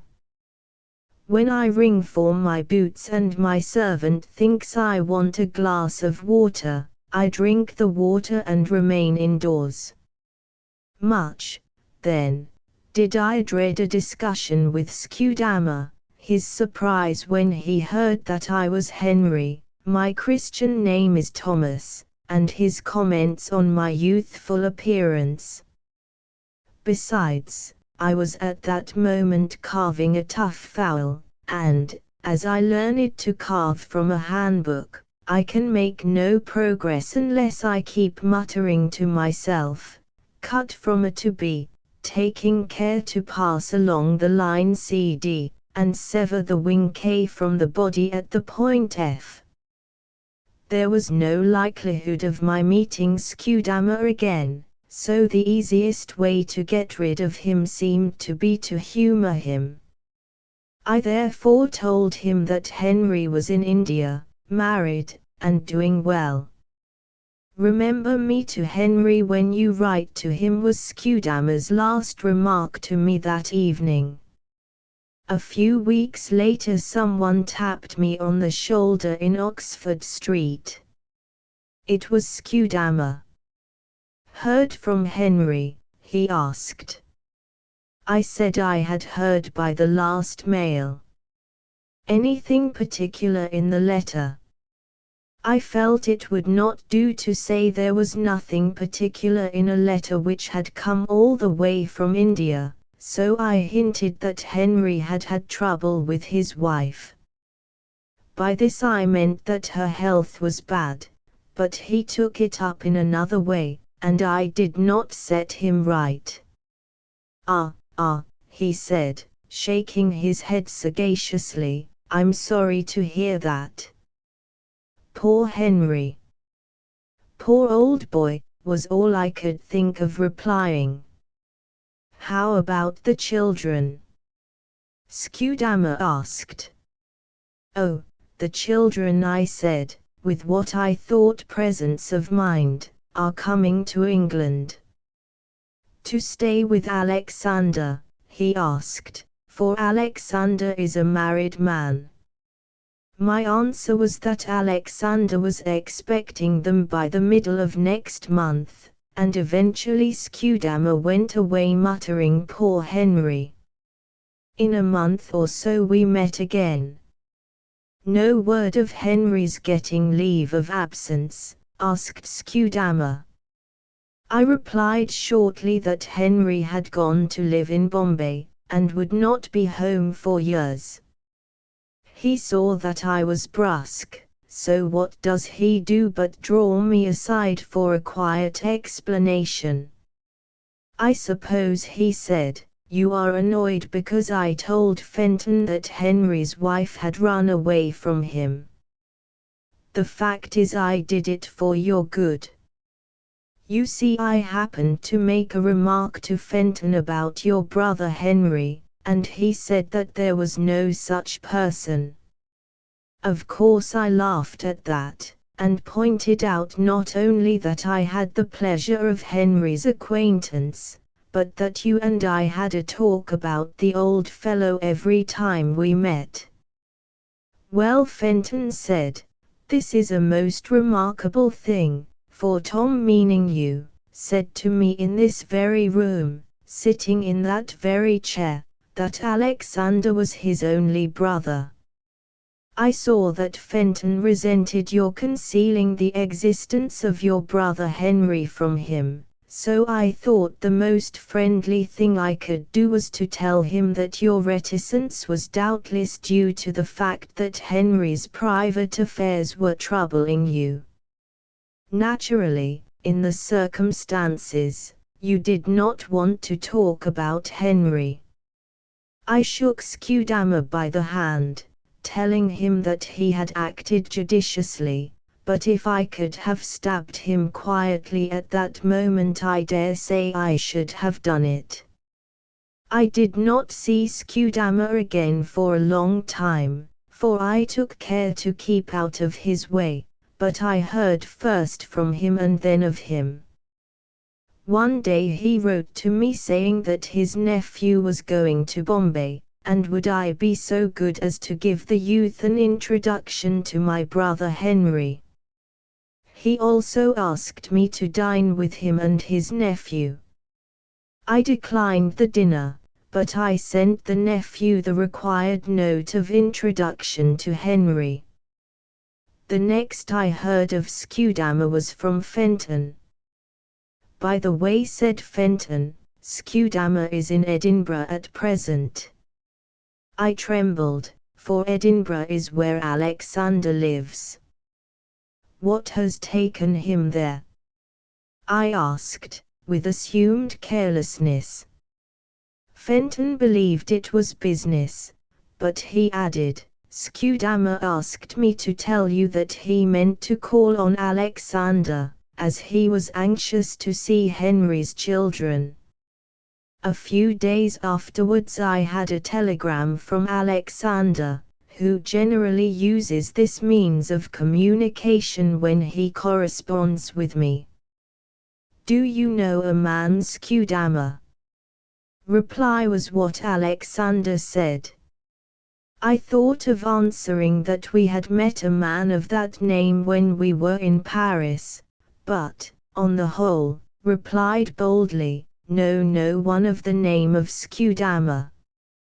About 2 months ago I passed Scudamore in Regent Street, and he did not recognize me.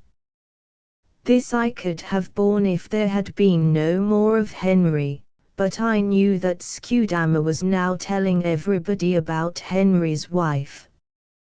By and by I got a letter from an old friend of Alexander's, asking me if there was any truth in a report that Alexander was going to Bombay.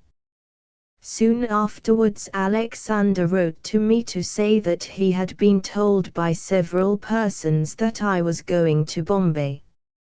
In short, I saw that the time had come for killing Henry.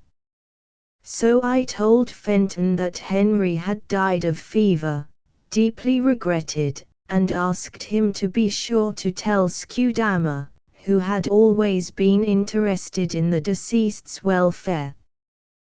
The other day Fenton told me that he had communicated the sad intelligence to Scudamore. How did he take it? I asked. Well, Fenton said, reluctantly, he told me that when he was up in Edinburgh he did not get on well with Alexander, but he expressed great curiosity as to Henry's children. Ah, I said, the children were both drowned in the Forth, a sad affair, we can't bear to talk of it.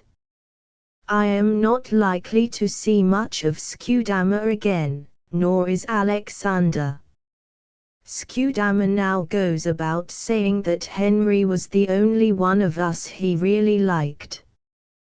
By permission of the author. A Night with a Stork. W. E. Wilcox. 4 individuals, namely, my wife, my infant son, my maid of all work, and myself, occupy one of a row of very small houses in the suburbs of London. I am a thoroughly domestic man, and notwithstanding that my occupation necessitates absence from my mansion between the hours of 9 a.m. and 5 p.m., my heart is generally at home, with my diminutive household. My wife, and I, love regularity and quiet above all things, and although, since the arrival of my son and heir, we had not enjoyed that peace which we did during the first year of our married life, yet his juvenile, though somewhat powerful, little lungs, had as yet failed in making ours a noisy house. Our regularity had, moreover, remained undisturbed, and we got up, went to bed, dined, breakfasted, and took tea at the same time, day after day. We had been going on in this clockwork fashion for a year and a half, when one morning the postman brought to our door a letter of ominous appearance, and on looking at the direction, I found that it came from an old, rich, and very eccentric uncle of mine, with whom, for certain reasons, we wished to remain on the best of terms. "What can Uncle Martin have to write about?" was our simultaneous exclamation, and I opened it with considerable curiosity. Martin House, Herts, the 17th of October, 18. Dear nephew, You may perhaps have heard that I am forming an aviary here. A friend in Rotterdam has written to me to say that he has sent by the boat, which will arrive in London tomorrow afternoon, a very intelligent parrot and a fine stork. As the vessel arrives too late for them to be sent on the same night, I shall be obliged by your taking the birds home, and forwarding them to me the next morning. With my respects to your good lady, I remain your affectionate uncle, Ralph Martin. I said nothing, but got a book on natural history, and turned to Stork. With trembling fingers I passed over the fact of his hind toe being short, the middle too long, and joined to the outer one by a large membrane, and by a smaller one to the inner toe, because that would not matter much for one night. But I groaned out to my wife the pleasant intelligence that his height is 4 feet, his appetite extremely voracious, and his food, frogs, mice, worms, snails, and eels. Where were we to provide a supper and breakfast of this description for him? I went to my office, and passed anything but a pleasant day, my thoughts constantly reverting to our expected visitors. At 4 o'clock I took a cab to the docks, and on arriving there, inquired for the ship, which was pointed out to me as the one with the crowd upon the quay. On driving up, I discovered why there was a crowd, and the discovery did not bring comfort with it. On the deck, on one leg, stood the Stork. Whether it was the sea voyage, or the leaving his home, or, being a stork of high moral principle, he was grieving at the continual, and rather joyous and exulting swearing of the parrot, I do not know, but I never saw a more melancholy-looking object in my life. I went down on the deck, and did not like the expression of relief that came over the captain's face when he found what I had come for. The transmission of the parrot from the ship to the cab was an easy matter, as he was in a cage, but the stork was merely tethered by one leg, and although he did his best, when brought to the foot of the ladder, in trying to get up, he failed utterly, and had to be half shoved, half hauled, all the way, which, as he got astride, after the manner of equestrians, on every other bar, was a work of some difficulty. I hurried him into the cab, and ordering the man to drive as quickly as possible, got in with my guests. At first, I had to keep dodging my head about, to keep my face away from his bill as he turned round, but all of a sudden he broke the little window at the back of the cab, thrust his head through, and would keep it there, notwithstanding I kept pulling him back. Consequently, when we drew up at my door, there was a mob of about 1,000 strong around us. I got him in as well as I could, and shut the door. How can I describe the spending of that evening? How can I get sufficient power out of the English language to let you know what a nuisance that bird was to us? How can I tell you the cool manner in which he inspected our domestic arrangements, walking slowly into rooms, and standing on one leg until his curiosity was satisfied, the expression of wretchedness that he threw over his entire person when he was tethered to the banisters, and had found out that, owing to our limited accommodation, he was to remain in the hall all night, the way in which he ate the snails specially provided for him, verifying to the letter the naturalist's description of his appetite. How can you, who have not had a stork staying with you, have any idea of the change which came over his temper after his supper, how he pecked at everybody who came near him, how he stood sentinel at the foot of the stairs, how my wife and I made fruitless attempts to get past, followed by ignominious retreats, how, at last we outman, othered him by throwing a tablecloth over his head, and then rushing by him, gaining the top of the stairs before he could disentangle himself. Added to all this, we had to endure language from that parrot which would have disgraced a pothouse. Indeed, so scurrilous did he become, that we had to take him and lock him up in the coal hole, where, from fatigue, or the darkness of his bedroom, he soon swore himself to sleep.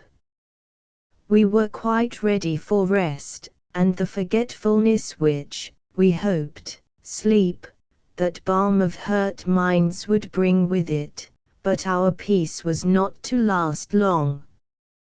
About 2 a.m., I was awakened by my wife, and told to listen. I did so, and heard a sort of scrambling noise outside the door.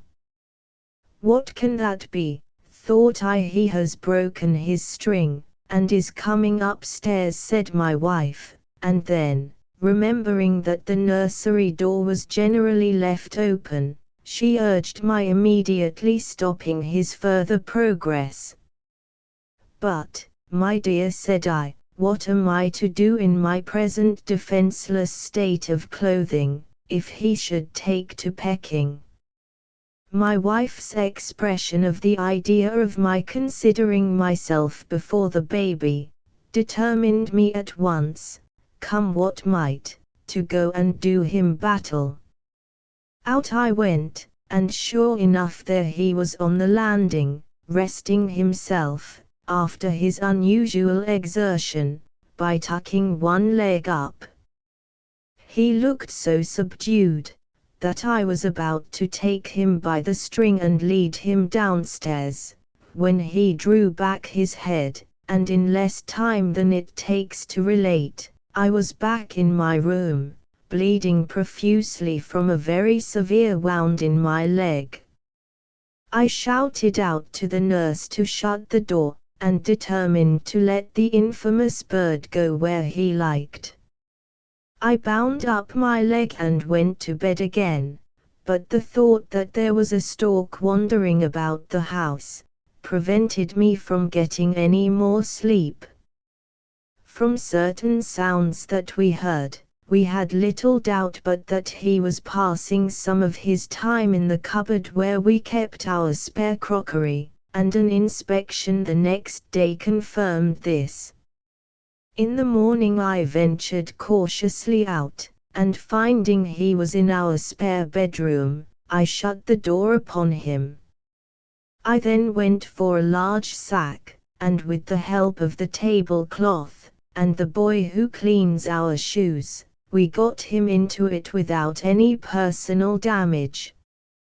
I took him off in this way to the station, and sent him and the parrot off to my uncle by the first train. We have determined that, taking our chance about a place in my uncle's will or not, we will never again have anything to do with any foreign animals, however much he may ask and desire it.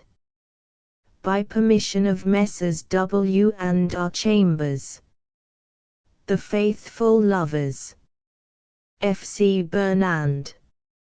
I'd been away from her 3 years, about that, and I returned to find my Mary true, and though I'd question her, I did not doubt that it was unnecessary so to do. 'Twas by the chimney corner we were sitting. Mary, said I, have you been always true? Frankly, says she, just pausing in her knitting, I don't think I've unfaithful been to you, but for the 3 years past I'll tell you what I've done, then say if I've been true or not. When first you left, my grief was uncontrollable, alone I mourned my miserable lot, and all who saw me thought me inconsolable, till Captain Clifford came from Aldershot. To flirt with him amused me while 'twas new. I don't count that unfaithfulness. Do you? The next, oh, let me see, was Frankie Phipps. I met him at my uncle's Christmas tide, and 'neath the mistletoe, where lips met lips, he gave me his first kiss, and here she sighed. We stayed 6 weeks at uncle's. How time flew. I don't count that unfaithfulness. Do you? Lord Cecil Fossmote, only 21, lent me his horse. Oh, how we rode and raced. We scoured the downs, we rode to hounds, such fun. And often was his arm around my waist, that was to lift me up or down. But who would count that as unfaithfulness? Do you? Do you know Regivia? Ah, how he sings. We met, 'twas at a picnic. Ah, such weather. He gave me, look, the first of these 2 rings, when we were lost in Cliefton Woods together.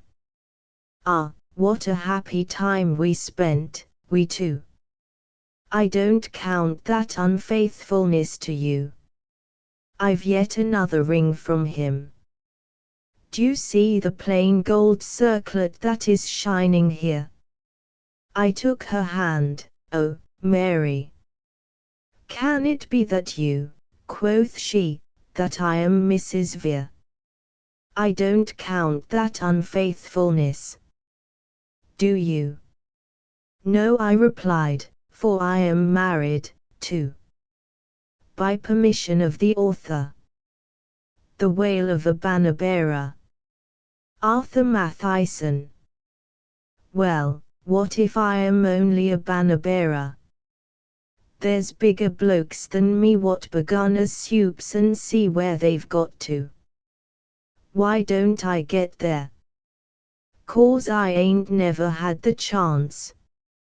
You just let me get a speaking part as suits me, that's all. Oh, it would be all a. Why, but there. You're a baby in the profession. You are. When you've been captain of the guard, and third noble, and a bandit garrison, and first Hansient bard, and fourth in the council of 10 what listens to Othello, and the mob in the capital, and a archer of merry England, and a peer of France, what doesn't speak, but has to look as if he could say a lot. When you've been all this you may talk. I needn't be offended. All right, old pal, I ain't. Though I was hurt when that utility cove said as I was only a banner-bearer. Only. Why, I should like to know where they'd be without us, all them old spoutin' tragedy merchants. They'd have no armies, consequently they couldn't rave at 'em, and lead 'em on to victory and things. They wouldn't have no senates, so they'd have to cut out their potent, grave, and reverent seniors, and that you'd worry 'em.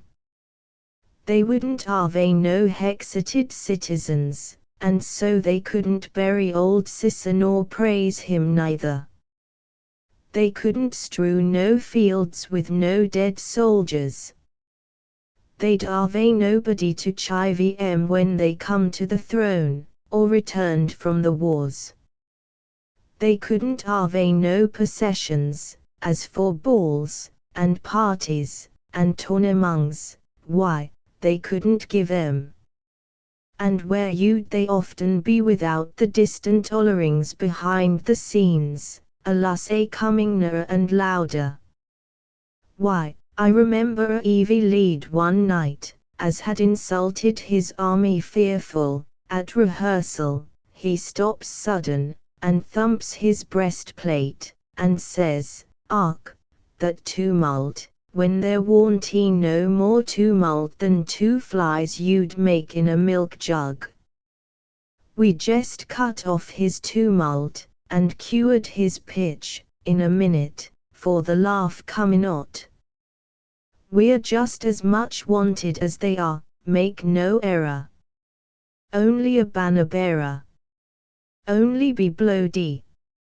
Oh, don't you bother, I ain't getting waxy. I'm only a standing up for my profession. What do you say?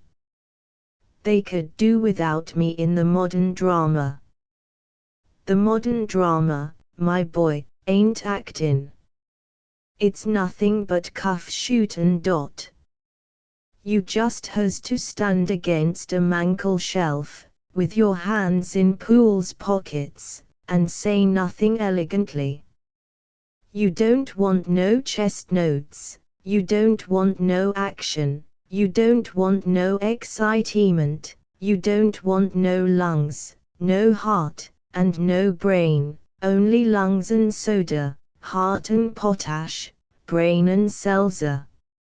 Everything's diluted, my boy, for the modern drama, and the old school, and the old costumes you'd bust the sides and roof too of the swell bandboxes, where they does the new school and the new costumes. Perhaps I'm right. Of course I'm right, and I'm in earnest, too. Why, my boy, if they was to offer me an engagement as a guest in one of them cuff shootin' plays, and ask me to go on in evening dress, I'm blessed if I wouldn't throw up the part. Trousers and white ties cramps me. I wants a suit o' mail and a alberd, a tunic, and my legs free, a dagger in my teeth, not a toothpick, a battle axe in my hand, not a crutch.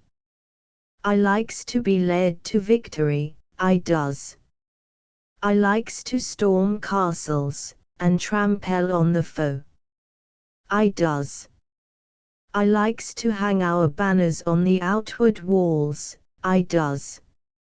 I'm a born banner bearer, I am, and I glories in it. No, my boy. None of your milk and water guests and such, for the likes of me. And if I was the Lord Chamberlain, I'd prohibit the modern drama altogether. Them's my sentiments. If he don't prohibit it, actin' you'll soon be modern-day out of existence, and we shall have a Macbeth in a 2-guinea tourist suit, and Louis XI in knickerbockers, on a bicycle. It's the old banner-bearing school as got us all our big actors, and it stands to reason, my boy, for a cove can't spread hisself in a frock coat and drawing-room language. They're both on too tame for what I calls real actin'. What? You have heard say as us banner-bearers don't act, was only machines. Well, some on us don't, perhaps, but some on us does, and no mistake. You can't, as a rule, expect much feeling, much dignity, much patriotism, or much sympathy for a shilling a night. If they was all the real articles, they'd fetch a lot more than that, but there is gentlemen in my line as goes in for all four, reg'lar comes natural to 'em. Why, I've been that work on when I've seen Jonah Hark going in a perisher at the stake, and markin' that last dying speech and confession of hers, that I've felt a real heart beat against my property breastplate, and felt real tears a-tricklin' down to my false beard. I've been so struck with admiration for some other loss, that when they've been a-addressin' of me as the Senate, I felt as dignified as if I'd been the Duke of Venice hisself, and I bet he looked it. As for patriotism, there isn't a man living as has died for his country, willing, mind you, as often as I have, and I've strewed many a bloody field of battle with a earnest corpse, I have. And as far as regards sympathy, it's stood in my way, for I've been that upset by Queen Catherine's and Prince Arthur's, and even old Shylock, for Gratiano does give him a doing, and Ophelia's, and other suffering parties, as I've often forgot my hexits and been fined a tanner, and if that ain't actin', I should like to know what is. It's all very well for them newspaper crickets to harry us, and say as we're a set o' this and a set o' the other, and that we ain't got no hideas. They wouldn't have many hideas if they wasn't paid more than £1 a night, with often tuppence off to the hazent, for the use of 'em, the articles as good as the price, and no mistake. Some on us gets a bit more, and accordine some on us gives a bit more, for there's first heavy lead, and cetera, among the supes, just as there is among the principals. Don't make no error. Have to do as the stars tell us. Well, of course, we does, only if the stars don't treat us like gents, we knows how to queer their pitches, rather. Why, it ain't so very long since as I was playing a Roman lictor in Virginius, and when we was a rehearsin' of it, him as played Appius Claudius called me a pig. All right, says I, aside like, I'll pig your. Accordine, when night comes, and he makes an exit in the third act, and says, didn't he enjoy hisself with it, and I shall surely see that they risv it, he chucks his togger over his right shoulder, and turns round as majestic as a beadle to walk off. Well, somehow, just then I drops my bundle of sticks, fusses they call 'em, all accidental like, and Appius Claudius, with his haze in the hair, comes to grief, slap over 'em. He was the happiest Claudius all through that play as ever you see. What did he call me a pig for, the idiot? Seemed to be important, after all. Important? I should think we was. There couldn't be no big dramas without us, no gallant warriors, no owling mobs, no down with the tyrants, no brigands reposin', no 'appy peasants, and no stage pictures of any account, if it warn't for the supes and banner bearers, as ought to be made more on and seen to a bit better than they is, for what says the old Shylay, in the play, in what old Phelps us d to warm 'em up in? What, says he, what? Ath not a supe eyes, ands, horgans, something else, and passions. Fed with the same food, no. Shaky, old man, he ain't. Well, if you prick us, don't us bleed? If we laugh, don't you tickle us? And if you wrong us, ain't we going to take it out of you, like I took it out o' Appius Claudius? How I do wag! Well, ain't it enough to make me? Don't let that utility cuff shooter lud to me as only a banner bearer then. Let him, and all the others, treat us more respectful, and he and them too, you'll find a feeling art and good manners too, at even £1 a night, though we could throw 'em in a lot, more of both for an extra bob. Good night, old man. By permission of Messrs. Routledge and Sons. The Dream of the Bilious Beadle. Arthur Shirley. 'Twas in the grimy winter time, an evening cold and damp, and 24 workus boys, all of one ill-fed stamp, were blowing on blue finger-tips, bent double with the cramp, and when the skilly poured out fell into each urchin's pan, they swallowed it at such a pace as only boyhood can. But the beadle sat remote from all, a bilious-looking man. His hat was off, red vest apart, to catch the evening breeze. He thought that might cool his brow, it only made him sneeze, so pressed his side with his hand, and tried to seem as if at ease. Heave after heave his waistcoat gave, to him was peace denied. It tortured him to see the meat, he couldn't though he tried. Good fare had made him much too fat, and rather goggle-eyed. At length he started to his feet, some hurried steps he took, now up the ward, now down the ward, with wild dyspeptic look, and lo! He saw a workus boy, who read a penny book. You beastly brat! What is tea you're at? I warrant tea's no good. What's this? The Life of Turpin Bold, or Death of Robin Hood. It's hesses on the crumpet, sir, as a article of food. He started from that boy as though in's ear he'd blown a trumpet. His hand he pressed upon his chest, then with his fist did thump it. And down he sat beside the brat and talked about the crumpet. How now and then that muffin men of whom tradition tells, by pastry trade, fortunes had made, and come out awful swells, while their old patrons suffered worse than Irving in the bells. And well, I know, said he, forsooth, for plenty have I bought the sufferings of foolish folk who eat more than they ought.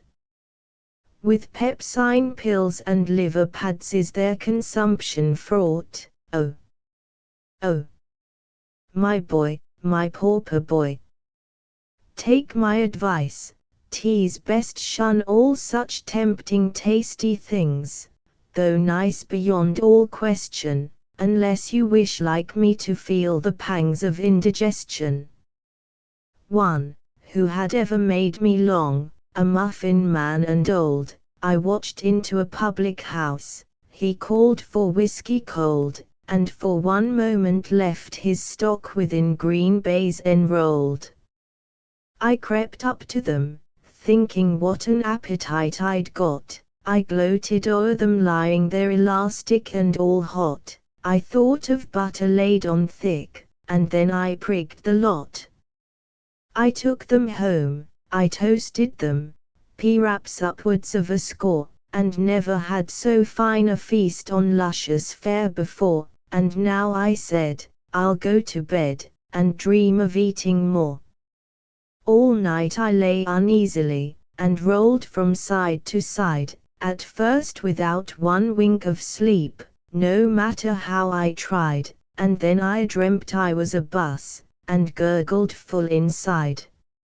I was a bus by nightmares drawn on to some giddy crest, now launched like lightning through the air, now stopped and now compressed. I felt a million muffin men were seated on my chest.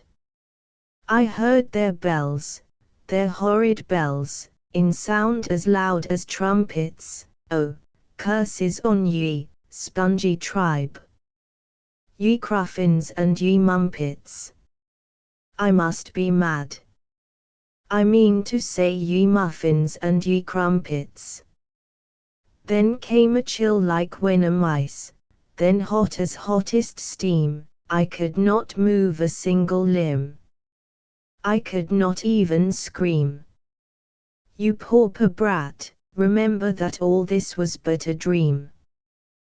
The boy gazed on his troubled brow, from which big drops were oozing, and for the moment all respect for his dread function losing, made this remark, "Well, blow me tight, our beadle's been a-boozing."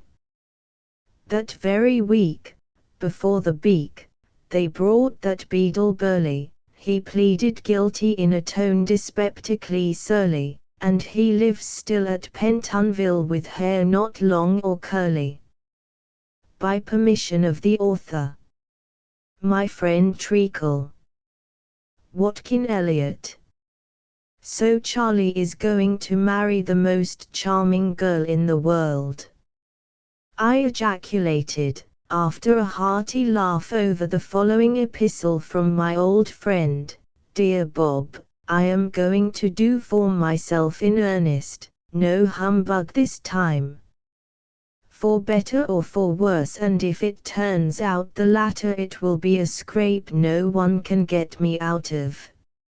Of course, you understand I am about to marry, and I need not add she is the most charming girl in the world, fair, sky blue eyes, silkworm, I mean spun silk hair, lovely in fact. Come and be my best man, do, old fellow. You have backed me up lots of times before, and although we have lost sight of one another since we were boys together, that goes for nothing between us, does it? Write by return, and say you will support me. I have a dread that I shall marry the wrong girl, or allow someone else to marry Lucy, that's her name, or do something unlucky, unless you look after me. Yours, as ever, Charlie Boston. P.S. It comes off in a fortnight. Well, that is vague enough, but I suppose he means the happy event. Ye gods and little fishes, to call a marriage it. But that is like Boston. And sure to do something unlucky, are you? Well, I guess you are not the Treacle of old unless you get into some quandary over it, I muttered, and then I threw myself back in my chair and laughed again as some of our adventures, when we were at Dr. Omega's school, I mean college, presented themselves to my mind. Glorious times those. Looking back upon them now, although we did not value them, in our careless youth, at their full worth. Treacle's, i.e., Boston's, daring always led him to some adventure, and I always backed him up, in a feeble way, perhaps, and we always got found out somehow, and got our deserts in a manner more satisfactory to lovers of justice than to ourselves.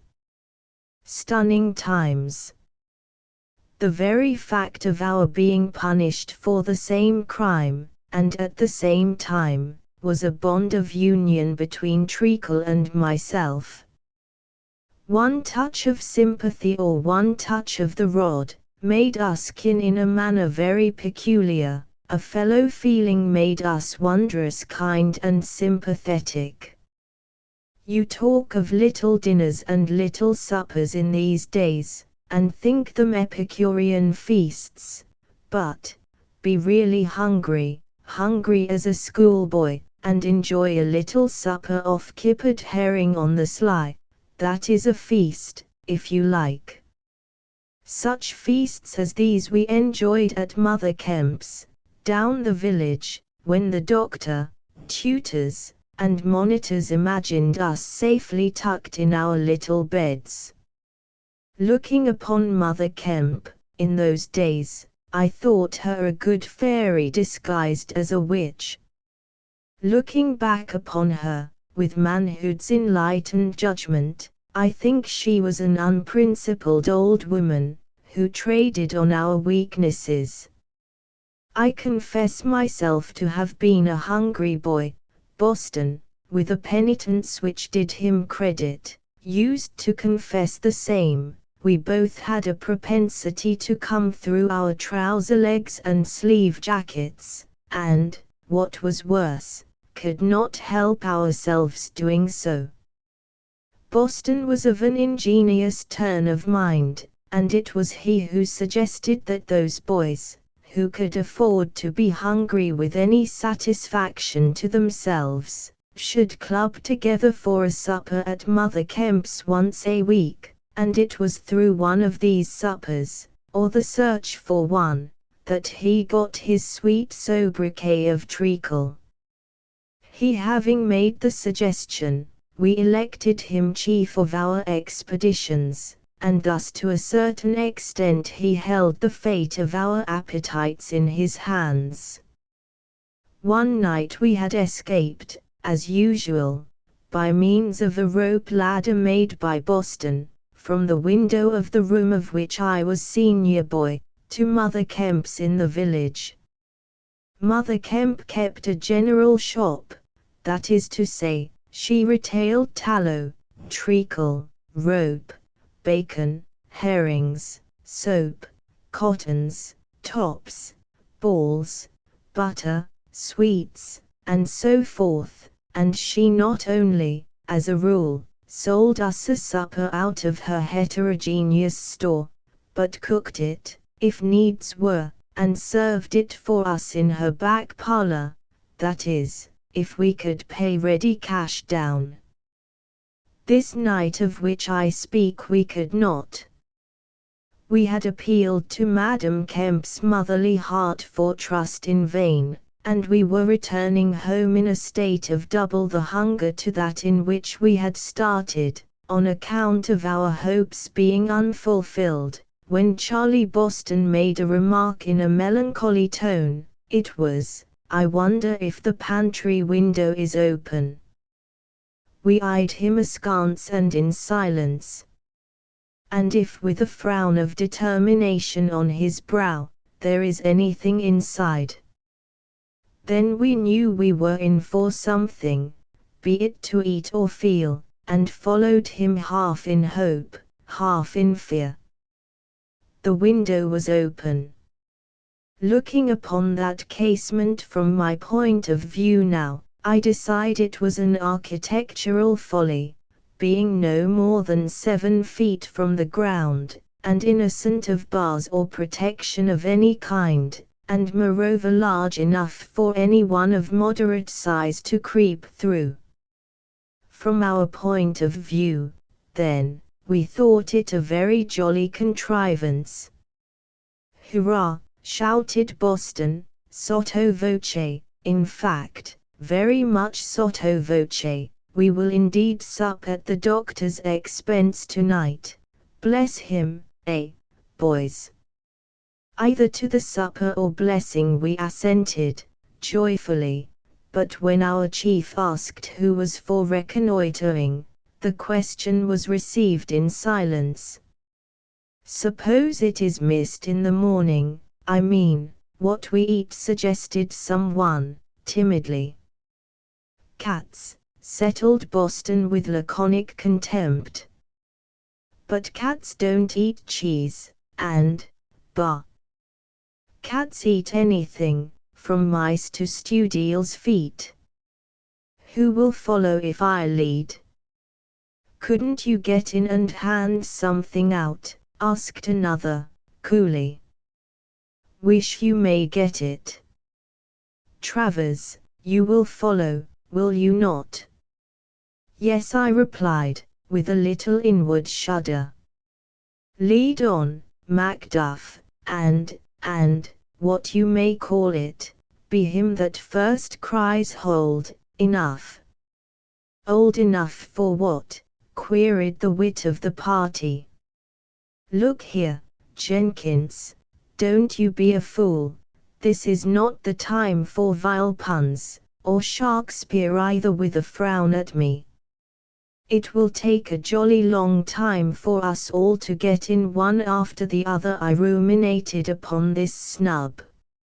"And a jollier long time to get out, if we want to, in a hurry," suggested the timid one. That is true, agreed the chief. We will toss up, and odd man goes in and hands out a faint applause. But the idea was not carried out, because, upon reflection, we remembered Mother Kemp had our last coin. Never mind, cried Boston, in his happy dare-all way. I'll do it. Lend me a back, somebody, and keep a sharp lookout, mind. We lent him a back with alacrity, it being a cheap and easy loan, and he drew himself up. I see a pie, he cried, and the words revived us. Supposing it is steak? We supposed, and felt more hungry than ever. Then we watched him with increased interest, as he squeezed his body through the casement, paused a moment to recover breath, descended gradually and carefully, and, heavens, what was that? There was a scuffle and a gasp. Was it the doctor?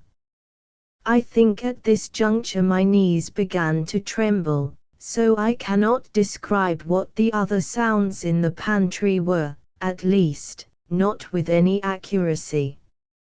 I say, began some one of our party, he was always doing that, saying I say and stopping short, a nasty habit, you know, for when one's nerves are unstrung it makes you anxious, not to say alarmed. Old Omega, whispered another in an awed tone. Can't be, there's no talking. No, because he's such an artful old fox, he thinks he'll catch us all, eh? The A was to one who thought he had better go and see if the ladder was there all right. It ended in their all going for the same commendable purpose, and leaving me behind to look after Boston. I was very much inclined to follow them, I confess, but I liked my friend too much to leave him, so, having a regard for my own personal safety, I got behind a laurel and waited. Silence there, and nothing more. Could it be the doctor? Could the doctor keep his anger so long bottled up, even to catch the rest of us, without bursting? I thought not, he would have had a fit by this time. In those days I remember revolving in my mind the advantage I would gain if Dr. Omega did have a fit and died. It was very horrible of me, of course, but then I was a boy, and as I looked at the doctor's purple visage, was it colored by the liquid etc., I decided that if he were removed, no matter how, I might have a jolly holiday until another authority was placed over me, or I placed under another authority. Oh, it was wicked of me, I know, terribly wicked, but true. Mise revenans a Boston. If it is not the doctor in there with him, it may be the cook. I revolved behind the bushes. The cook ought to be in bed by this time, so ought I was not, that was a certainty. Perhaps the cook was not, if not, why it was very wrong of her not to be, I concluded virtuously. The moments passed, and still no sound from the pantry of voices. Had Charlie fallen down in a fit instead of the doctor? I crept from my hiding place and essayed a faint whistle, recognized by us all as a call. No answer. Boston, I ejaculated, feeling sure now that the doctor could not possibly be there. Then, as I watched the casement, as anxiously as any lover could that of his mistress, I saw something appear at it. By the light of the moon it looked black and shiny. If the shock had not deprived me of motion, I should have fled. I could not flee, so I stood bravely to my post and shook like a jelly. What was it? I felt like Hamlet when he saw the ghost of his father, but I did not apostrophize it. I knew better. At least I had not sufficient choice Shakespearean language at my tongue's end to do so becomingly. Travers. Angels and ministers, my name in Boston's voice. In a moment the roaring in my ears ceased, and my muscles gained strength. Is that you, Charlie? I asked, sensibly enough. Phew. Why, hang it, Boston, what's up, eh? Up. All over me, choking me, treacle, gasped my friend, creeping through the window, with difficulty, as he spoke, and losing his balance. As he reached the ground, he fell against me, stuck to me, disengaged himself, and finally stood upright. Treacle! I ejaculated with a roar, which even though the doctor might have heard I could not suppress, as Charlie began clearing out his eyes and mouth with his already sticky fists. Yes, Treacle crossly. You needn't laugh like that, Bob, and make such a confounded fool of yourself, he growled. I stumbled, somehow, and fell face forward into a pan of it. Don't make such a row, Travers, as I continued my cachinnation and held my aching sides. I might have been smothered for all you would have cared. By Jove! Smothered in treacle. Why, a butt of Malmsey would be a natural death in comparison. The treacle we have for our puddings and with our brimstone. I gasped at last. Yes. Here the ludicrous aspect of affairs struck the martyr, and he joined me in my merriment. I didn't know where I was going until I was in it, he continued. I shall hate treacle like poison for the rest of my life. Where are the other fellows? Sneaked away, thought Omega had caught you. Cowards. At this moment a low whistle, a danger signal, from the boys just denounced, caused us to hurry from the spot, and reaching the rope ladder, we were up it like cats, gaining our room just in time to find that, by the light shining under the door, someone was on the alert. Get under my bed, I whispered to Charlie, as his escape to his own room was cut off. In his hurry and confusion, he got into it. I had no time to demur, and jumped in after him, just as the doctor, suspicious and austere, entered, candlestick in hand. Noise in number 3, senior boy, report. I, senior boy, reported, and replied by a nasal demonstration which I flattered myself was a very good imitation of a sound snore. Robert Travers, in a voice which might, almost, have awakened the dead. Sir, replied I, Robert, as sleepily as I could. Somebody walking about this room, and talking. If brevity is the soul of wit, then old Omega was the wittiest fellow I ever came across, although he never looked it. He always spoke sharply and to the point, and gave us our due in the same manner. Now, as he jerked his sentence out, he approached nearer. Charlie, like a certain big bird, seemed to fancy that, because his own face was hidden and he could see no one, it followed that no one could see him, whereas half his head was exposed to view. I sat up in bed, hurriedly giving my companion a vicious kick of caution, as I explained to the doctor that little Simpson walked and talked in his sleep, at which little Simpson in a corner of the room groaned audibly. "Simpson, Junior, what do you mean by walking in your sleep, sir?" Simpson groaned again, and the doctor, thinking he was snoring, continued, "He eats too much, must diet him." A dose of brimstone and treacle, I felt Boston jump, in the morning will do him good, cooling. Remind me, Travers. By the way, sir, how comes it you are awake?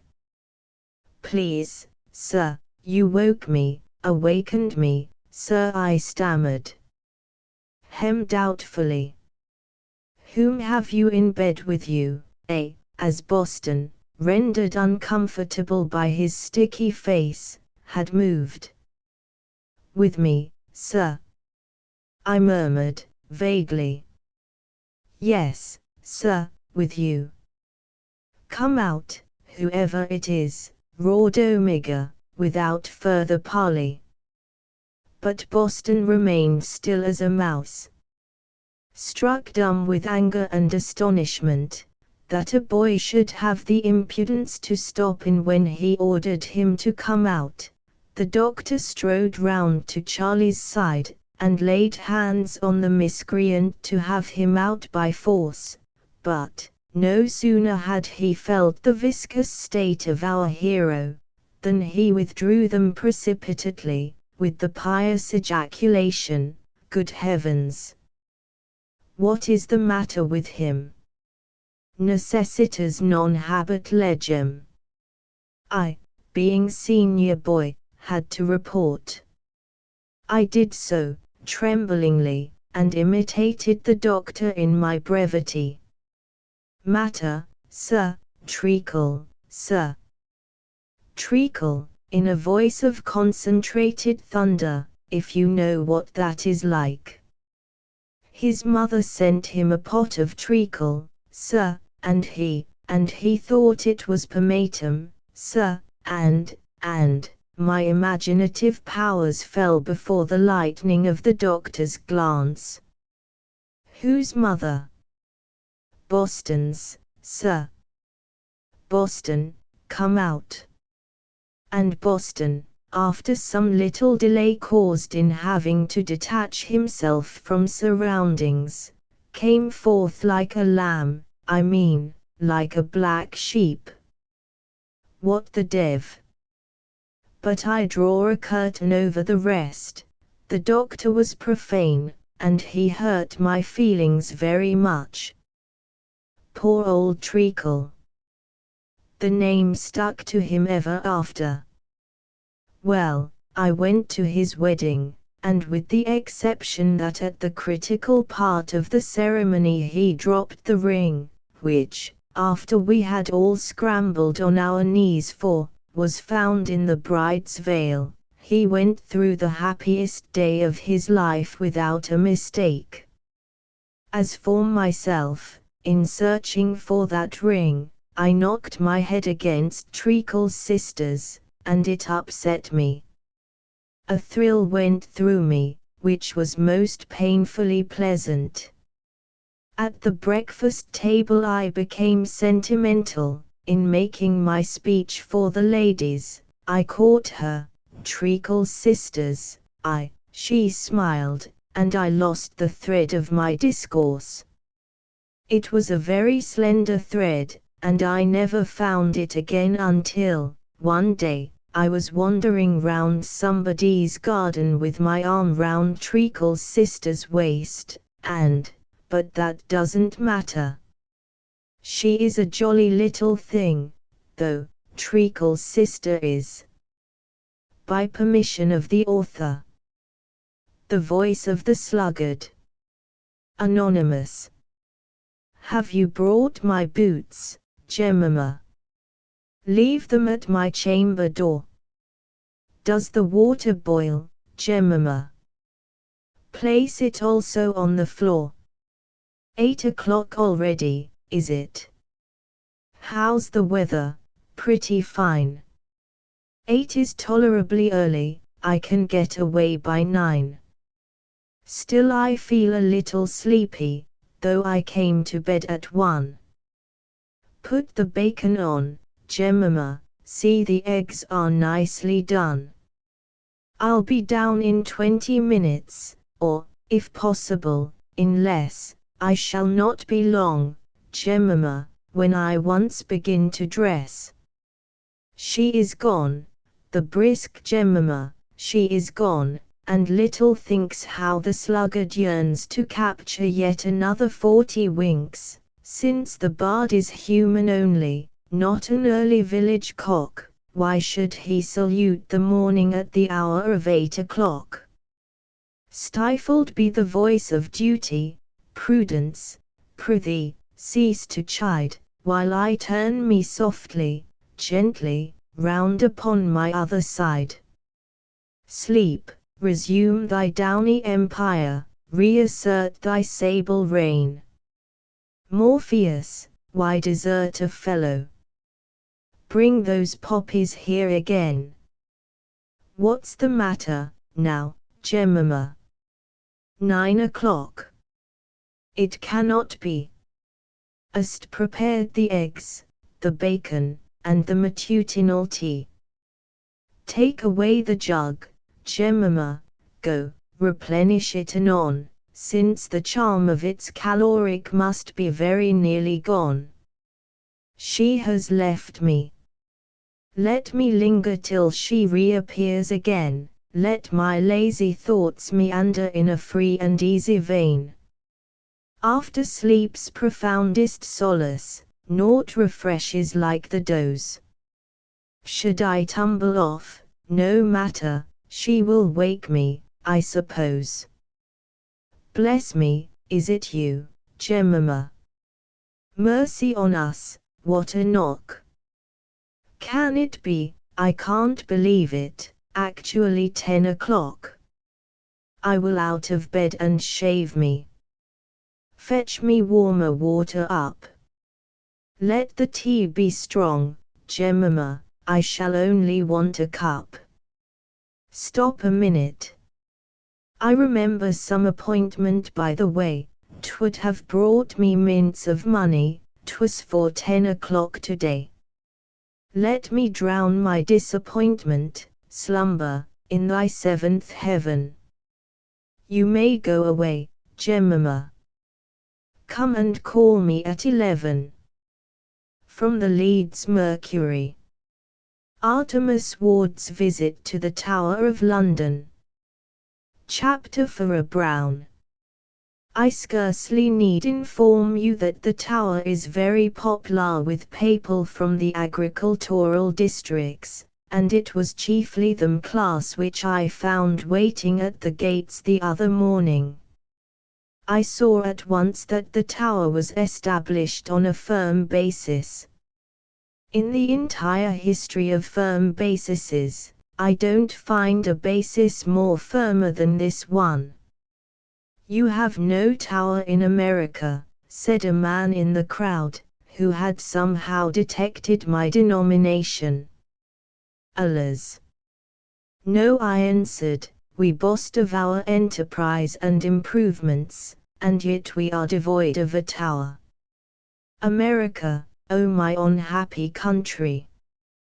Thou'st not got no tower. It's a sweet boon. The gates were opened after a while, and we all purchased tickets, and went into a waiting room. My friends said a pale-faced little man, in black clothes, that is a sad day. Inasmuch as to how? I said. I mean it is sad to think that so many people have been killed within these gloomy walls. My friends, let us drop a tear. No. I said, you must excuse me. Others may drop one if they feel like it, but as for me, I decline. The early managers of this institution were a bad lot, and their crimes were truly awful, but I can't sob for those who died 400 or 500 years ago. If they was my own relations I couldn't. It's absurd to shed sobs over things which occurred during the reign of Henry III. Let us be cheerful, I continued. Look at the festive warders, in their red flannel jackets. They are cheerful, and why should it not be thusly with us? A warder now took us in charge, and showed us the Traitors' Gate, the armors, and things. The Traitors' Gate is wide enough to admit about 20 traitors abreast, I should judge, but beyond this, I couldn't see that it was superior to gates in general. Traitors, I will here remark, are an unfortunate class of people. If they wasn't, they wouldn't be traitors. They conspire to bust up a country, they fail, and they're traitors. They bust her, and they become statesmen and heroes. Take the case of Gloucester, afterwards old Dick III, who may be seen at the Tower on horseback, in a heavy tin overcoat. Take Mr. Gloucester's case. Mr. G was a conspirator of the basest dye, and if he'd failed, he would have been hung on a sour apple tree. But Mr. G succeeded and became great. He was slewed by Colonel Richmond, but he lives in history, and his equestrian figure may be seen daily for a sixpence, in conjunction with other eminent persons, and no extra charge for the warder's able and beautiful lecture. There's one king in this room who is mounted onto a foaming steed, his right hand grasping a barber's pole. I didn't learn his name. The room where the daggers and pistols and other weapons is kept is interesting. Among this collection of choice cutlery I noticed the bow and arrow which those hot-headed old chaps used to conduct battles with. It is quite like the bow and arrow used at this date by certain tribes of American Injuns, and they shoot them off with such an excellent precision that I almost sighed to be an Injun when I was in the Rocky Mountain region. They are a pleasant lot, them Injuns. Mr. Cooper and Dr. Catlin have told us of the Red Man's wonderful eloquence, and I found it so. Our party was stopped on the plains of Utah by a band of Shoshones, whose chief said, "Brothers, the paleface is welcome. Brothers, the sun is sinking in the west, and Wanabakishi will soon cease speaking. Brothers, the poor red man belongs to a race which is fast becoming extinct." He then whooped in a shrill manner, stole our blankets and whiskey, and fled to the primeval forest to conceal his emotions. I will remark here, while on the subject of Injuns, that they are in the main a very shaky set, with even less sense than the Fenians, and when I hear philanthropists bewailing the fact that every year carries the noble red man nearer the setting sun, I simply have to say I'm glad of it, though it is rough on the setting sun. They call you by the sweet name of brother 1 minute, and the next they scalp you with their tomahawks. But I wonder. Let us return to the tower. At one end of the room where the weapons is kept, is a wax figure of Queen Elizabeth, mounted on a fiery stuffed horse, whose glass eye flashes with pride, and whose red Moroccan nostril dilates haughtily, as if conscious of the royal burden he bears. I have associated Elizabeth with the Spanish Armady.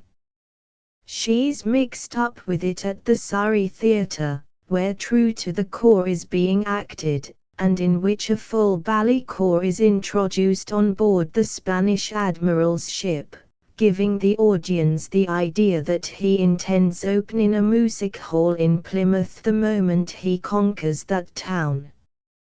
But a very interesting drama is True to the Core, notwithstanding the eccentric conduct of the Spanish admiral, and very nice it is in Queen Elizabeth to make Martin Trugold a baronet. The warder shows us some instruments of torture, such as thumbscrews, throat collars, etc., stating that these was conquered from the Spanish Armady, and adding what a cruel people the Spaniards was in them days, which elicited from a bright-eyed little girl of about 12 summers the remark that she thought it was rich to talk about the cruelty of the Spaniards using thumbscrews, when he was in a tower where so many poor people's heads had been cut off. This made the warder stammer and turn red. I was so pleased with the little girl's brightness that I could have kissed the dear child, and I would if she'd been 6 years older. I think my companions intended marking a day of it, for they all had sandwiches, sausages, etc.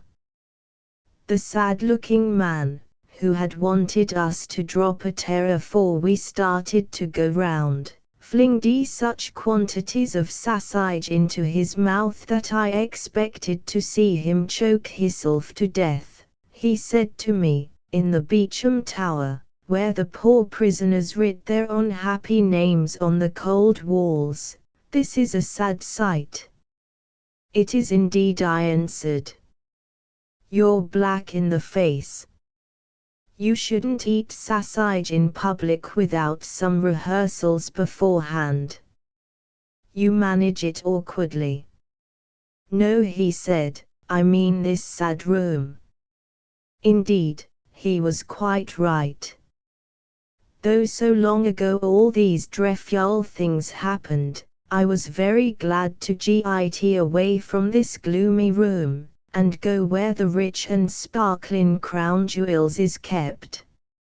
I was so pleased with the Queen's crown, that it occurred to me what a agreeable surprise it would be to send a similar one home to my wife, and I asked the warder what was the value of a good well-constructed crown like that.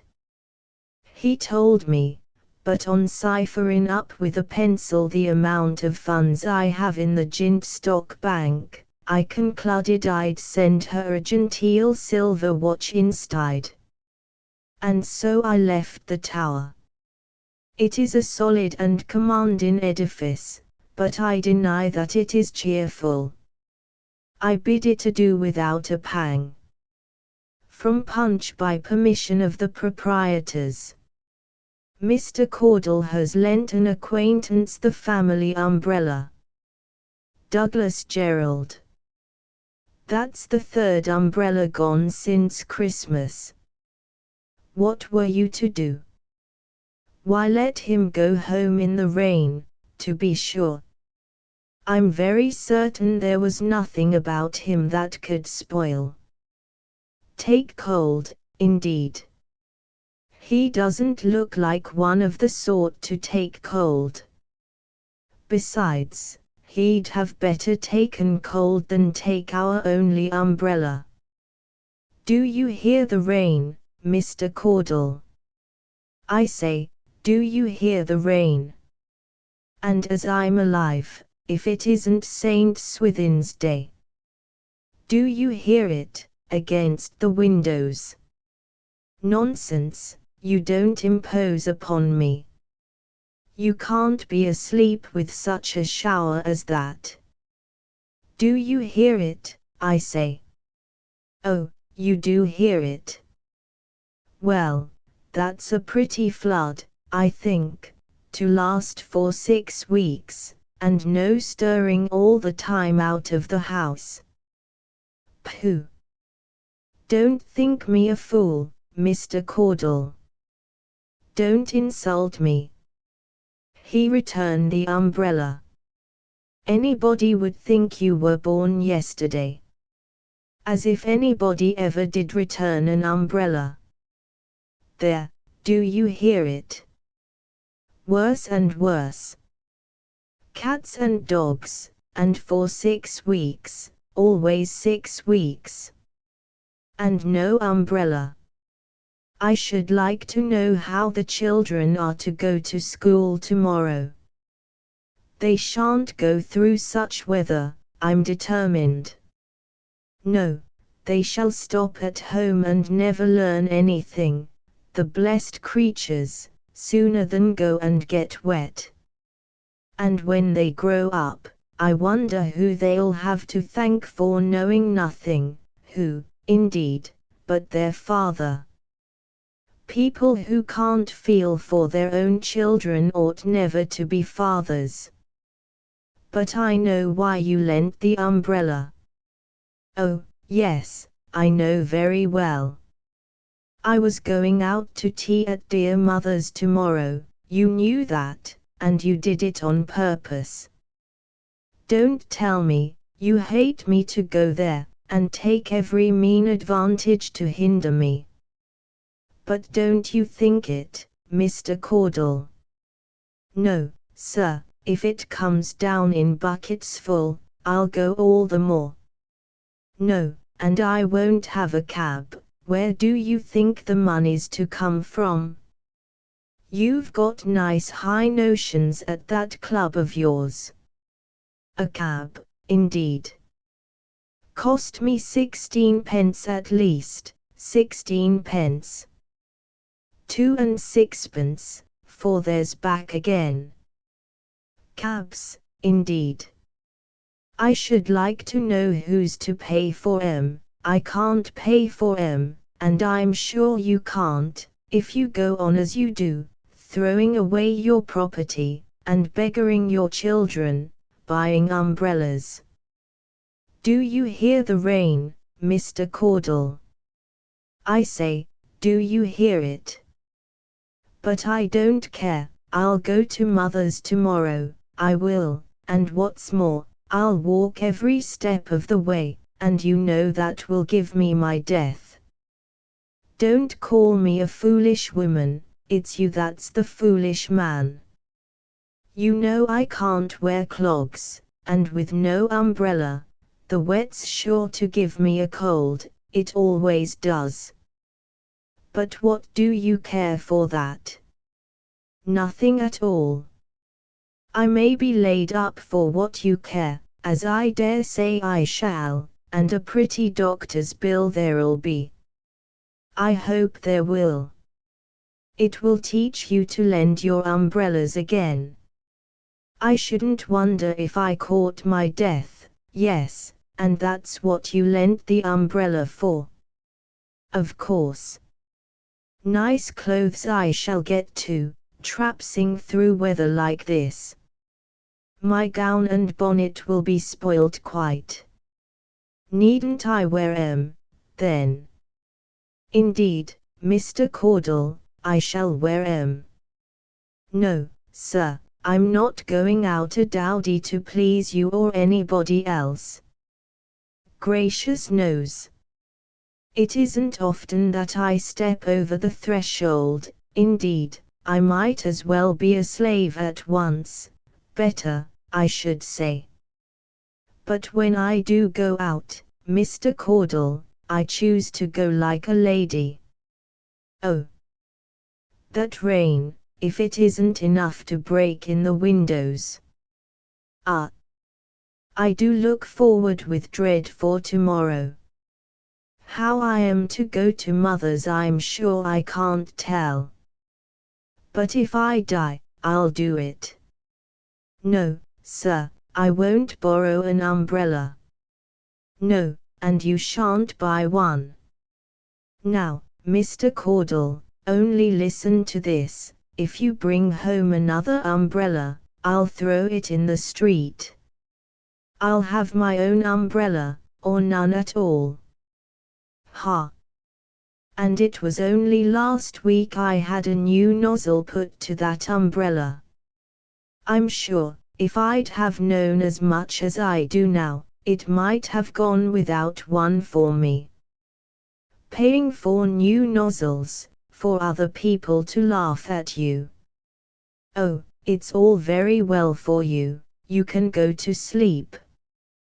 You've no thought of your poor patient wife, and your own dear children. You think of nothing but lending umbrellas. Men, indeed, call themselves lords of the creation, pretty lords, when they can't even take care of an umbrella. I know that walk tomorrow will be the death of me. But that's what you want, then you may go to your club, and do as you like, and then, nicely my poor dear children will be used, but then, sir, then you'll be happy. Oh, don't tell me. I know you will. Else you'd never have lent the umbrella. You have to go on Thursday about that summons, and, of course, you can't go. No, indeed, you don't go without the umbrella. You may lose the debt for what I care, it won't be so much as spoiling your clothes, better lose it. People deserve to lose debts who lend umbrellas. And I should like to know how I'm to go to mother's without the umbrella. Oh, don't tell me that I said I would go, that's nothing to do with it, nothing at all. She'll think I'm neglecting her, and the little money we were to have, we shan't have at all, because we've no umbrella. The children, too. Dear things. They'll be sopping wet, for they shan't stop at home, they shan't lose their learning, it's all their father will leave 'em, I'm sure. But they shall go to school. Don't tell me I said they shouldn't, you are so aggravating, Caudle, you'd spoil the temper of an angel. They shall go to school, mark that. And if they get their deaths of cold, it's not my fault, I didn't lend the umbrella. At length writes Caudle, I fell asleep, and dreamt that the sky was turned into green calico, with whalebone ribs, that, in fact, the whole world turned round under a tremendous umbrella. By permission of Messrs. Bradbury, Agnew, and Company. Domestic asides. Tom Hood.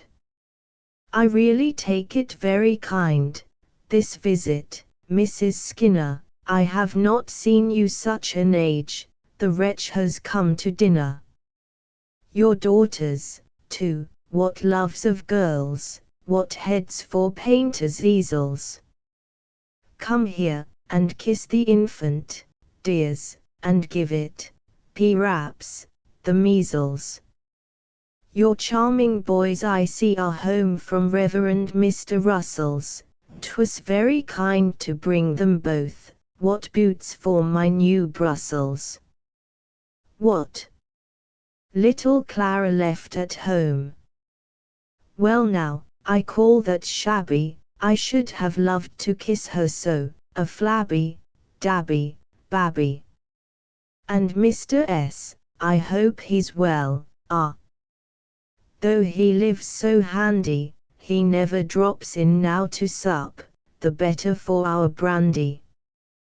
Come, take a seat, I long to hear about Matilda's marriage, you've come, of course, to spend the day. Thank heaven, I hear the carriage.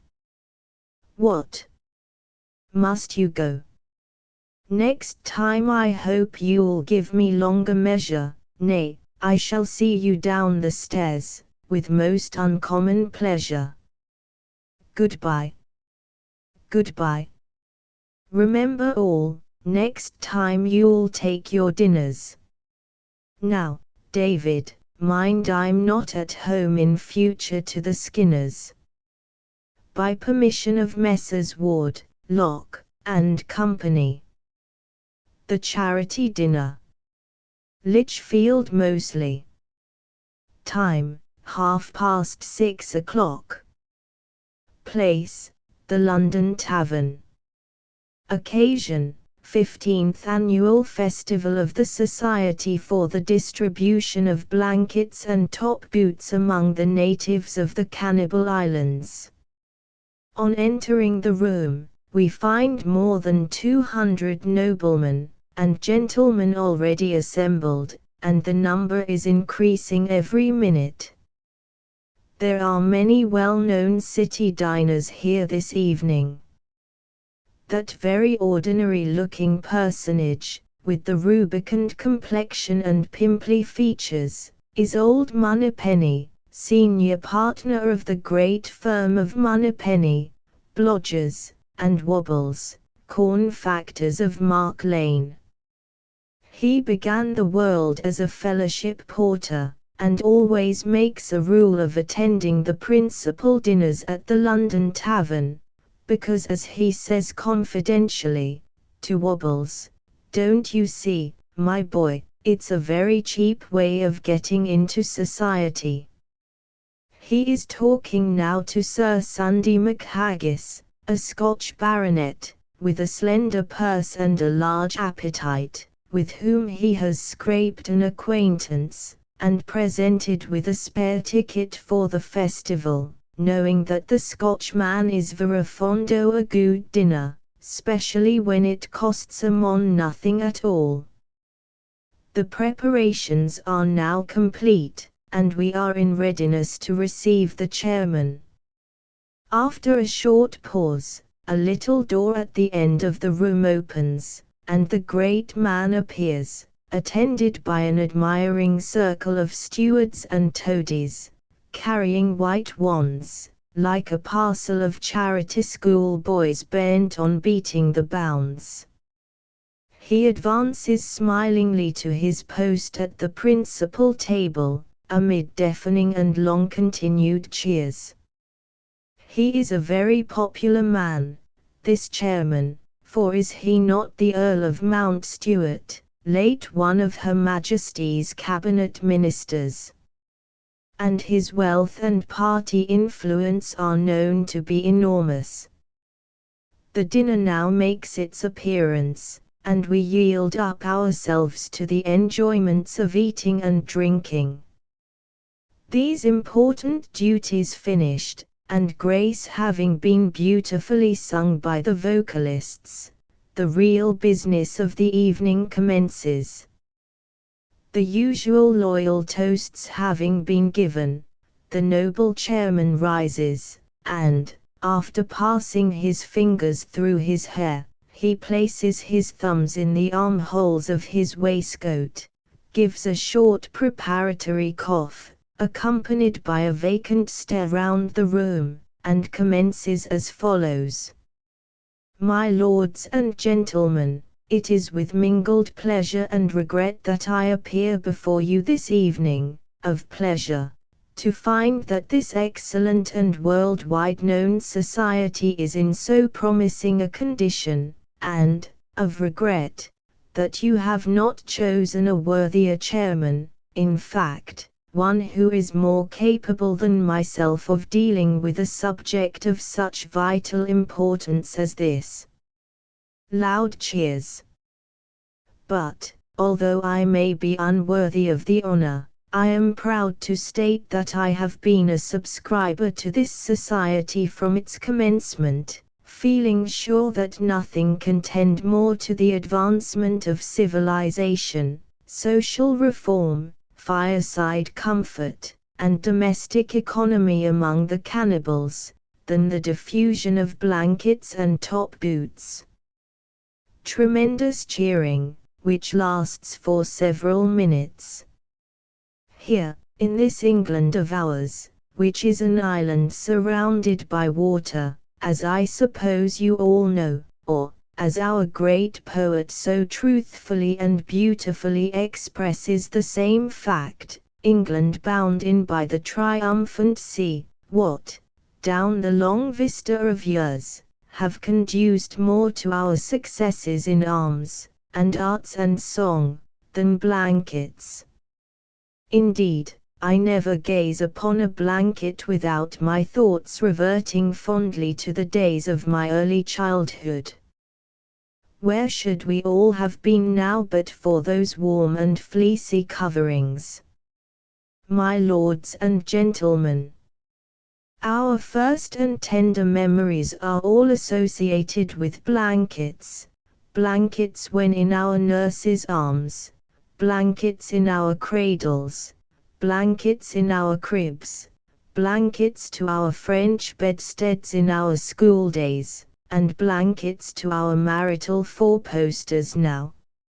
Therefore, I say, it becomes our bounden duty as men, and, with feelings of pride, I add, as Englishmen, to initiate the untutored savage, the wild and somewhat uncultivated denizen of the prairie, into the comfort and warmth of blankets, and to supply him, as far as practicable, with those reasonable, seasonable, luxurious, and useful appendages. At such a moment as this, the lines of another poet strike familiarly upon the ears. Let me see, they are something like this: blankets have charms to soothe the savage breast, and I forget the rest. Loud cheers. Do we grudge our money for such a purpose? I answer, fearlessly, no. Could we spend it better at home? I reply most emphatically, no. True, it may be said that there are thousands of our own people who at this moment are wandering about the streets of this great metropolis without food to eat or rags to cover them. But what have we to do with them? Our thoughts, our feelings, and our sympathies, are all wafted on the wings of charity to the dear and interesting cannibals in the far-off islands of the green Pacific Ocean. Here. Besides, have not our own poor the workhouses to go to, the luxurious straw of the casual wards to repose upon, if they please, the mutton broth to bathe in, and the ever toothsome, although somewhat scanty, allowance of toke provided for them? And let it ever be remembered that our own people are not savages, and man-eaters, and, therefore, our philanthropy would be wasted upon them. Overwhelming applause. To return to our subject. Perhaps some person or persons here may wonder why we should not send out side springs and bluchers, as well as top boots. To those I will say, that top boots alone answer the object desired, namely, not only to keep the feet dry, but the legs warm, and thus to combine the double use of shoes and stockings. Is it not an instance of the remarkable foresight of this society, that it purposely abstains from sending out any other than top boots? To show the gratitude of the cannibals for the benefits conferred upon them, I will just mention that, within the last few weeks, His Illustrious Majesty, Hokey Pokey Wanky Thumb I, surnamed by his loving subjects, the Magnificent from the fact of his wearing, on Sundays, a shirt collar and an eyeglass as full court costume, has forwarded the president of this society a very handsome present, consisting of 2 live alligators, a boa constrictor, and 3 pots of preserved Indian, to be eaten with toast, and I am told, by competent judges, that it is quite equal to Russian caviar. My lords and gentlemen, I will not trespass on your patience by making any further remarks, knowing how incompetent I am. No, no. I don't mean that, how incompetent you all are, no. I don't mean either, but you all know what I mean. Like the ancient Roman lawgiver, I am in a peculiar position, for the fact is, I cannot sit down. I mean to say, that I cannot sit down without saying that, if there ever was an institution, it is this institution, and therefore, I beg to propose, prosperity to the Society for the distribution of blankets and top boots among the natives of the Cannibal Islands. The toast having been cordially responded to, His Lordship calls upon Mr. Duffer, the Secretary, to read the report. Whereupon that gentleman, who is of a bland and oily temperament, and whose eyes are concealed by a pair of green spectacles, produces the necessary document, and reads, in the orthodox manner, 30th half-yearly report of the Society for the distribution of blankets and top boots to the natives of the Cannibal Islands. The Society having now reached its 15th anniversary, the Committee of Management beg to congratulate their friends and subscribers on the success that has been attained. When the Society first commenced its labors, the generous and noble-minded natives of the islands, together with their king, a chief whose name is well known in connection with one of the most stirring and heroic ballads of this country, attired themselves in the light but somewhat insufficient costume of their tribe, viz., little before, nothing behind, and no sleeves, with the occasional addition of a pair of spectacles. But now, thanks to this useful association, the upper classes of the cannibals seldom appear in public without their bodies being enveloped in blankets and their feet encased in top boots.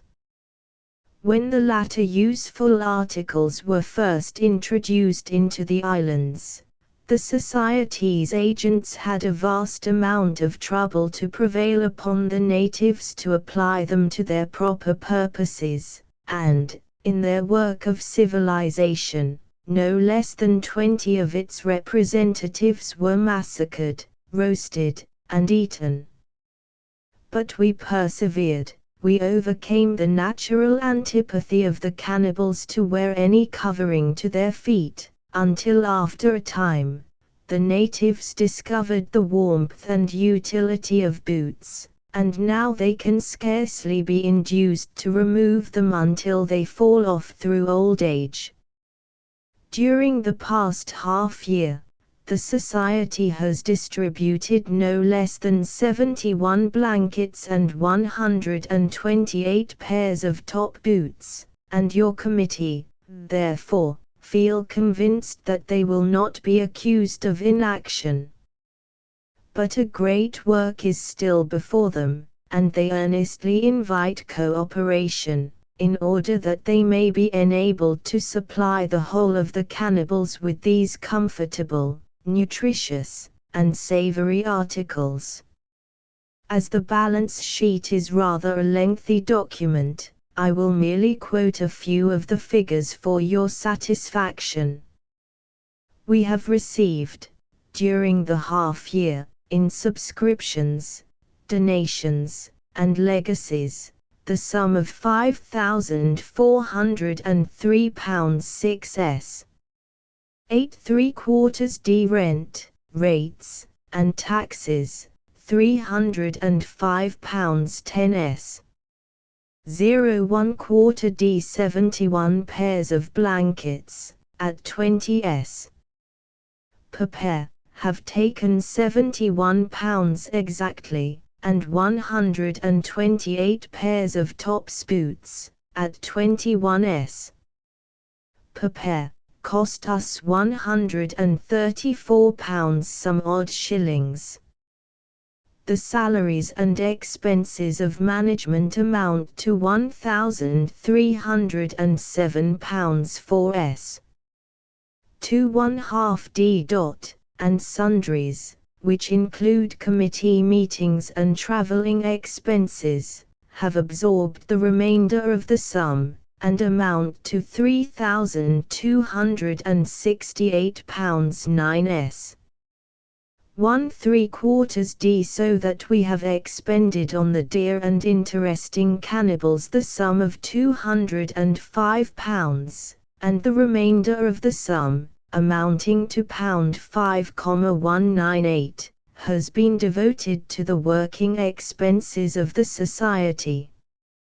The reading concluded, the Secretary resumes his seat amid heavy applause, which continues until Mr. Alderman Gobbleton rises, and, in a somewhat lengthy and discursive speech, in which the phrases, "The Corporation of the City of London suit and service ancient guild liberties and privileges and Court of Common Council" figure frequently, states that he agrees with everything the noble chairman has said, and has, moreover, never listened to a more comprehensive and exhaustive document than the one just read, which is calculated to satisfy even the most obtuse and hard-headed of individuals. Gobbleton is a great man in the city. He has either been Lord Mayor, or Sheriff, or something of the sort, and, as a few words of his go a long way with his friends and admirers, his remarks are very favourably received. "Clever man, Gobbleton," says a common councilman, sitting near us, to his neighbour, a languid swell of the period. "You're as viewy. Remarkable style of oratory, and great fluency," replies the other. "But attention, if you please, for M. Hector de Longueville, the great French writer, is on his legs. He is staying in England for a short time, to become acquainted with our manners and customs." "Milors and gentlemans," commences the Frenchman, elevating his eyebrows, and shrugging his shoulders. "Milors and gentlemans, you excellent chairman, M. le Baron de Mountstuart, he have say to me, make de toast. Den I say to him that I have no toast to us, but he nudge my elbow ver soft, and say that dear is von toast that nobody but von Frenchman can make proper, and, therefore, with you kind permission, I will make de toast. De brevt is de soul of defeat, as you great philosopher, Dr. Johnson, do say, in that amusing little work of his, De Pronouncing Dictionnaire, and therefore, I will not save a mock to de point. Ven I was a boy, about so mock tall, and used for to promenade the streets of Marseilles it of Rouen, vid no feet to put on to my shoe, I never to have exposed that this day vowed to have arrive. I was to begin de vold as von Garcon, or, vat you call in dis country, von waiter in a café, where I walk the hard, vid no habiliments at all to put on to myself, and the little food to eat, except von old blue blouse vat was give to me by de proprietor, just for to keep myself fit to be showed at, but, thank goodness, things they have changed the mock for me since that time, and I have rose myself, sûlement par mon industry et perseverance." Loud cheers. "Ah, mes amis, When I hear to myself the flowing speech, the oration magnifique of you Lormer, Monsieur Gobelidon, I feel that it is one great privilege for one étranger to sit at the same table, and to eat the same food, as that grand, that majestic man, who are the terrier of the voleurs and the brigands of the metropolis, and who is also, I for to suppose, a halterman and the chef of you common scoundrel. Milors and gentlemans, I feel that I can perspire to no greater honour than to be one common scoundrel man myself, but Hellas. That pleasure are not for me, as I are not freeman of your great sight, not one liveryman servant of one of you company's joint stock. But I must not forget the toast. Milors and gentlemans. The immortal Shakespeare he have right, the ting of beauty are the joy for nevermore. It is the ladies who are the toast. That is more entrancing than the charmant smile, the soft voice, the winking eye of the beautiful lady. It is the ladies who do sweeten the cares of life. It is the ladies who are the guiding stars of our existence. It is the ladies who do cheer but not inebriate, and, therefore, with all homage to dear sex, the toast that I have to propose is, the ladies. God bless them all. And the little Frenchman sits down amid a perfect tempest of cheers. A few more toasts are given, the list of subscriptions is read, a vote of thanks is passed to the noble chairman, and the 15th annual festival of the Society for the Distribution of Blankets and Top Boots among the natives of the Cannibal Islands is at an end. Copyright of Messrs. F. Warne and Company. Acting with a Vengeance. W. Sapt, June. Methinks 'tis a very remarkable sign of the times, I must own this expression's not mine, how in these latter days the theatrical craze has obtained such a hold on all grades of society, and this love of the stage is a mark of the age which is not in accord with my views of propriety. 'Twas only last week a young lady I know invited the world in a body to go, on a wretched wet day, to a dull matinee, when she made her debut in The Hunchback as Julia, a part which to act is a thing of long practice. Surely ne'er was conceit more absurd or unrulier. How can amateur actors commence at the top of the thespian tree, and avoid coming flop? It would seem very queer if a young volunteer should begin by commanding the Royal Horse Artillery, or if babies should bilk their allowance of milk and insist upon sucking from bottles of Sillery. So it mostly occurs that an amateur errs, and gets chaffed for possessing less skill than audacity, when he tackles a part without learning the art, and exposes his natural want of capacity, and what is more painful, his lack of sagacity. I'm bound to admit I was rather once bit by the mania myself in a mild sort of way, paid a half-guinea fee to the Zeus ADC, and found myself cast for a part in a play. I think 'twas the Bandit Brothers of Brighton, or Eastbourne, or Yarmouth, or Hastings, or Barmouth, I forget for the moment which place was the right UN, but I know there's a chief, who at last comes to grief, after numerous blood-curdling adventures and rescues, such as frequently writers in modern burlesque use. Now the part of the chief who comes to grief was secured by a hot-tempered youth, named O'Keefe. In spite of the jealousy of two other fellows, he cast himself as the leader, without hesitation, and resented remarks with extreme indignation. So the others were fain their rage to contain, and one accepted the part which was reckoned to be, on the whole, the one that ranked second. The local town hall was engaged, which would hold some 300 people. The tickets were sold, the purchasers wishing to help the good charity we played for, some adding donations, and gladding the treasurer's heart to a state of hilarity. Rehearsals galore were to take place before the debut on the boards of the Zusa.D.C. For the members were earnest as earnest could be.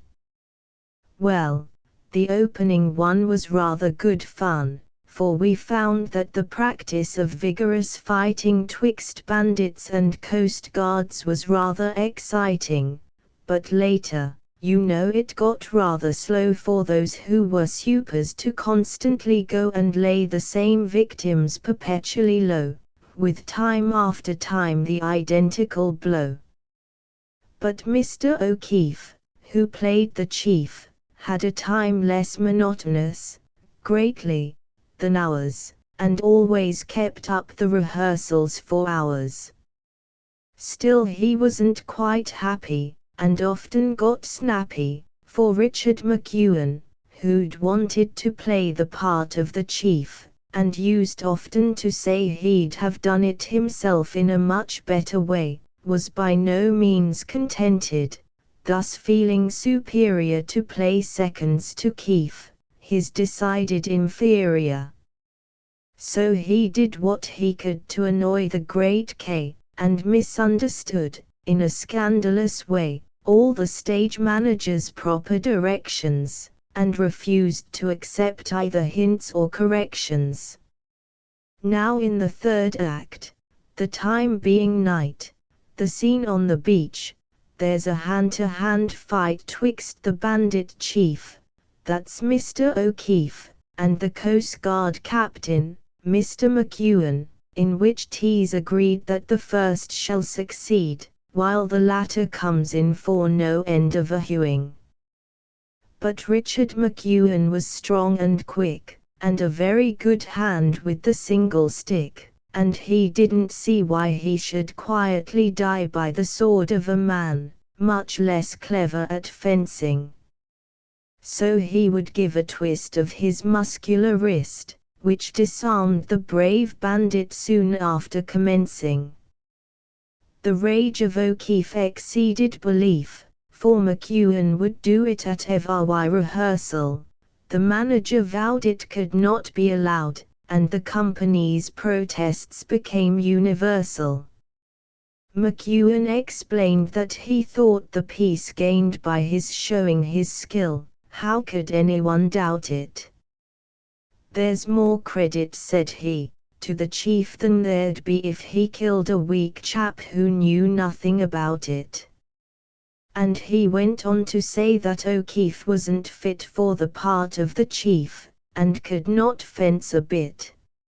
O'Keefe in reply, gave McEwen the lie, and vowed he would kick him or otherwise lick him, while his eyes flashed like those of a tiger or leopard. He induced us to think that his rival must shrink from placing himself in such obvious jeopardy. He did so, and afterwards things all went smoothly, while O'Keefe played his part in a manner quite Booth-like, or, as somebody said, without meaning to gush, he'd have put Henry Irving himself to the blush. As soon as the public performance drew nigh, the local excitement ran awfully high, for reports had been spread, by the club, be it said, that something uncommonly good was expected, and so on the day we turned people away from the doors, where quite early a crowd had collected. Well, the overture over, the drama began, but, thanks to our casual property man, the rise of the curtain was somewhat uncertain. In fact, For 5 minutes or so the thing stuck, which was terrible luck. And affected the play, at least, so I should say, for the opening act went decidedly tamely, though O'Keefe and his bandits stuck to it most gamely.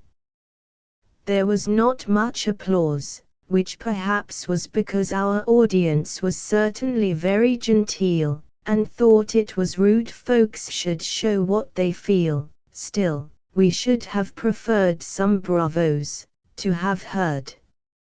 And 2 or 3 gentlemen seemingly napping, we thought might have better employed themselves clapping. If first act went badly the second quite dragged. The actors worked sadly, all interest flagged. And though very often we caught people laughing, the occasions they chose made us think they were chaffing. Next came Act the Third, in which the O'Keefe was to be very great as the terrible chief, for in it he killed his rival, and spilled the gore of the coast guards all over the coast, and eloped with a bride, who beheld him with pride though she could herself of a coronet boast. As a matter of fact we hoped that this act would redeem in a measure the ones that preceded, and it opened so well, and O'Keefe looked so swell, that at last we obtained the encouragement needed. And then came the fight. No one thought, on that night, that McEwan would dare try his vile tour de force, and the battle began on the well-rehearsed plan, while the supers made ready to bear off his course. Whatever induced him to do it? Who knows? He says 'twas an accident. Well, I suppose, when a man tells you that, a denial too flat might perhaps lead to arguments, even to blows. But, be that as it may, the O'Keefe couldn't slay his opponent, whose wrist all at once gave a twist, and the brave bandit's weapon went flying away. The supers stood spellbound, as over the stage strode the maddened O'Keefe. In a frenzy of rage he picked up his sword, and then went for his foe in terrible earnest. Oh, that was the sternest, most truculent fight ever fought in the sight of innocent people, who shouted bravo, little knowing how soon the real blood was to flow. Thank heaven, the swords were as blunt as 2 boards. Otherwise the result would have been simply frightful. As it was, every whack make the deuce of a crack, while the audience considered it clearly delightful. With applause at its height, this most bloodthirsty fight, by a blow from the skillful McEwan was ended. O'Keefe fell as if dead, with a gash on his head. The supers rushed forward, the curtain descended. Talk about clapping and walking stick rapping. While even the gentlemen formerly napping, bravoed themselves hoarse with the whole of their force, and made their fat palms quite tender with slapping. O'Keefe and McEwan was shouted by all, why the deuce don't they come and acknowledge the call? Then some people said that blow on the head, was it part of the play, or, see, in the Hall a Youth, he's a member, as that ribbon shows, see. To Dr. Pomander he stealthily goes, to the doctor, who sat with his coat and his hat just under his seat, that he need not delay if a patient should send to fetch him away, but who never expected to find in the hall a patient, and much less a bandit, at all. Anxiety now takes the place of the row, and people talk low and ask shall they go. When before the dropped curtain there comes with a bow the stage manager suave, with a countenance grave, to announce that although there's naught serious the matter, here applause and some chatter, still, in the late fight the wrong man beat the right, and that therefore the show was at end for the night. Thus the bandit chief came duly to grief, though not in the way that the author intended, and as for his head ere he went home to bed, the doctor had seen that 'twas properly mended. This, friends, was the end of the drama for me, and for most, I believe, of the Zeus ADC, whose need of success may indeed have been less than that usually obtained by such clubs and societies, but be that as it may, I have ere from that day placed amateur acting among th improprieties. By permission of the author. My Fortnight at Wretchedville. George Augustus Sala. How I came to be acquainted with Wretchedville was in this wise. I was in quest last autumn of a nice quiet place within a convenient distance of town, where I could finish an epic poem, or stay, was it a 5-act drama, on which I had been long engaged, and where I could be secure from the annoyance of organ grinders, and of reverend gentlemen leaving little subscription books one day and calling for them the next. I pined for a place where one could be very snug, and where one's friends didn't drop in just to look you up, old fellow, and where the post didn't come in too often. So I picked up a bag of needments, and availing myself of a midday train on the Great Domdaniel Railway, alighted haphazard at a station. It turned out to be Sobbington. I saw at a glance that Sobbington was too fashionable, not to say stuck up for me. The waltz from Faust was pianofortetically audible from at least half a dozen semi-detached windows, and this, combined with some painful variations on take, then, the sabre and a cursory glance into a stationer's shop and fancy warehouse, where 2 stern mammas of low church aspect were purchasing the back numbers of the new Pugwell Square pulpit, and 3 young ladies were telegraphically inquiring, behind their parents' backs, of the young person at the counter whether any letters had been left for them, sufficed to accelerate my departure from Sobbington. The next station on the road, I was told, was Doleful Hill, and then came Deadwood Junction.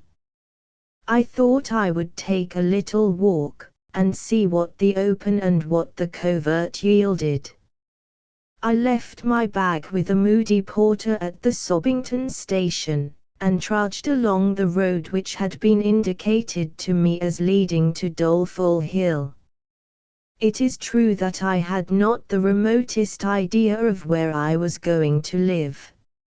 I walked onwards and onwards, admiring the field cows in the far-off pastures, cows the white specks on whose hides recurred so artistically that one might have thought the scenic arrangement of the landscape had been entrusted to Mr. Burkitt Foster. Anon I saw coming towards me a butcher boy in his cart, drawn by a fast-trotting pony. I asked him when he neared me, how far it might be to Doleful Hill. "Good 2 mile," quoth the butcher boy, pulling up. "But you'll have to pass Wretchedville first. Lays in lay a little to the left, 1/2 a mile on." Wretchedville, thought I, what an odd name.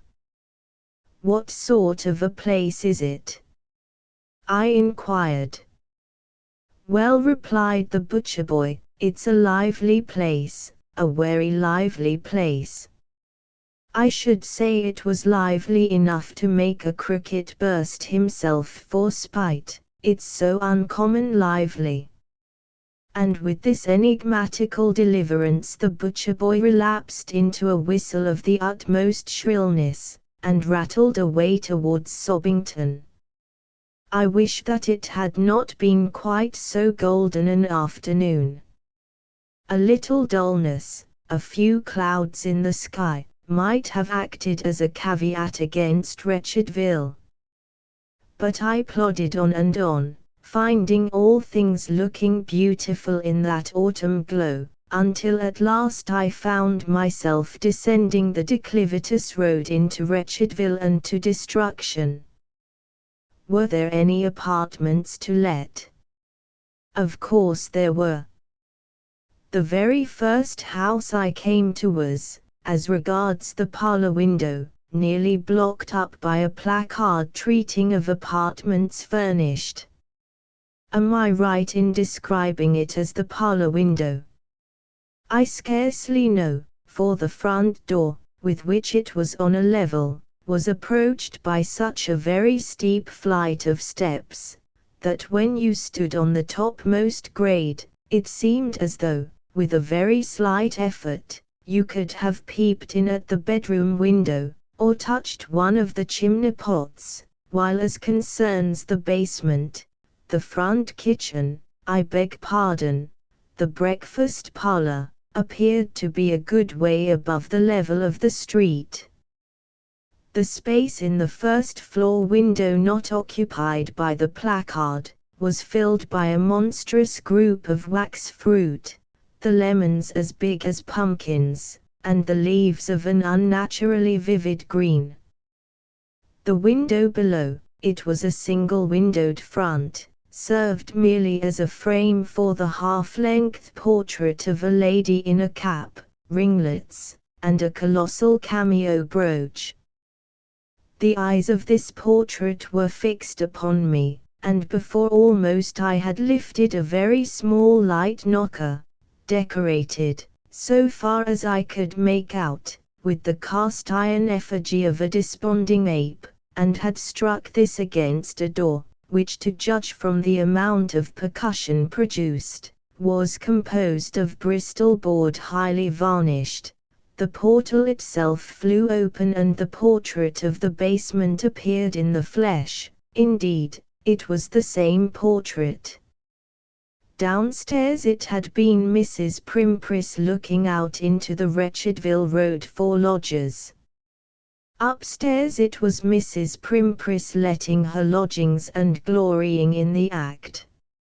She didn't ask for any references. She didn't hasten to inform me that there were no children or any other lodgers.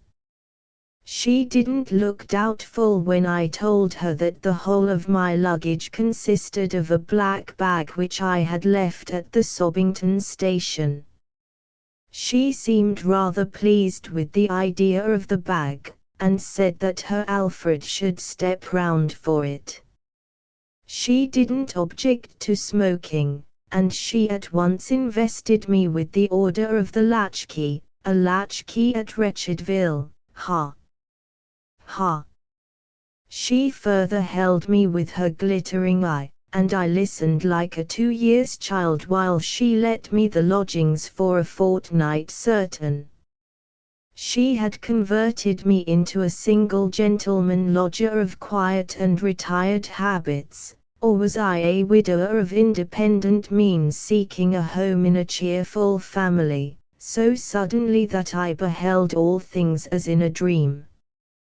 Thinking, perchance, that the first stone of that monumental edifice, the bill, could not be laid too quickly, she immediately provided me with tea. There was a little cottage loaf, so hard, round, shiny, and compact, that I experienced a well-nigh uncontrollable desire to fling it up to the ceiling to ascertain whether it would chip off any portion of a preposterous rosette in stucco in the center, representing a sunflower surrounded by cabbage leaves. This terrible ornament was, by the way, one of the chief sources of my misery at Wretchedville, I was continually apprehensive that it would tumble down bodily on the table. In addition to the cottage loaf there was a pretentious teapot, which, had it been of sterling silver, would have been worth 50 guineas, but which in its ghastly gleaming, said plainly, Sheffield and imposture. There was a piece of butter in a shape like a diminutive haystack, and with a cow sprawling on the top in unctuous plasticity. It was a pallid kind of butter, from which with difficulty you shaved off adipocerous scales, which would not be persuaded to adhere to the bread, but flew off at tangents and went rolling about an intolerably large tea tray on whose papier-mâché surface was depicted the death of Captain Headley Vickers. The Crimean sky was inlaid with mother-of-pearl, and the gallant captain's face was highly enriched with blue and crimson foil paper. As for the tea, I don't think I ever tasted such a peculiar mixture. Did you ever sip warm catsup sweetened with borax? That might have been something like it. And what was that sediment, strongly resembling the sand at Great Yarmouth, at the bottom of the cup? I sat down to my meal, however, and made as much play with the cottage loaf as I could. Had the loaf been varnished?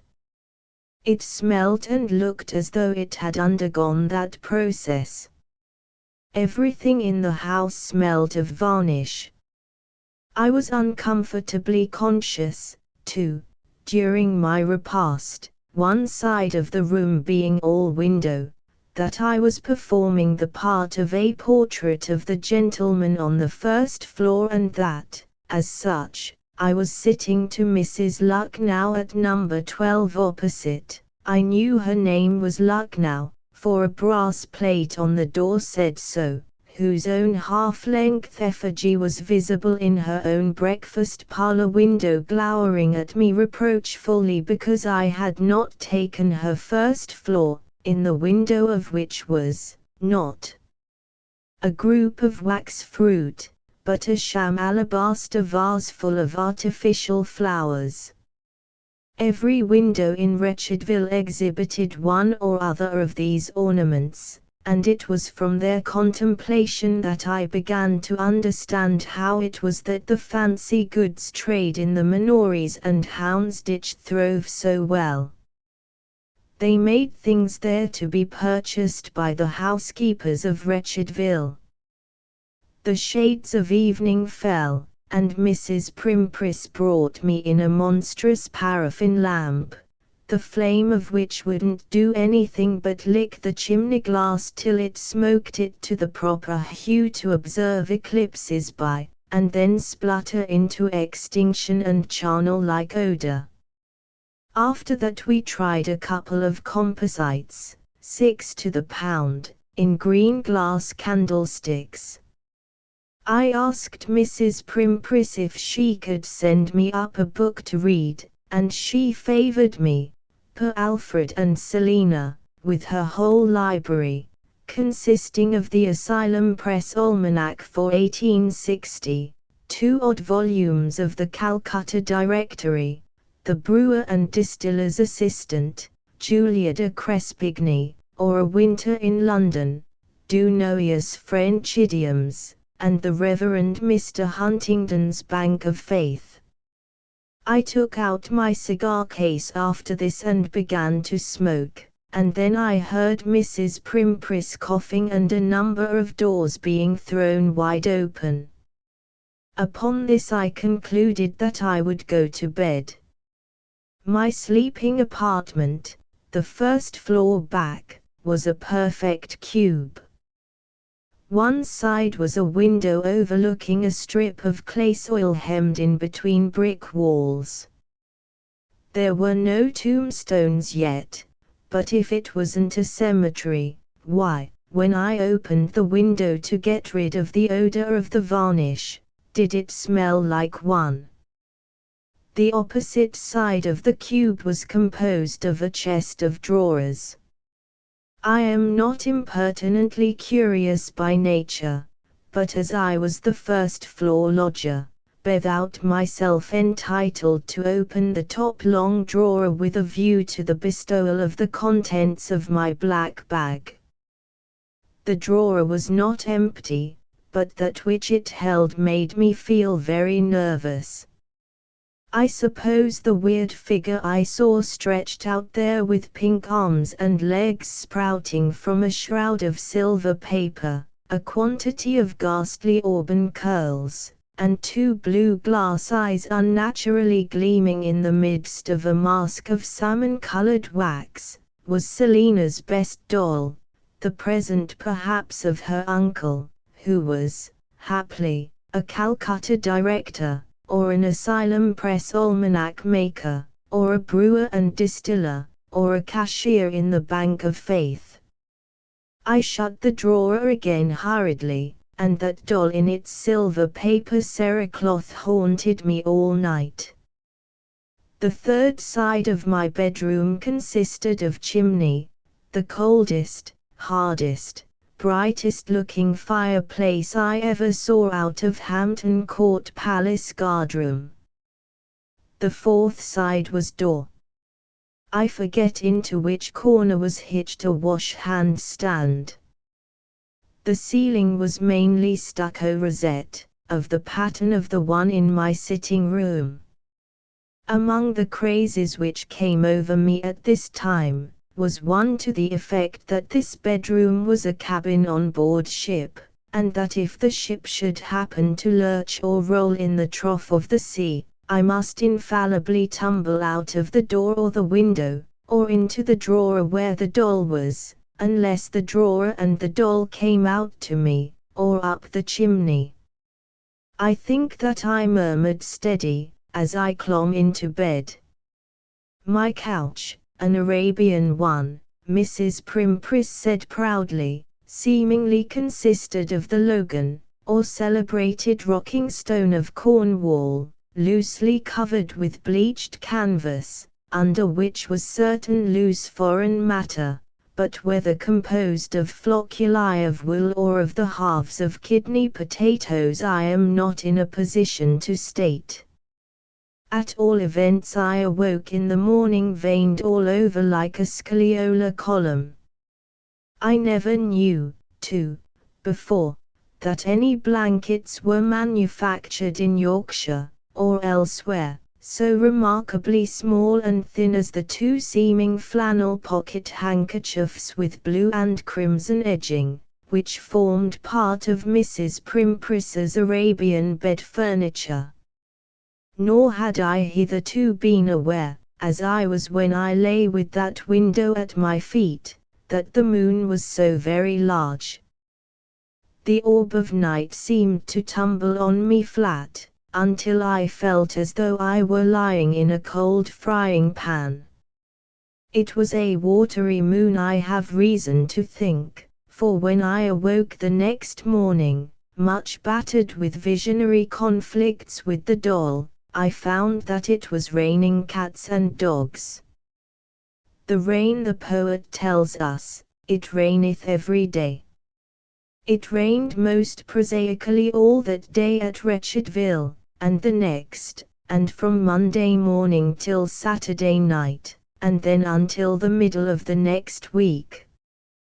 Dear me! Dear me! How wretched I was! I hasten to declare that I have no kind of complaint to make against Mrs. Primpris. Not a flea was felt in her house. The cleanliness of the villa was so scrupulous as to be distressing.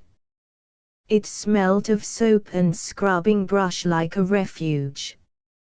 Mrs. Primpris was strictly honest, even to the extent of inquiring what I would like to have done with the fat of cold mutton chops, and sending me up antediluvian crusts, the remnants of last week's cottage loaves, with which I would play moodily at knock-em-downs, using the pepper caster as a pin.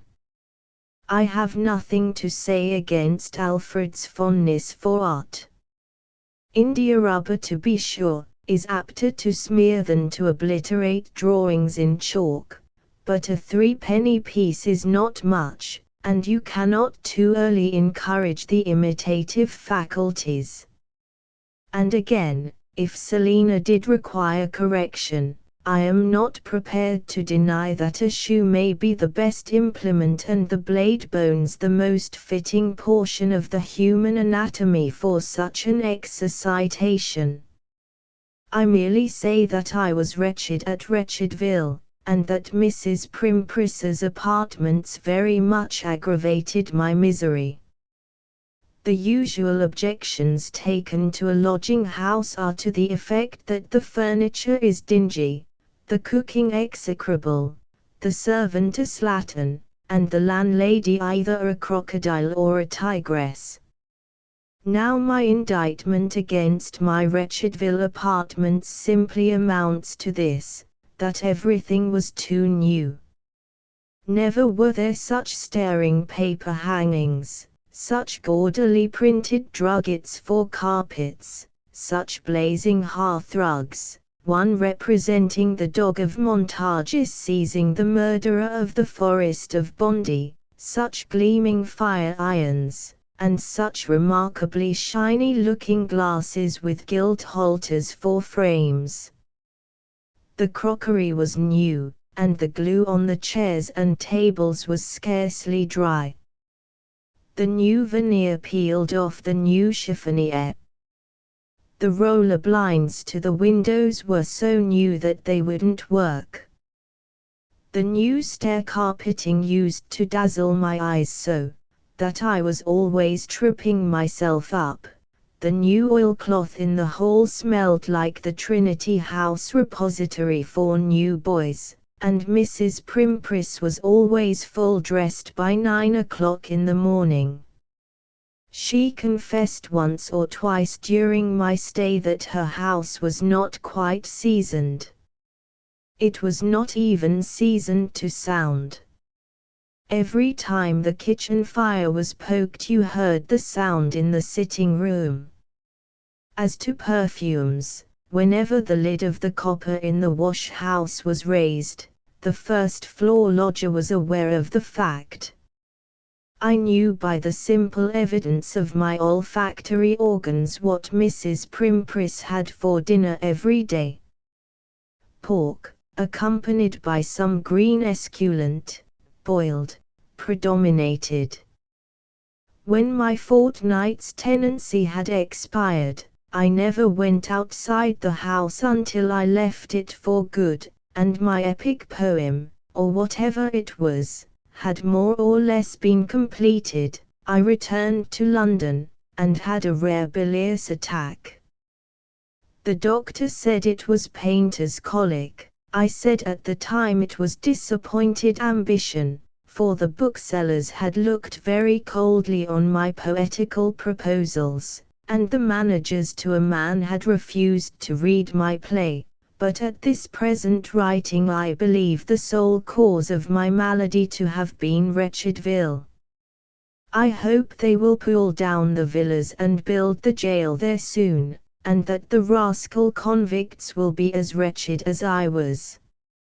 From under the sun, by permission of Messrs. Vizetelly and Company. The Sorrows of Werther. W. M. Thackeray. Werther had a love for Charlotte such as words could never utter. Would you know how first he met her? She was cutting bread and butter. Charlotte was a married lady, and a moral man was Werther, and for all the wealth of Indies would do nothing for to hurt her. So he sighed, and pined, and ogled, and his passion boiled, and bubbled, till he blew his silly brains out, and no more was by it troubled. Charlotte, having seen his body borne before her on a shutter, like a well-conducted person, went on cutting bread and butter. Moral music. By an experimenter. I am in a humble sphere of life, a hairdresser's assistant, in fact, but I have a thirst for improving my mind, and regularly attend the evening classes at our institute. It was there I read in a magazine about morals and music. The writer discussed the question whether music by itself, unpolluted by words, had any mental significance or moral power. I left off reading, rather puzzled, but I am of a practical turn of mind.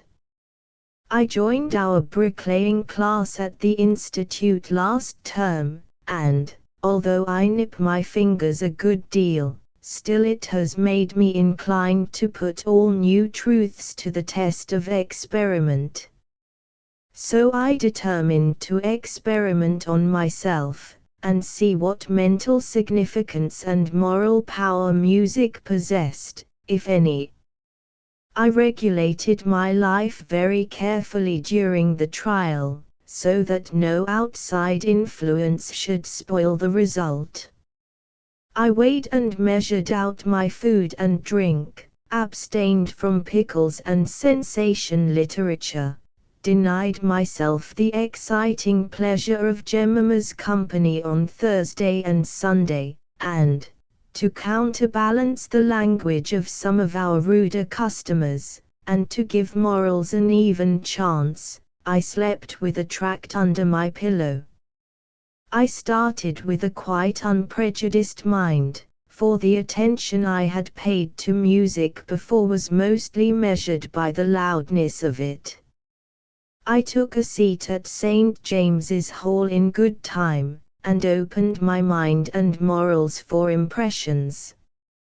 First of all, a man came on the platform and began, as far as I could see, to tune the piano. I thought he ought to have done this before the advertised time of opening, but when he got off the stool, the people all began to applaud him, and on inquiring, I found that the man I had taken for the tuner was really the giver of the concert, and that he had been playing one of his own compositions. So I lost this experiment altogether. However, soon after the player returned with a violinist, and they started a duet. I set my teeth. If there was any significance or moral in a violin and piano mixed, I determined to have it. I had first fleeting visions before my mind of all the creatures I had ever seen in pain.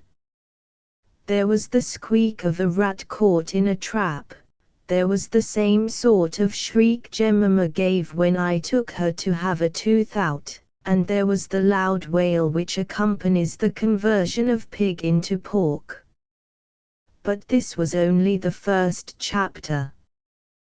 The players stopped, and began again, and the next chapter plunged me among the industrial arts. Under the influence of the magic instruments I saw the foundation of England's greatness. There was an athletic carpenter industriously sawing wood. There was a grindstone putting an edge on an axe. There were a number of whirs, which brought back vividly a loom I had seen at work at an exhibition, and there was a rather asthmatic smith striking his anvil and coughing between every blow. But this was not all. They began a third chapter, and I was immediately among lollipops. All the nicest things I had ever tasted stood before me in a row. There was a pot full of apricot jam, there was some roast beef gravy, than which, taken on the knife, I know nothing more toothsome, there was a sixpenny strawberry ice, and a nice cut of lamb and mint sauce to finish up with. I was sorry when they left off, but glad to find I was on the trace of a moral. The piece was evidently a musical embodiment of a clean shave, The first part was the misery of laying your head back and having your nose tweaked, the second was the being scraped, and the last was the happy moment when you stretch your limbs, pass your satisfied hand over your smooth chin, and nod to yourself complacently in the glass. The moral was obvious, that it is a duty to get shaved, and not to shave yourself, but to go to the professional man. My next experiment was to hear a young lady sing. She came on the platform, looking lovely, and she had on a sash and a dress improver that I never saw equaled for elegance. My hopes rose at the sight of her. I felt sure that so much beauty could not be otherwise than moral. Oh, do be moral. Do be moral. I kept saying to myself, as the accompanist opened fire on her song. A dreadful thought then arose: the words of her song would taint the experiment, which was to be on music alone. But, to my delight, I could not catch a word of what she sang. It was all pure music. Her sweet song suggested to me as follows: I first saw her running upstairs and down again as fast as ever she could, and then she sat down on the mat to rest, while the piano panted. Then she drew out from somewhere one long, straight note, thick in the middle and tapering off at each end, so seductive that I fancied myself a storm-tossed mariner listening to a mermaid. I could almost feel the waves of the Margate boat gurgle around me. Then she drew a jug of hot water out of the boiler, at least, that was its intellectual significance to me, because the note went steadily rising upwards, with little splashes in between, just like the sound of the water when I draw a jug to shave a customer.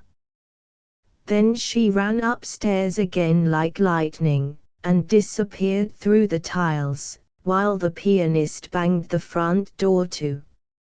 I am sure there was a splendid moral to all this, for she looked so beautiful and smiled so sweetly, but I am undecided whether the moral was that I was to sign the pledge, or that I was not to go to concerts without Jemima as a safeguard. I next gave myself up bodily to what they called a concerto. When I saw several gentlemen come onto the platform, with a variety of instruments, I thought it would be a more serious experiment than the others, and so it proved. I kept my eyes on them when they first began, but they looked so comical, one with his cheeks blown out, another with his hair as if it had just been machined, another trying to get his arm round his fiddle's waist, and another jerking his eyes out of his head, that I felt it was not giving the music a fair chance, so I shut my own eyes tight. As soon as I had done so there was no end of intellectual significance. I was in a pleasure van just starting for Hampton Court, with Jemima. There was the jog-trot of the horses, and every now and then the skid put on.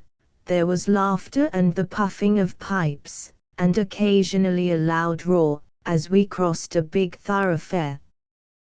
We soon got into the country and heard the birds chirping, and there was a sweet gurgling sound, which intimated to me that the men on the box had broached the 4-gallon cask. I was just getting ready for a glass, when all at once the whole scene vanished. The music had stopped, and when it began again things were much altered for the worse. With the first note I felt a shudder go down my vitals. Something was coming, I did not know what. I felt just like being woke up in bed by a strange noise, and no matches handy, and my razors open to everybody on the table. Then I heard the bass fiddle say distinctly, "Prepare to meet your doom," several times over, while the violins tried to sneer at me, and the piano rattled chains in the corner. This was very trying, but worse was to follow. There were faint cries and sobs from the next room, as though murder was going on. There were long silences which were worse to bear than any sound. Then someone began to work softly at the door with a center bit, and there were rumblings as though someone else was letting himself down the chimney. I fancied I could almost see his leg. Then there was another hush, and thank heaven, I could tell by the hand clapping that that part was over. It was about time, for the mental significance had got quite overpowering. There was then a total change. The music took me back in a second to the last ball I had been to, the 18-penny one, refreshments extra. I was dancing all the dances at once, and all the girls were making up to me, and it only made Jemima smile. That was a really delightful mental significance, and I could have done with more of it. But I doubt whether the concerto on the whole was moral. I am sure that ice down the back cannot be good for anyone, nor can I see, in cool moments, that raising the animal spirits so many degrees above proof is proper. I have not yet concluded my experiments. I have still to try the effects of a cornet solo, and the flute, as well as the concertina, the bones, and the banjo. But I have no doubt that if more people would try my plan, and honestly state the results, we should in time get at the truth of this matter of moral music. From the Evening Standard. Billy Dumps, the tailor. Charles Clark. Billy Dumps was very fond of spending his evenings with his two cronies, Natty Dyer, a shoemaker, and Neddy Tewson, an umbrella mender, at the Cunning Cat just round the corner. This worthy trio seldom left their favourite haunt before closing time, much to the disgust of their respective helpmates, Mrs. Dumps in particular. Billy Dumps was a tailor, working as he termed it on his own hook.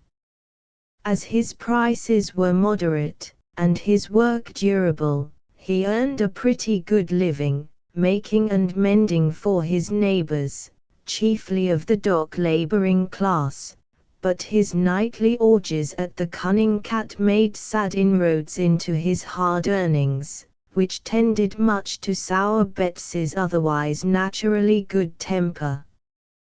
The climax was reached one eventful evening, on the occasion of a free and easy being held at the old quarters, after which, Billy, for prudential reasons, was escorted home at midnight by his two associates, all fully bent on informing the sleeping neighborhood at the top of their voices that they were jolly good fellows, supplemented by a further assertion of, "and so say all of us," finishing up by depositing the confiding tailor at full length in his own front passage, through the door being inadvertently left ajar, where he laid and snored in blissful ignorance of the trials and troubles of this life until rather rudely awakened, and then somewhat briskly assisted upstairs, by Betsy and a broom handle.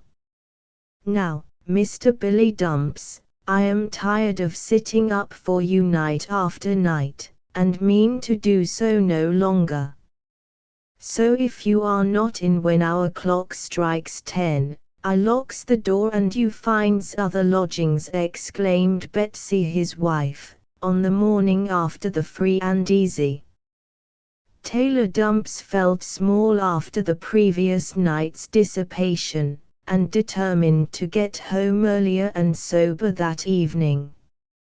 But under the influence of the soothing pipe, the nut-brown ale, and the merry laugh and jest of his boon companions, he was induced to forget his late resolution, and to prolong his stay at the Cunning Cat until aroused to the fact that it was 10 o'clock and closing time.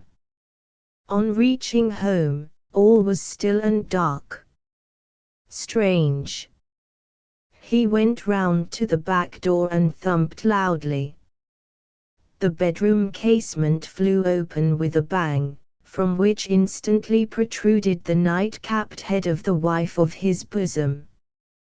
Billy at once tried the high hand, shouting, "Now then, Sleepy, what's your game? Be spry and open sharp." No. She wasn't going to be spry, neither was she sleepy, and as to her little game, she had locked him out according to promise, so didn't intend unlocking again that night. Not if she knew it. Oh no. Now, Betsy, don't be a fool, you'll repent it, he urged. She wasn't a fool, she answered. In her opinion, he was the biggest fool to be hammering and shivering outside at that time of night, when he might have been comfortably lying in a warm bed hours ago. As for repentance, she thought that would be more on his side of the door, for she felt comfortable, very. Billy fumed and stormed, and fully felt the ridiculousness of his position, especially as he heard sounds of the neighboring casements stealthily unclose, and suppressed indications of merriment issuing therefrom. But Billy stormed to no purpose. Betsy coolly recommended him to go back where he had spent such a pleasant evening. She was sure Mrs. Mudge, the landlady, would be only too pleased to accommodate him with a lodging. If she wasn't, she ought to be, considering the time and money he spent in her house. But Billy had his own ideas of that arrangement, so still lingered, determined to try another tack. He promised amendment, but Betsy was skeptical. He appealed to her feelings. "Let me in, Betsy, for I am cold." That she could not help, as he had made his bed so he must lie. He then became affectionate. "Oh Betsy, you are unkind. Remember old times, remember our wedding day," he pleaded, thinking to touch her that way. But Betsy was not going to be had by soft sawder, for she promptly rejoined, "Remember our wedding day, you drunken sot. I do to my sorrow, no fear of my forgetting that great mistake. But, as I told you before, into this house this blessed night you do not step. No, not if you were to go on your knees and beg for it. Ah, Betsy. You'll be sorry for this when too late. I'm determined to end my misery. I'll jump down the well and drown myself." "And you'll be the cause of it," whined Billy. The night was dark. Betsy felt a little relenting as she heard her husband groping about in the woodshed. Then she could dimly discern him making for the well, plainly hear the creaking of the hinges and the lid thrown back with a thud. Then came the cry of "Goodbye, Betsy, I'm gone." The dull sound of a heavy body plunging into the water, a gasping moan, and all was still. Betsy's old affection for her erring husband at once returned with tenfold force, for she raced downstairs, rushing into the darkness, shrieking for help. The neighbors were aroused. Men and women tumbled out of their back doors in such scanty dishabille that would have charmed a sculptor. Betsy, still screeching like a bagpipe, had to be forcibly restrained from jumping to the rescue by the bystanders. Dick Ward, the blacksmith, thrust the bucket pole into the well, singing out, "Lay hold, Billy, if ye ain't too fur gone." "I can feel you," shouted Dick, as the pole struck some hard substance with a sounding smack. "My eye, Dick." "He'll feel you too, if that's Billy's head you tapped," said Nat. "It you'd be one for his knob and no mistake." They caught a glimpse, by the uncertain light of a flaming candle, of a something floating low on the surface of the water. "His head feels as hard as a coconut," said Dick, as the pole rattled on the dark object. "Why, it seems off his shoulders, for it goes bobbing up and down like a dumpling in a soup kettle." Just then, to the astonishment of all, the well-known voice of Billy Dumps was heard from the identical bedroom window that his wife had so lately vacated, shouting, "Hello, you people! What the deuce are ye making such a rumpus for?" "A ghost! A ghost!" was the cry. "No fear," laughed the tailor. "But, Dick, as you have the pole in hand, I should feel obliged if you'd fish up my chopping block which I dropped in there a while ago." Betsy Dumps, at the sound of her husband's voice, made for the door, but found it fastened. "Let me in! Let me in! I am so glad you are safe," she joyously exclaimed. "Not if I know it, Betsy. It's my turn now. Into this house this blessed night you do not step. No, not if you were to go on your knees and beg for it." A loud laugh broke from the crowd, as the joke dawned on them. Betsy was being paid back in her own coin. The neighborhood had been sold. The crafty tailor had secured the chopping block from the woodshed, and popped it down the well as his substitute, then, in the darkness and confusion, slipped back into the house unseen. Betsy, having been accommodated for the night by a friendly neighbor, the crowd dispersed, highly amused at the adventure. Early the next morning, Mrs. Dumps, on returning home, was surprised to find her husband up, a cheerful fire burning, and the breakfast ready. Taking her hand, he gave her a hearty kiss, with this greeting, "Dear old woman, let bygones be bygones." And they were, too, for from that time the cunning cat knew him no more. It struck him strongly that his wife's true affection shown in the hour of his supposed great danger was too precious to trifle with. As a proof that he kept his word, let it be added that anyone visiting that large thriving tailoring establishment in the High Street, would hardly recognize in the respectable dapper proprietor, Mr. William Dumps, the once drunken tailor so long a nightly nuisance to the neighborhood. By permission of the author. On punning. Theodore Hook. My little dears who learn to read, pray early learn to shun that very silly thing indeed, which people call a pun. Read Entick's rules, and 'twill be found, how simple an offence it is to make the self-same sound afford a double sense. For instance, ale may make you ail, your wanton and may kill, you in a vale may buy a veil and Bill may pay the bill.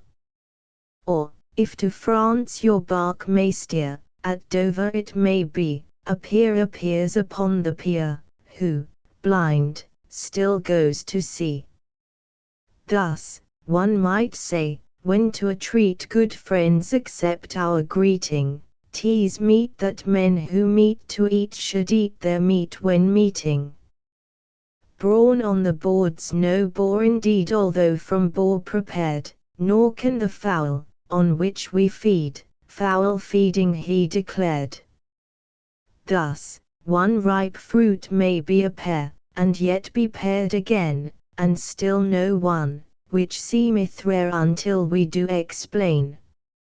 It therefore should be all your aim to spell with ample care, for who, however fond of game, would choose to swallow hare? A fat man's gait may make us smile, who has no gate to close. The farmer, sitting on his stile, no stylish person knows. Perfumers, men of sense must be, some silly men are bright, a brown man oft deep read we see, a black a wicked white.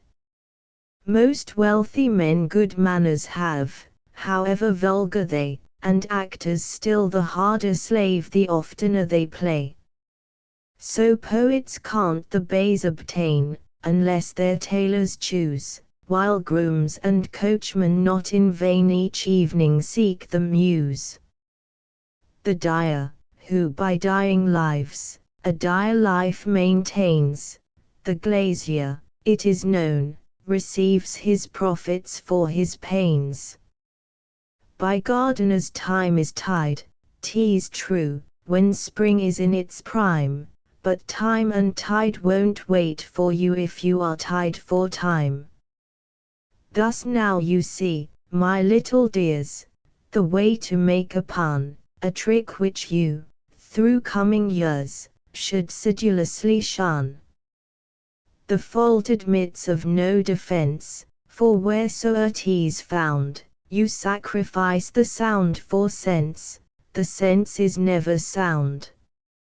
So let your words and actions, to one single meaning prove, and just in all you say or do, you'll gain esteem and love. In mirth and play no harm you'll know when duty's task is done, but parents ne'er should let ye go unpunished for a pun. Seaside Lodgings. Percy Reeve. Oh, said Georgina Hunneby one afternoon, just before Good Friday, wouldn't it be nice to go away for Easter? Now it so happened, that the notion was by no means displeasing to Mr. Hunneby. He longed for a change, the thought of sea breezes enchanted him.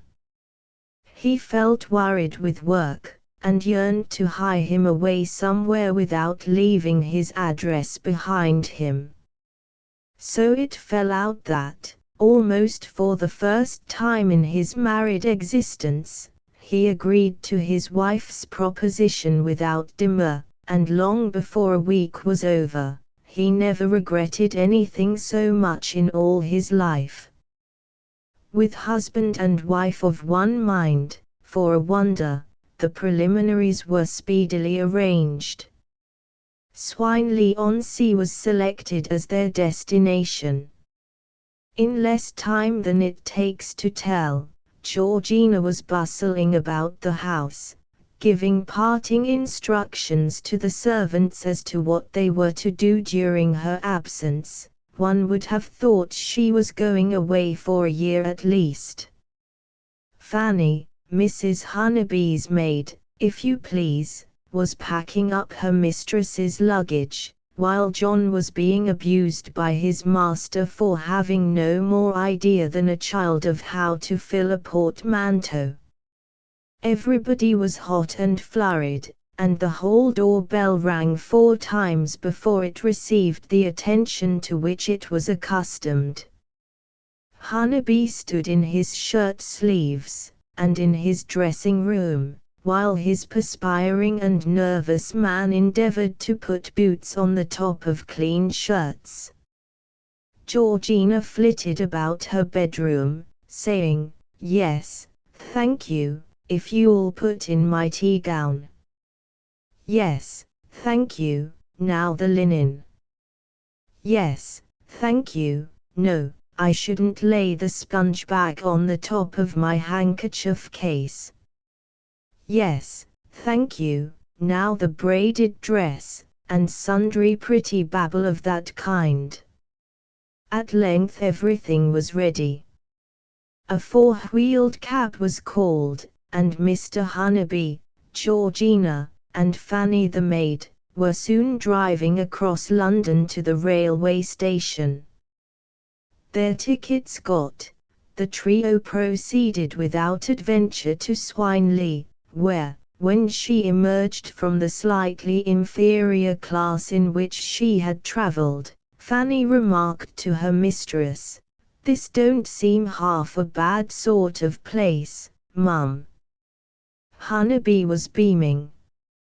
His face seemed to say, "Ah, I tell you, when I do take it into my head to go out for a holiday with my wife and her maid, I go to the right place, and I have things done properly." Poor man, he little knew. Swineley is, fortunately, not a large place, or its death rate would have more influence on the mortality statistics, but it is quite large enough to be unpleasant, and to make those who have once visited it swear they will never do so again.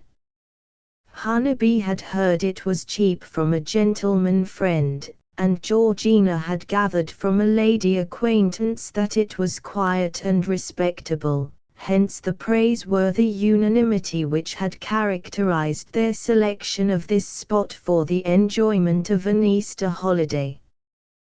They had meant to put up at the Marine Hotel, but when they reached that modest edifice they found that all the rooms were engaged, excepting a couple of dog holes somewhere near the roof, which, from their description, our party did not care to inspect.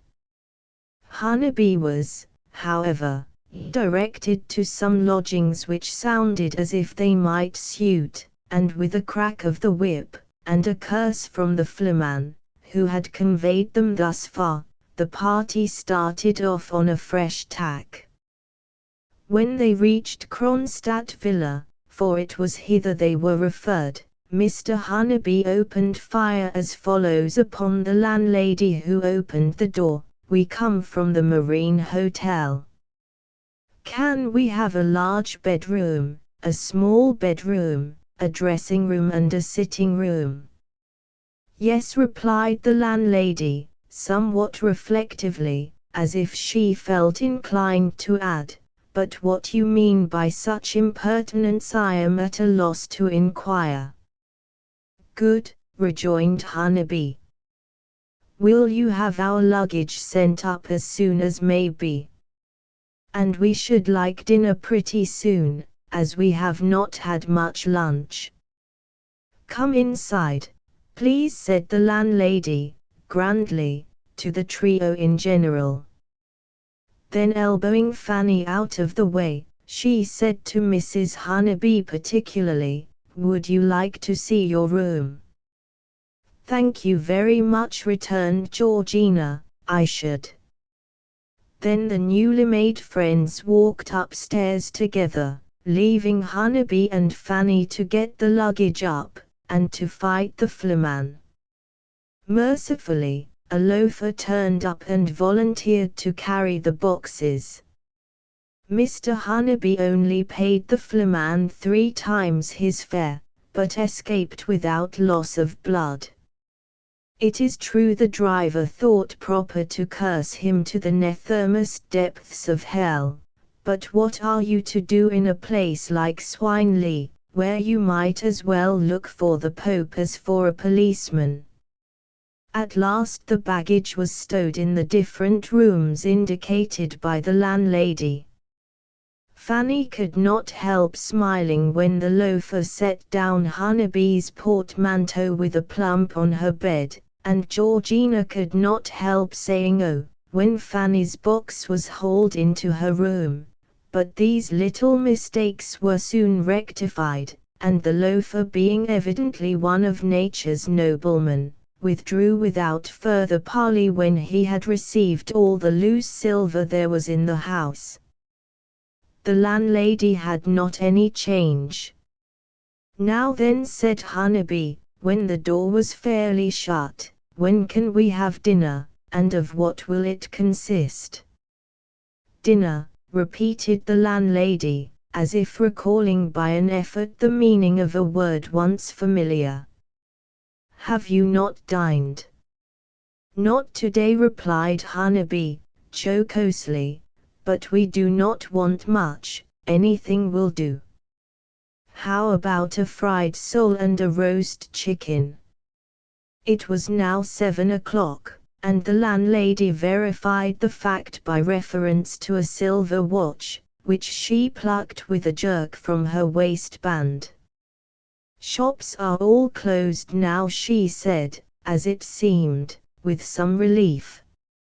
"I might get you a steak, or a couple of chops. If you will add bread and butter, the use of the cruets, and perchance some cheese or jam," suggested Hunnaby in his most caressing tones, while his wife endeavored vainly to prevent him treading upon what she knew was volcanic ground. "I'm sure we could manage for tonight." "Well, you'll have to," replied the landlady, in a surly voice, and then she rang the bell in the room, which was to be the Hunnabys' dining, drawing, and smoking room for a week. To this summons a most horrible maid responded, and to her were consigned Georgina and her spouse. The landlady never was seen again until she came eventually to present the bill, but her voice was frequently heard. Hunnaby's good nature by this time was giving out, but he controlled himself. "Will you," said he, "get us some food ready as soon as you can? We would like a beefsteak." "Will 7:30 be too early?" "No, sir," replied the maid, in a far-off voice, and she left the room. "Now," said Hunnaby, "Georgina, my dearest, you must be tired. Come upstairs and change your dress. Fanny will get you hot water and see to you. I will just wash my hands and then take a short stroll. Come along." When they reached the bedroom they found Fanny in a great undertaking. Having unpacked Georgina's trunk, and littered the floor with dresses and parcels, she was about to arrange the different articles in the chest of drawers, when she found them all locked up. "This is absurd," said Hunnaby, and he rang the bell. After a very long time the horrible maid appeared, and when asked why all the drawers were locked, replied, with a wild-eyed expression of face, that she supposed Mrs.'s things was there. Desired to ask Mrs. to remove them, or to provide other accommodation for her tenants. The wild-eyed one remarked that she dursn't do it. Georgina, always trying to soothe troubled waters, observed, "Never mind, we shall get straight tomorrow somehow. I'm so tired, it does not matter for tonight. Only unpack what I absolutely want, Fanny, and you, dear," to her husband, "go and have a nice stroll, but be back by 7:30, as I'm famishing." So enjoined, Hunnaby kissed his wife, and withdrew. A cursory inspection of the contents of his portmanteau soon convinced him that John had omitted to put in a good many useful articles, and as Mr. Hunneby made a hasty toilette, he was pained to observe that he had brought with him an odd coat and waistcoat. Even this might have been borne, if the bottle containing his boot varnish had not broken over his shirts, and with a heavy heart he sallied forth into the town to buy a toothbrush. Having made his purchase, and also ordered some wine, he returned to the lodgings, where he found his wife waiting in the sitting-room warming her feet, while the maid laid the table. About 5 minutes to 8 dinner was served. It consisted of a beefsteak that was raw, except in those parts which had been burnt to a cinder, some potatoes which were very black under the eyes, and extremely hard, were also served, and some of last week's bread, together with some pale butterine, completed the repast. The Hunnebys endeavored to eat a few mouthfuls, washed down with cold and not particularly pure water. Although the wine merchant had assured Hunneby that the rare vintage he had ordered would be there before he was, the young man did not arrive with the bottles until the next morning. "Perhaps the night is too inclement for him to venture out," said Hunneby, "or perhaps he reflects that we shall drink coffee with our dinner, and only require wine at breakfast time." After dinner the Hunnebys had a game of cribbage, but they did not enjoy it, and soon Georgina went up to bed.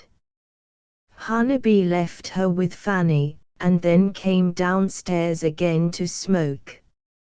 He rang the bell and asked the maid if he could have a bottle of soda water.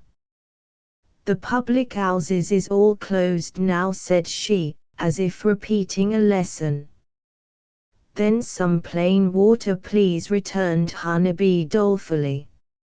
"You'll find some in your bedroom," was the reply. With a heavy heart Hunneby went upstairs and took a long and strong drink of brandy from his flask, diluted from the bottle on his washstand. A fearful night it was. The miserable couple passed it in fear and trembling. Outside the wind howled and made the ill-fitting windows rattle continuously.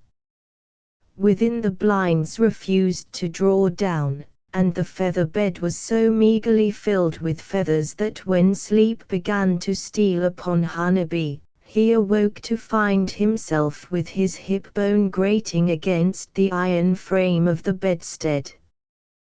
The draught came in under the door with some force. This was not surprising when one came to examine the distance between it and the floor. The interval seemed contrived so as to admit of the carpet being drawn out of the room without opening the door. Bruised and weary, the Hunnebys rose next morning. It was raining very hard, as it had been all night. For breakfast they had some fried eggs and bacon. The eggs would have been all right if they had been warmed through, but Hunneby said raw egg was good for the voice. The bacon would have brought its own punishment to the Jew wicked enough to indulge in it. They read novels most of the morning. Georgina and Fanny were occasionally in consultation as to some proposed alterations to a dress. Hunneby looked out of the window like a caged lion. "Ah, heavens! But why should I follow further the agonies of these wretched people? Indeed, I shrink from recording the sickening details of their week's stay. The disgusting round of impertinence, uncleanliness, stupidity, and brutality to which they were subjected is too odious to recount. Suffice it to say that never had Waterloo Villa looked so fair as when the Honeybees returned to it after their holiday, and Georgina literally danced round the bright clean dining room table laid ready for dinner, while Honeybee threw himself groaning onto his bed, where he lay till aroused by the rattle of plates and dishes. My goodness, how he did eat! And how Georgina beamed! By permission of the author. The End. Bradbury, Agnew, and Co., Printers, Whitefriars. Transcriber's note: obvious misprints and punctuation errors have been silently corrected. ****** End of the Project Gutenberg ebook Humorous Readings and Recitations, in prose and verse. Updated editions will replace the previous one, the old editions will be renamed. Creating the works from print editions not protected by U.S. copyright law means that no one owns a United States copyright in these works, so the Foundation, and you, can copy and distribute it in the United States without permission and without paying copyright royalties. Special rules, set forth in the general terms of use part of this license, apply to copying and distributing Project Gutenberg trademark symbol electronic works to protect the Project Gutenberg trademark symbol concept and trademark. Project Gutenberg is a registered trademark, and may not be used if you charge for an ebook, except by following the terms of the trademark license, including paying royalties for use of the Project Gutenberg trademark. If you do not charge anything for copies of this ebook, complying with the trademark license is very easy. You may use this ebook for nearly any purpose, such as creation of derivative works, reports, performances and research. Project Gutenberg ebooks may be modified and printed and given away. You may do practically anything in the United States with ebooks not protected by U.S. copyright law. Redistribution is subject to the trademark license, especially commercial redistribution.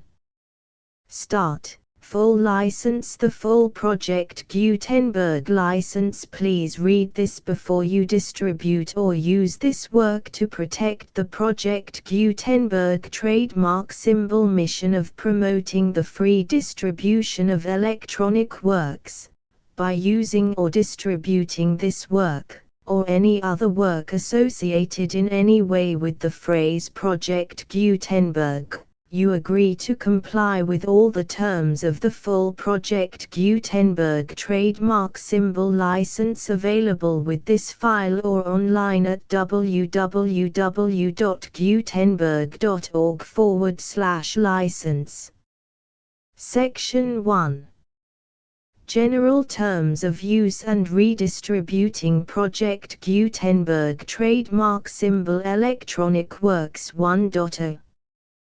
By reading or using any part of this Project Gutenberg trademark symbol electronic work, you indicate that you have read, understand, agree to and accept all the terms of this license and intellectual property, trademark/copyright, agreement. If you do not agree to abide by all the terms of this agreement, you must cease using and return or destroy all copies of Project Gutenberg trademark symbol electronic works in your possession. If you paid a fee for obtaining a copy of or access to a Project Gutenberg trademark symbol electronic work and you do not agree to be bound by the terms of this agreement, you may obtain a refund from the person or entity to whom you paid the fee as set forth in paragraph 1.e.8. 1.b Project Gutenberg is a registered trademark.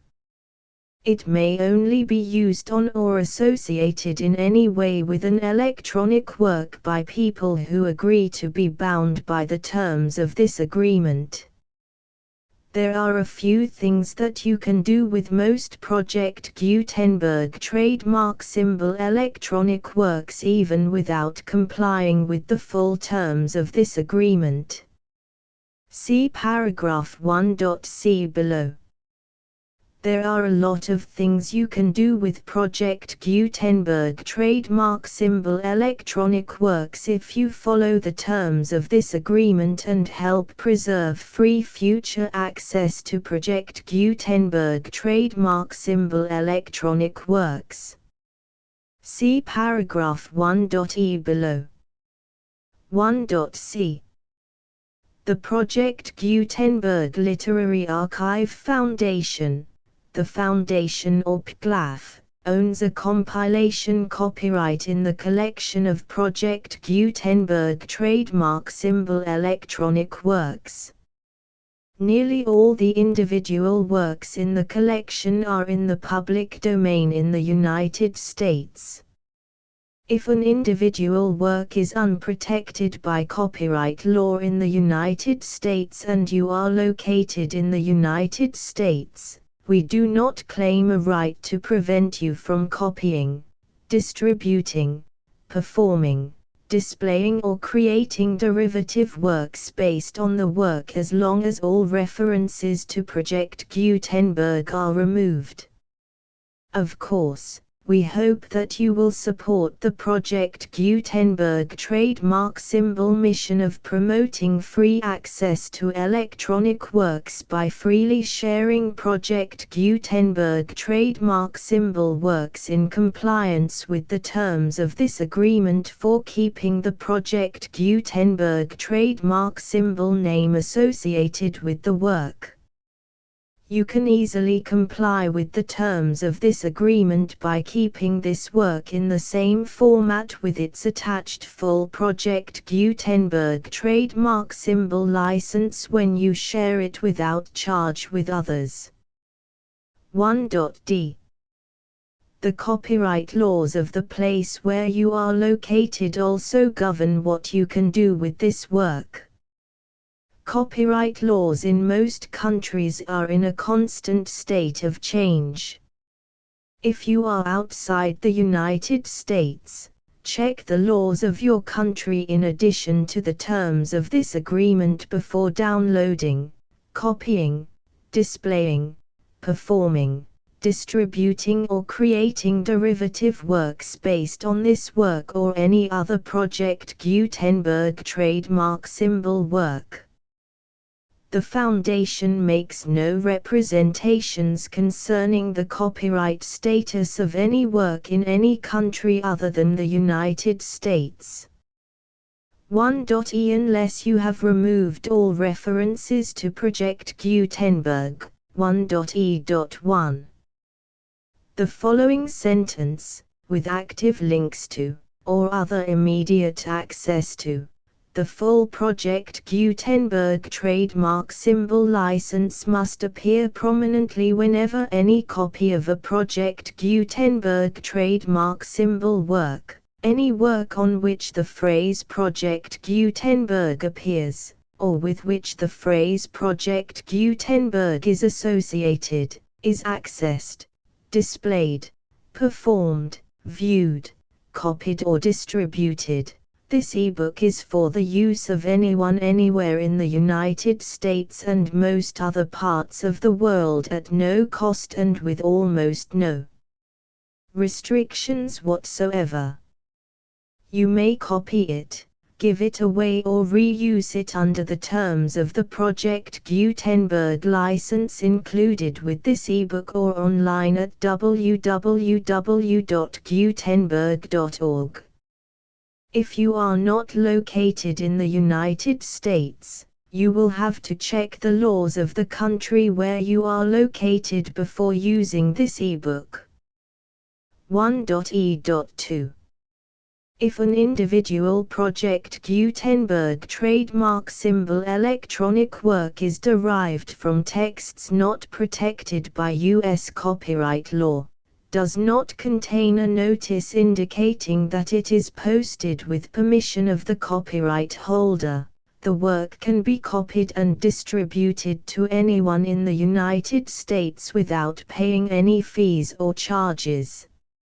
If you are redistributing or providing access to a work with the phrase Project Gutenberg associated with or appearing on the work, you must comply either with the requirements of paragraphs 1.e.1 through 1.e.7 or obtain permission for the use of the work and the Project Gutenberg trademark symbol trademark as set forth in paragraphs 1.e.8 or 1.e.9.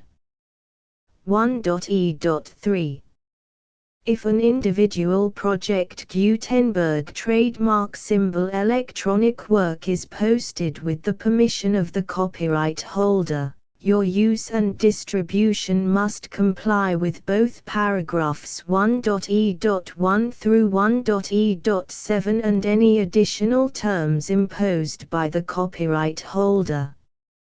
Additional terms will be linked to the Project Gutenberg trademark symbol license for all works posted with the permission of the copyright holder found at the beginning of this work.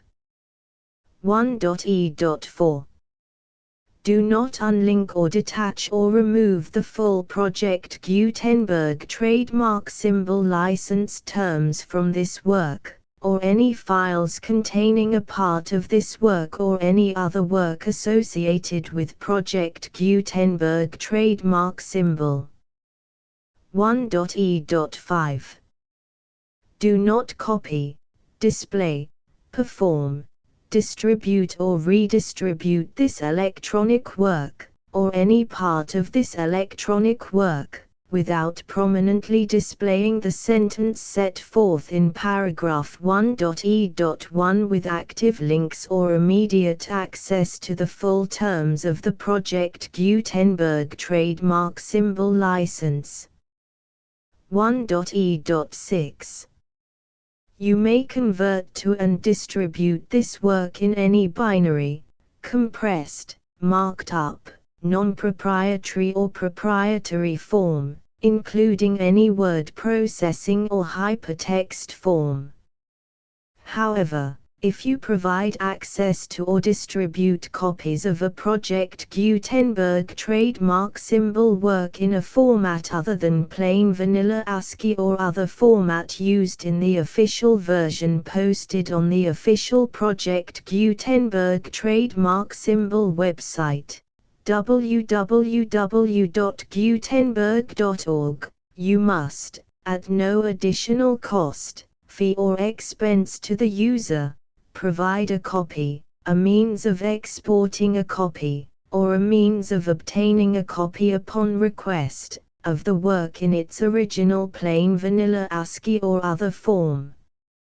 Any alternate format must include the full Project Gutenberg trademark symbol license as specified in paragraph 1.e.1. 1.e.7 Do not charge a fee for access to, viewing, displaying, performing, copying or distributing any Project Gutenberg trademark symbol works unless you comply with paragraph 1.e.8 or 1.e.9. 1.e.8 You may charge a reasonable fee for copies of or providing access to or distributing Project Gutenberg trademark symbol electronic works provided that you pay a royalty fee of 20% of the gross profits you derive from the use of Project Gutenberg trademark symbol works calculated using the method you already use to calculate your applicable taxes. The fee is owed to the owner of the Project Gutenberg trademark trademark, but he has agreed to donate royalties under this paragraph to the Project Gutenberg Literary Archive Foundation. Royalty payments must be paid within 60 days following each date on which you prepare, or are legally required to prepare, your periodic tax returns. Royalty payments should be clearly marked as such and sent to the Project Gutenberg Literary Archive Foundation at the address specified in Section 4. Information about donations to the Project Gutenberg Literary Archive Foundation. You provide a full refund of any money paid by a user who notifies you in writing, or by email, within 30 days of receipt that he does not agree to the terms of the full Project Gutenberg trademark symbol license. You must require such a user to return or destroy all copies of the works possessed in a physical medium and discontinue all use of and all access to other copies of Project Gutenberg trademark symbol works.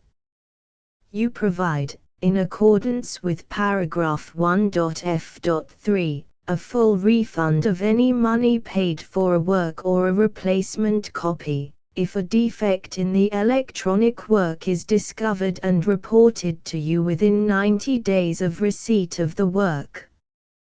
You comply with all other terms of this agreement for free distribution of Project Gutenberg trademark symbol works. 1.e.9. If you wish to charge a fee or distribute a Project Gutenberg trademark symbol electronic work or group of works on different terms than are set forth in this agreement, you must obtain permission in writing from the Project Gutenberg Literary Archive Foundation, the manager of the Project Gutenberg trademark symbol trademark. Contact the Foundation as set forth in Section 3 below. 1.f1.f.1. Project Gutenberg volunteers and employees expend considerable effort to identify, do copyright research on, transcribe and proofread works not protected by U.S. copyright law in creating the Project Gutenberg trademark symbol collection. Despite these efforts, Project Gutenberg trademark symbol electronic works, and the medium on which they may be stored, may contain defects such as, but not limited to, incomplete, inaccurate or corrupt data, transcription errors, a copyright or other intellectual property infringement, a defective or damaged disk or other medium, a computer virus, or computer codes that damage or cannot be read by your equipment. 1.f.2. Limited warranty, disclaimer of damages, except for the right of replacement or refund described in paragraph 1.f.3, the Project Gutenberg Literary Archive Foundation, the owner of the Project Gutenberg trademark symbol trademark, and any other party distributing a Project Gutenberg trademark symbol electronic work under this agreement, disclaim all liability to you for damages, costs and expenses, including legal fees. You agree that you have no remedies for negligence, strict liability, breach of warranty or breach of contract except those provided in paragraph 1.f.3.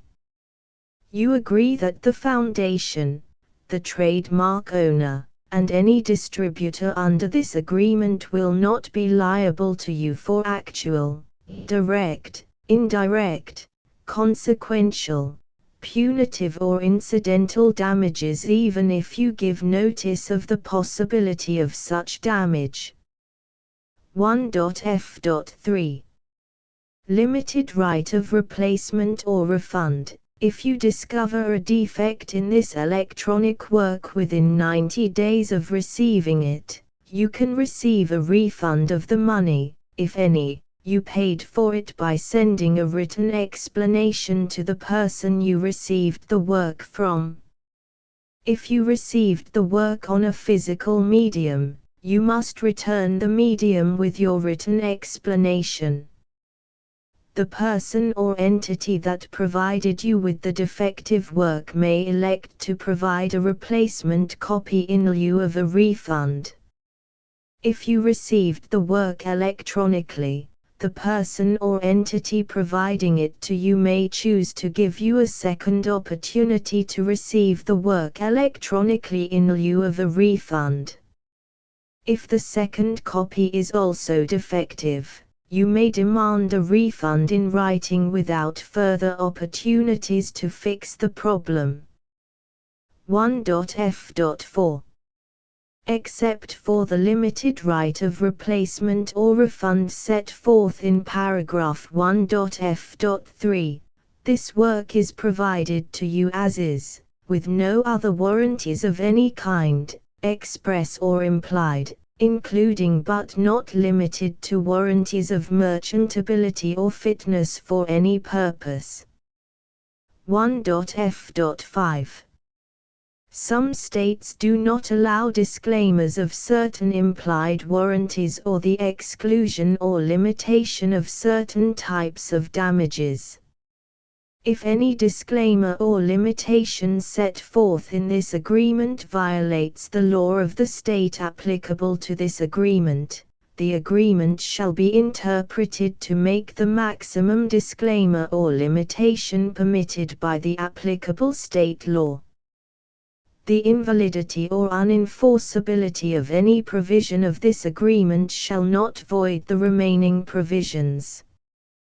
1.f.6 Indemnity. You agree to indemnify and hold the foundation, the trademark owner, any agent or employee of the foundation, anyone providing copies of Project Gutenberg trademark symbol electronic works in accordance with this agreement, and any volunteers associated with the production, promotion and distribution of Project Gutenberg trademark symbol electronic works, harmless from all liability, costs and expenses, including legal fees, that arise directly or indirectly from any of the following which you do or cause to occur. A. Distribution of this or any Project Gutenberg trademark symbol work. B. Alteration, modification, or additions or deletions to any Project Gutenberg trademark symbol work, and C. Any defect you cause. Section 2. Information about the mission of Project Gutenberg trademark symbol. Project Gutenberg trademark symbol is synonymous with the free distribution of electronic works in formats readable by the widest variety of computers, including obsolete, old, middle-aged and new computers. It exists because of the efforts of hundreds of volunteers and donations from people in all walks of life. Volunteers and financial support to provide volunteers with the assistance they need are critical to reaching Project Gutenberg trademark symbol's goals and ensuring that the Project Gutenberg trademark symbol collection will remain freely available for generations to come. In 2001, the Project Gutenberg Literary Archive Foundation was created to provide a secure and permanent future for Project Gutenberg trademark symbol and future generations. To learn more about the Project Gutenberg Literary Archive Foundation and how your efforts and donations can help, See sections 3 and 4 and the Foundation information page at www.gutenberg.org. Section 3. Information about the Project Gutenberg Literary Archive Foundation. The Project Gutenberg Literary Archive Foundation is a non-profit 501(c)(3) educational corporation organized under the laws of the state of Mississippi and granted tax-exempt status by the Internal Revenue Service. The Foundation's IN or Federal Tax Identification Number is 64-6221541. Contributions to the Project Gutenberg Literary Archive Foundation are tax-deductible to the full extent permitted by U.S. federal laws and your state's laws. The Foundation's business office is located at 809 North 1500 West, Salt Lake City, UT 84116, 801-596-1887. Email contact links and up-to-date contact information can be found at the Foundation's website and official page at www.gutenberg.org/contact section 4. Information about donations to the Project Gutenberg Literary Archive Foundation. Project Gutenberg trademark symbol depends upon and cannot survive without widespread public support and donations to carry out its mission of increasing the number of public domain and licensed works that can be freely distributed in machine-readable form accessible by the widest array of equipment including outdated equipment. Many small donations, $1 to $5,000, are particularly important to maintaining tax-exempt status with the IRS. The Foundation is committed to complying with the laws regulating charities and charitable donations in all 50 states of the United States. Compliance requirements are not uniform and it takes a considerable effort, much paperwork and many fees to meet and keep up with these requirements. We do not solicit donations in locations where we have not received written confirmation of compliance. To send donations or determine the status of compliance for any particular state, visit www.gutenberg.org/donate. While we cannot and do not solicit contributions from states where we have not met the solicitation requirements, we know of no prohibition against accepting unsolicited donations from donors in such states who approach us with offers to donate. International donations are gratefully accepted, but we cannot make any statements concerning tax treatment of donations received from outside the United States. U.S. laws alone swamp our small staff. Please check the Project Gutenberg web pages for current donation methods and addresses. Donations are accepted in a number of other ways including checks, online payments and credit card donations. To donate, please visit www.gutenberg.org/donate. Section 5. General information about Project Gutenberg trademark symbol electronic works. Professor Michael S. Hart was the originator of the Project Gutenberg trademark symbol concept of a library of electronic works that could be freely shared with anyone. For 40 years, He produced and distributed Project Gutenberg trademark symbol ebooks with only a loose network of volunteer support.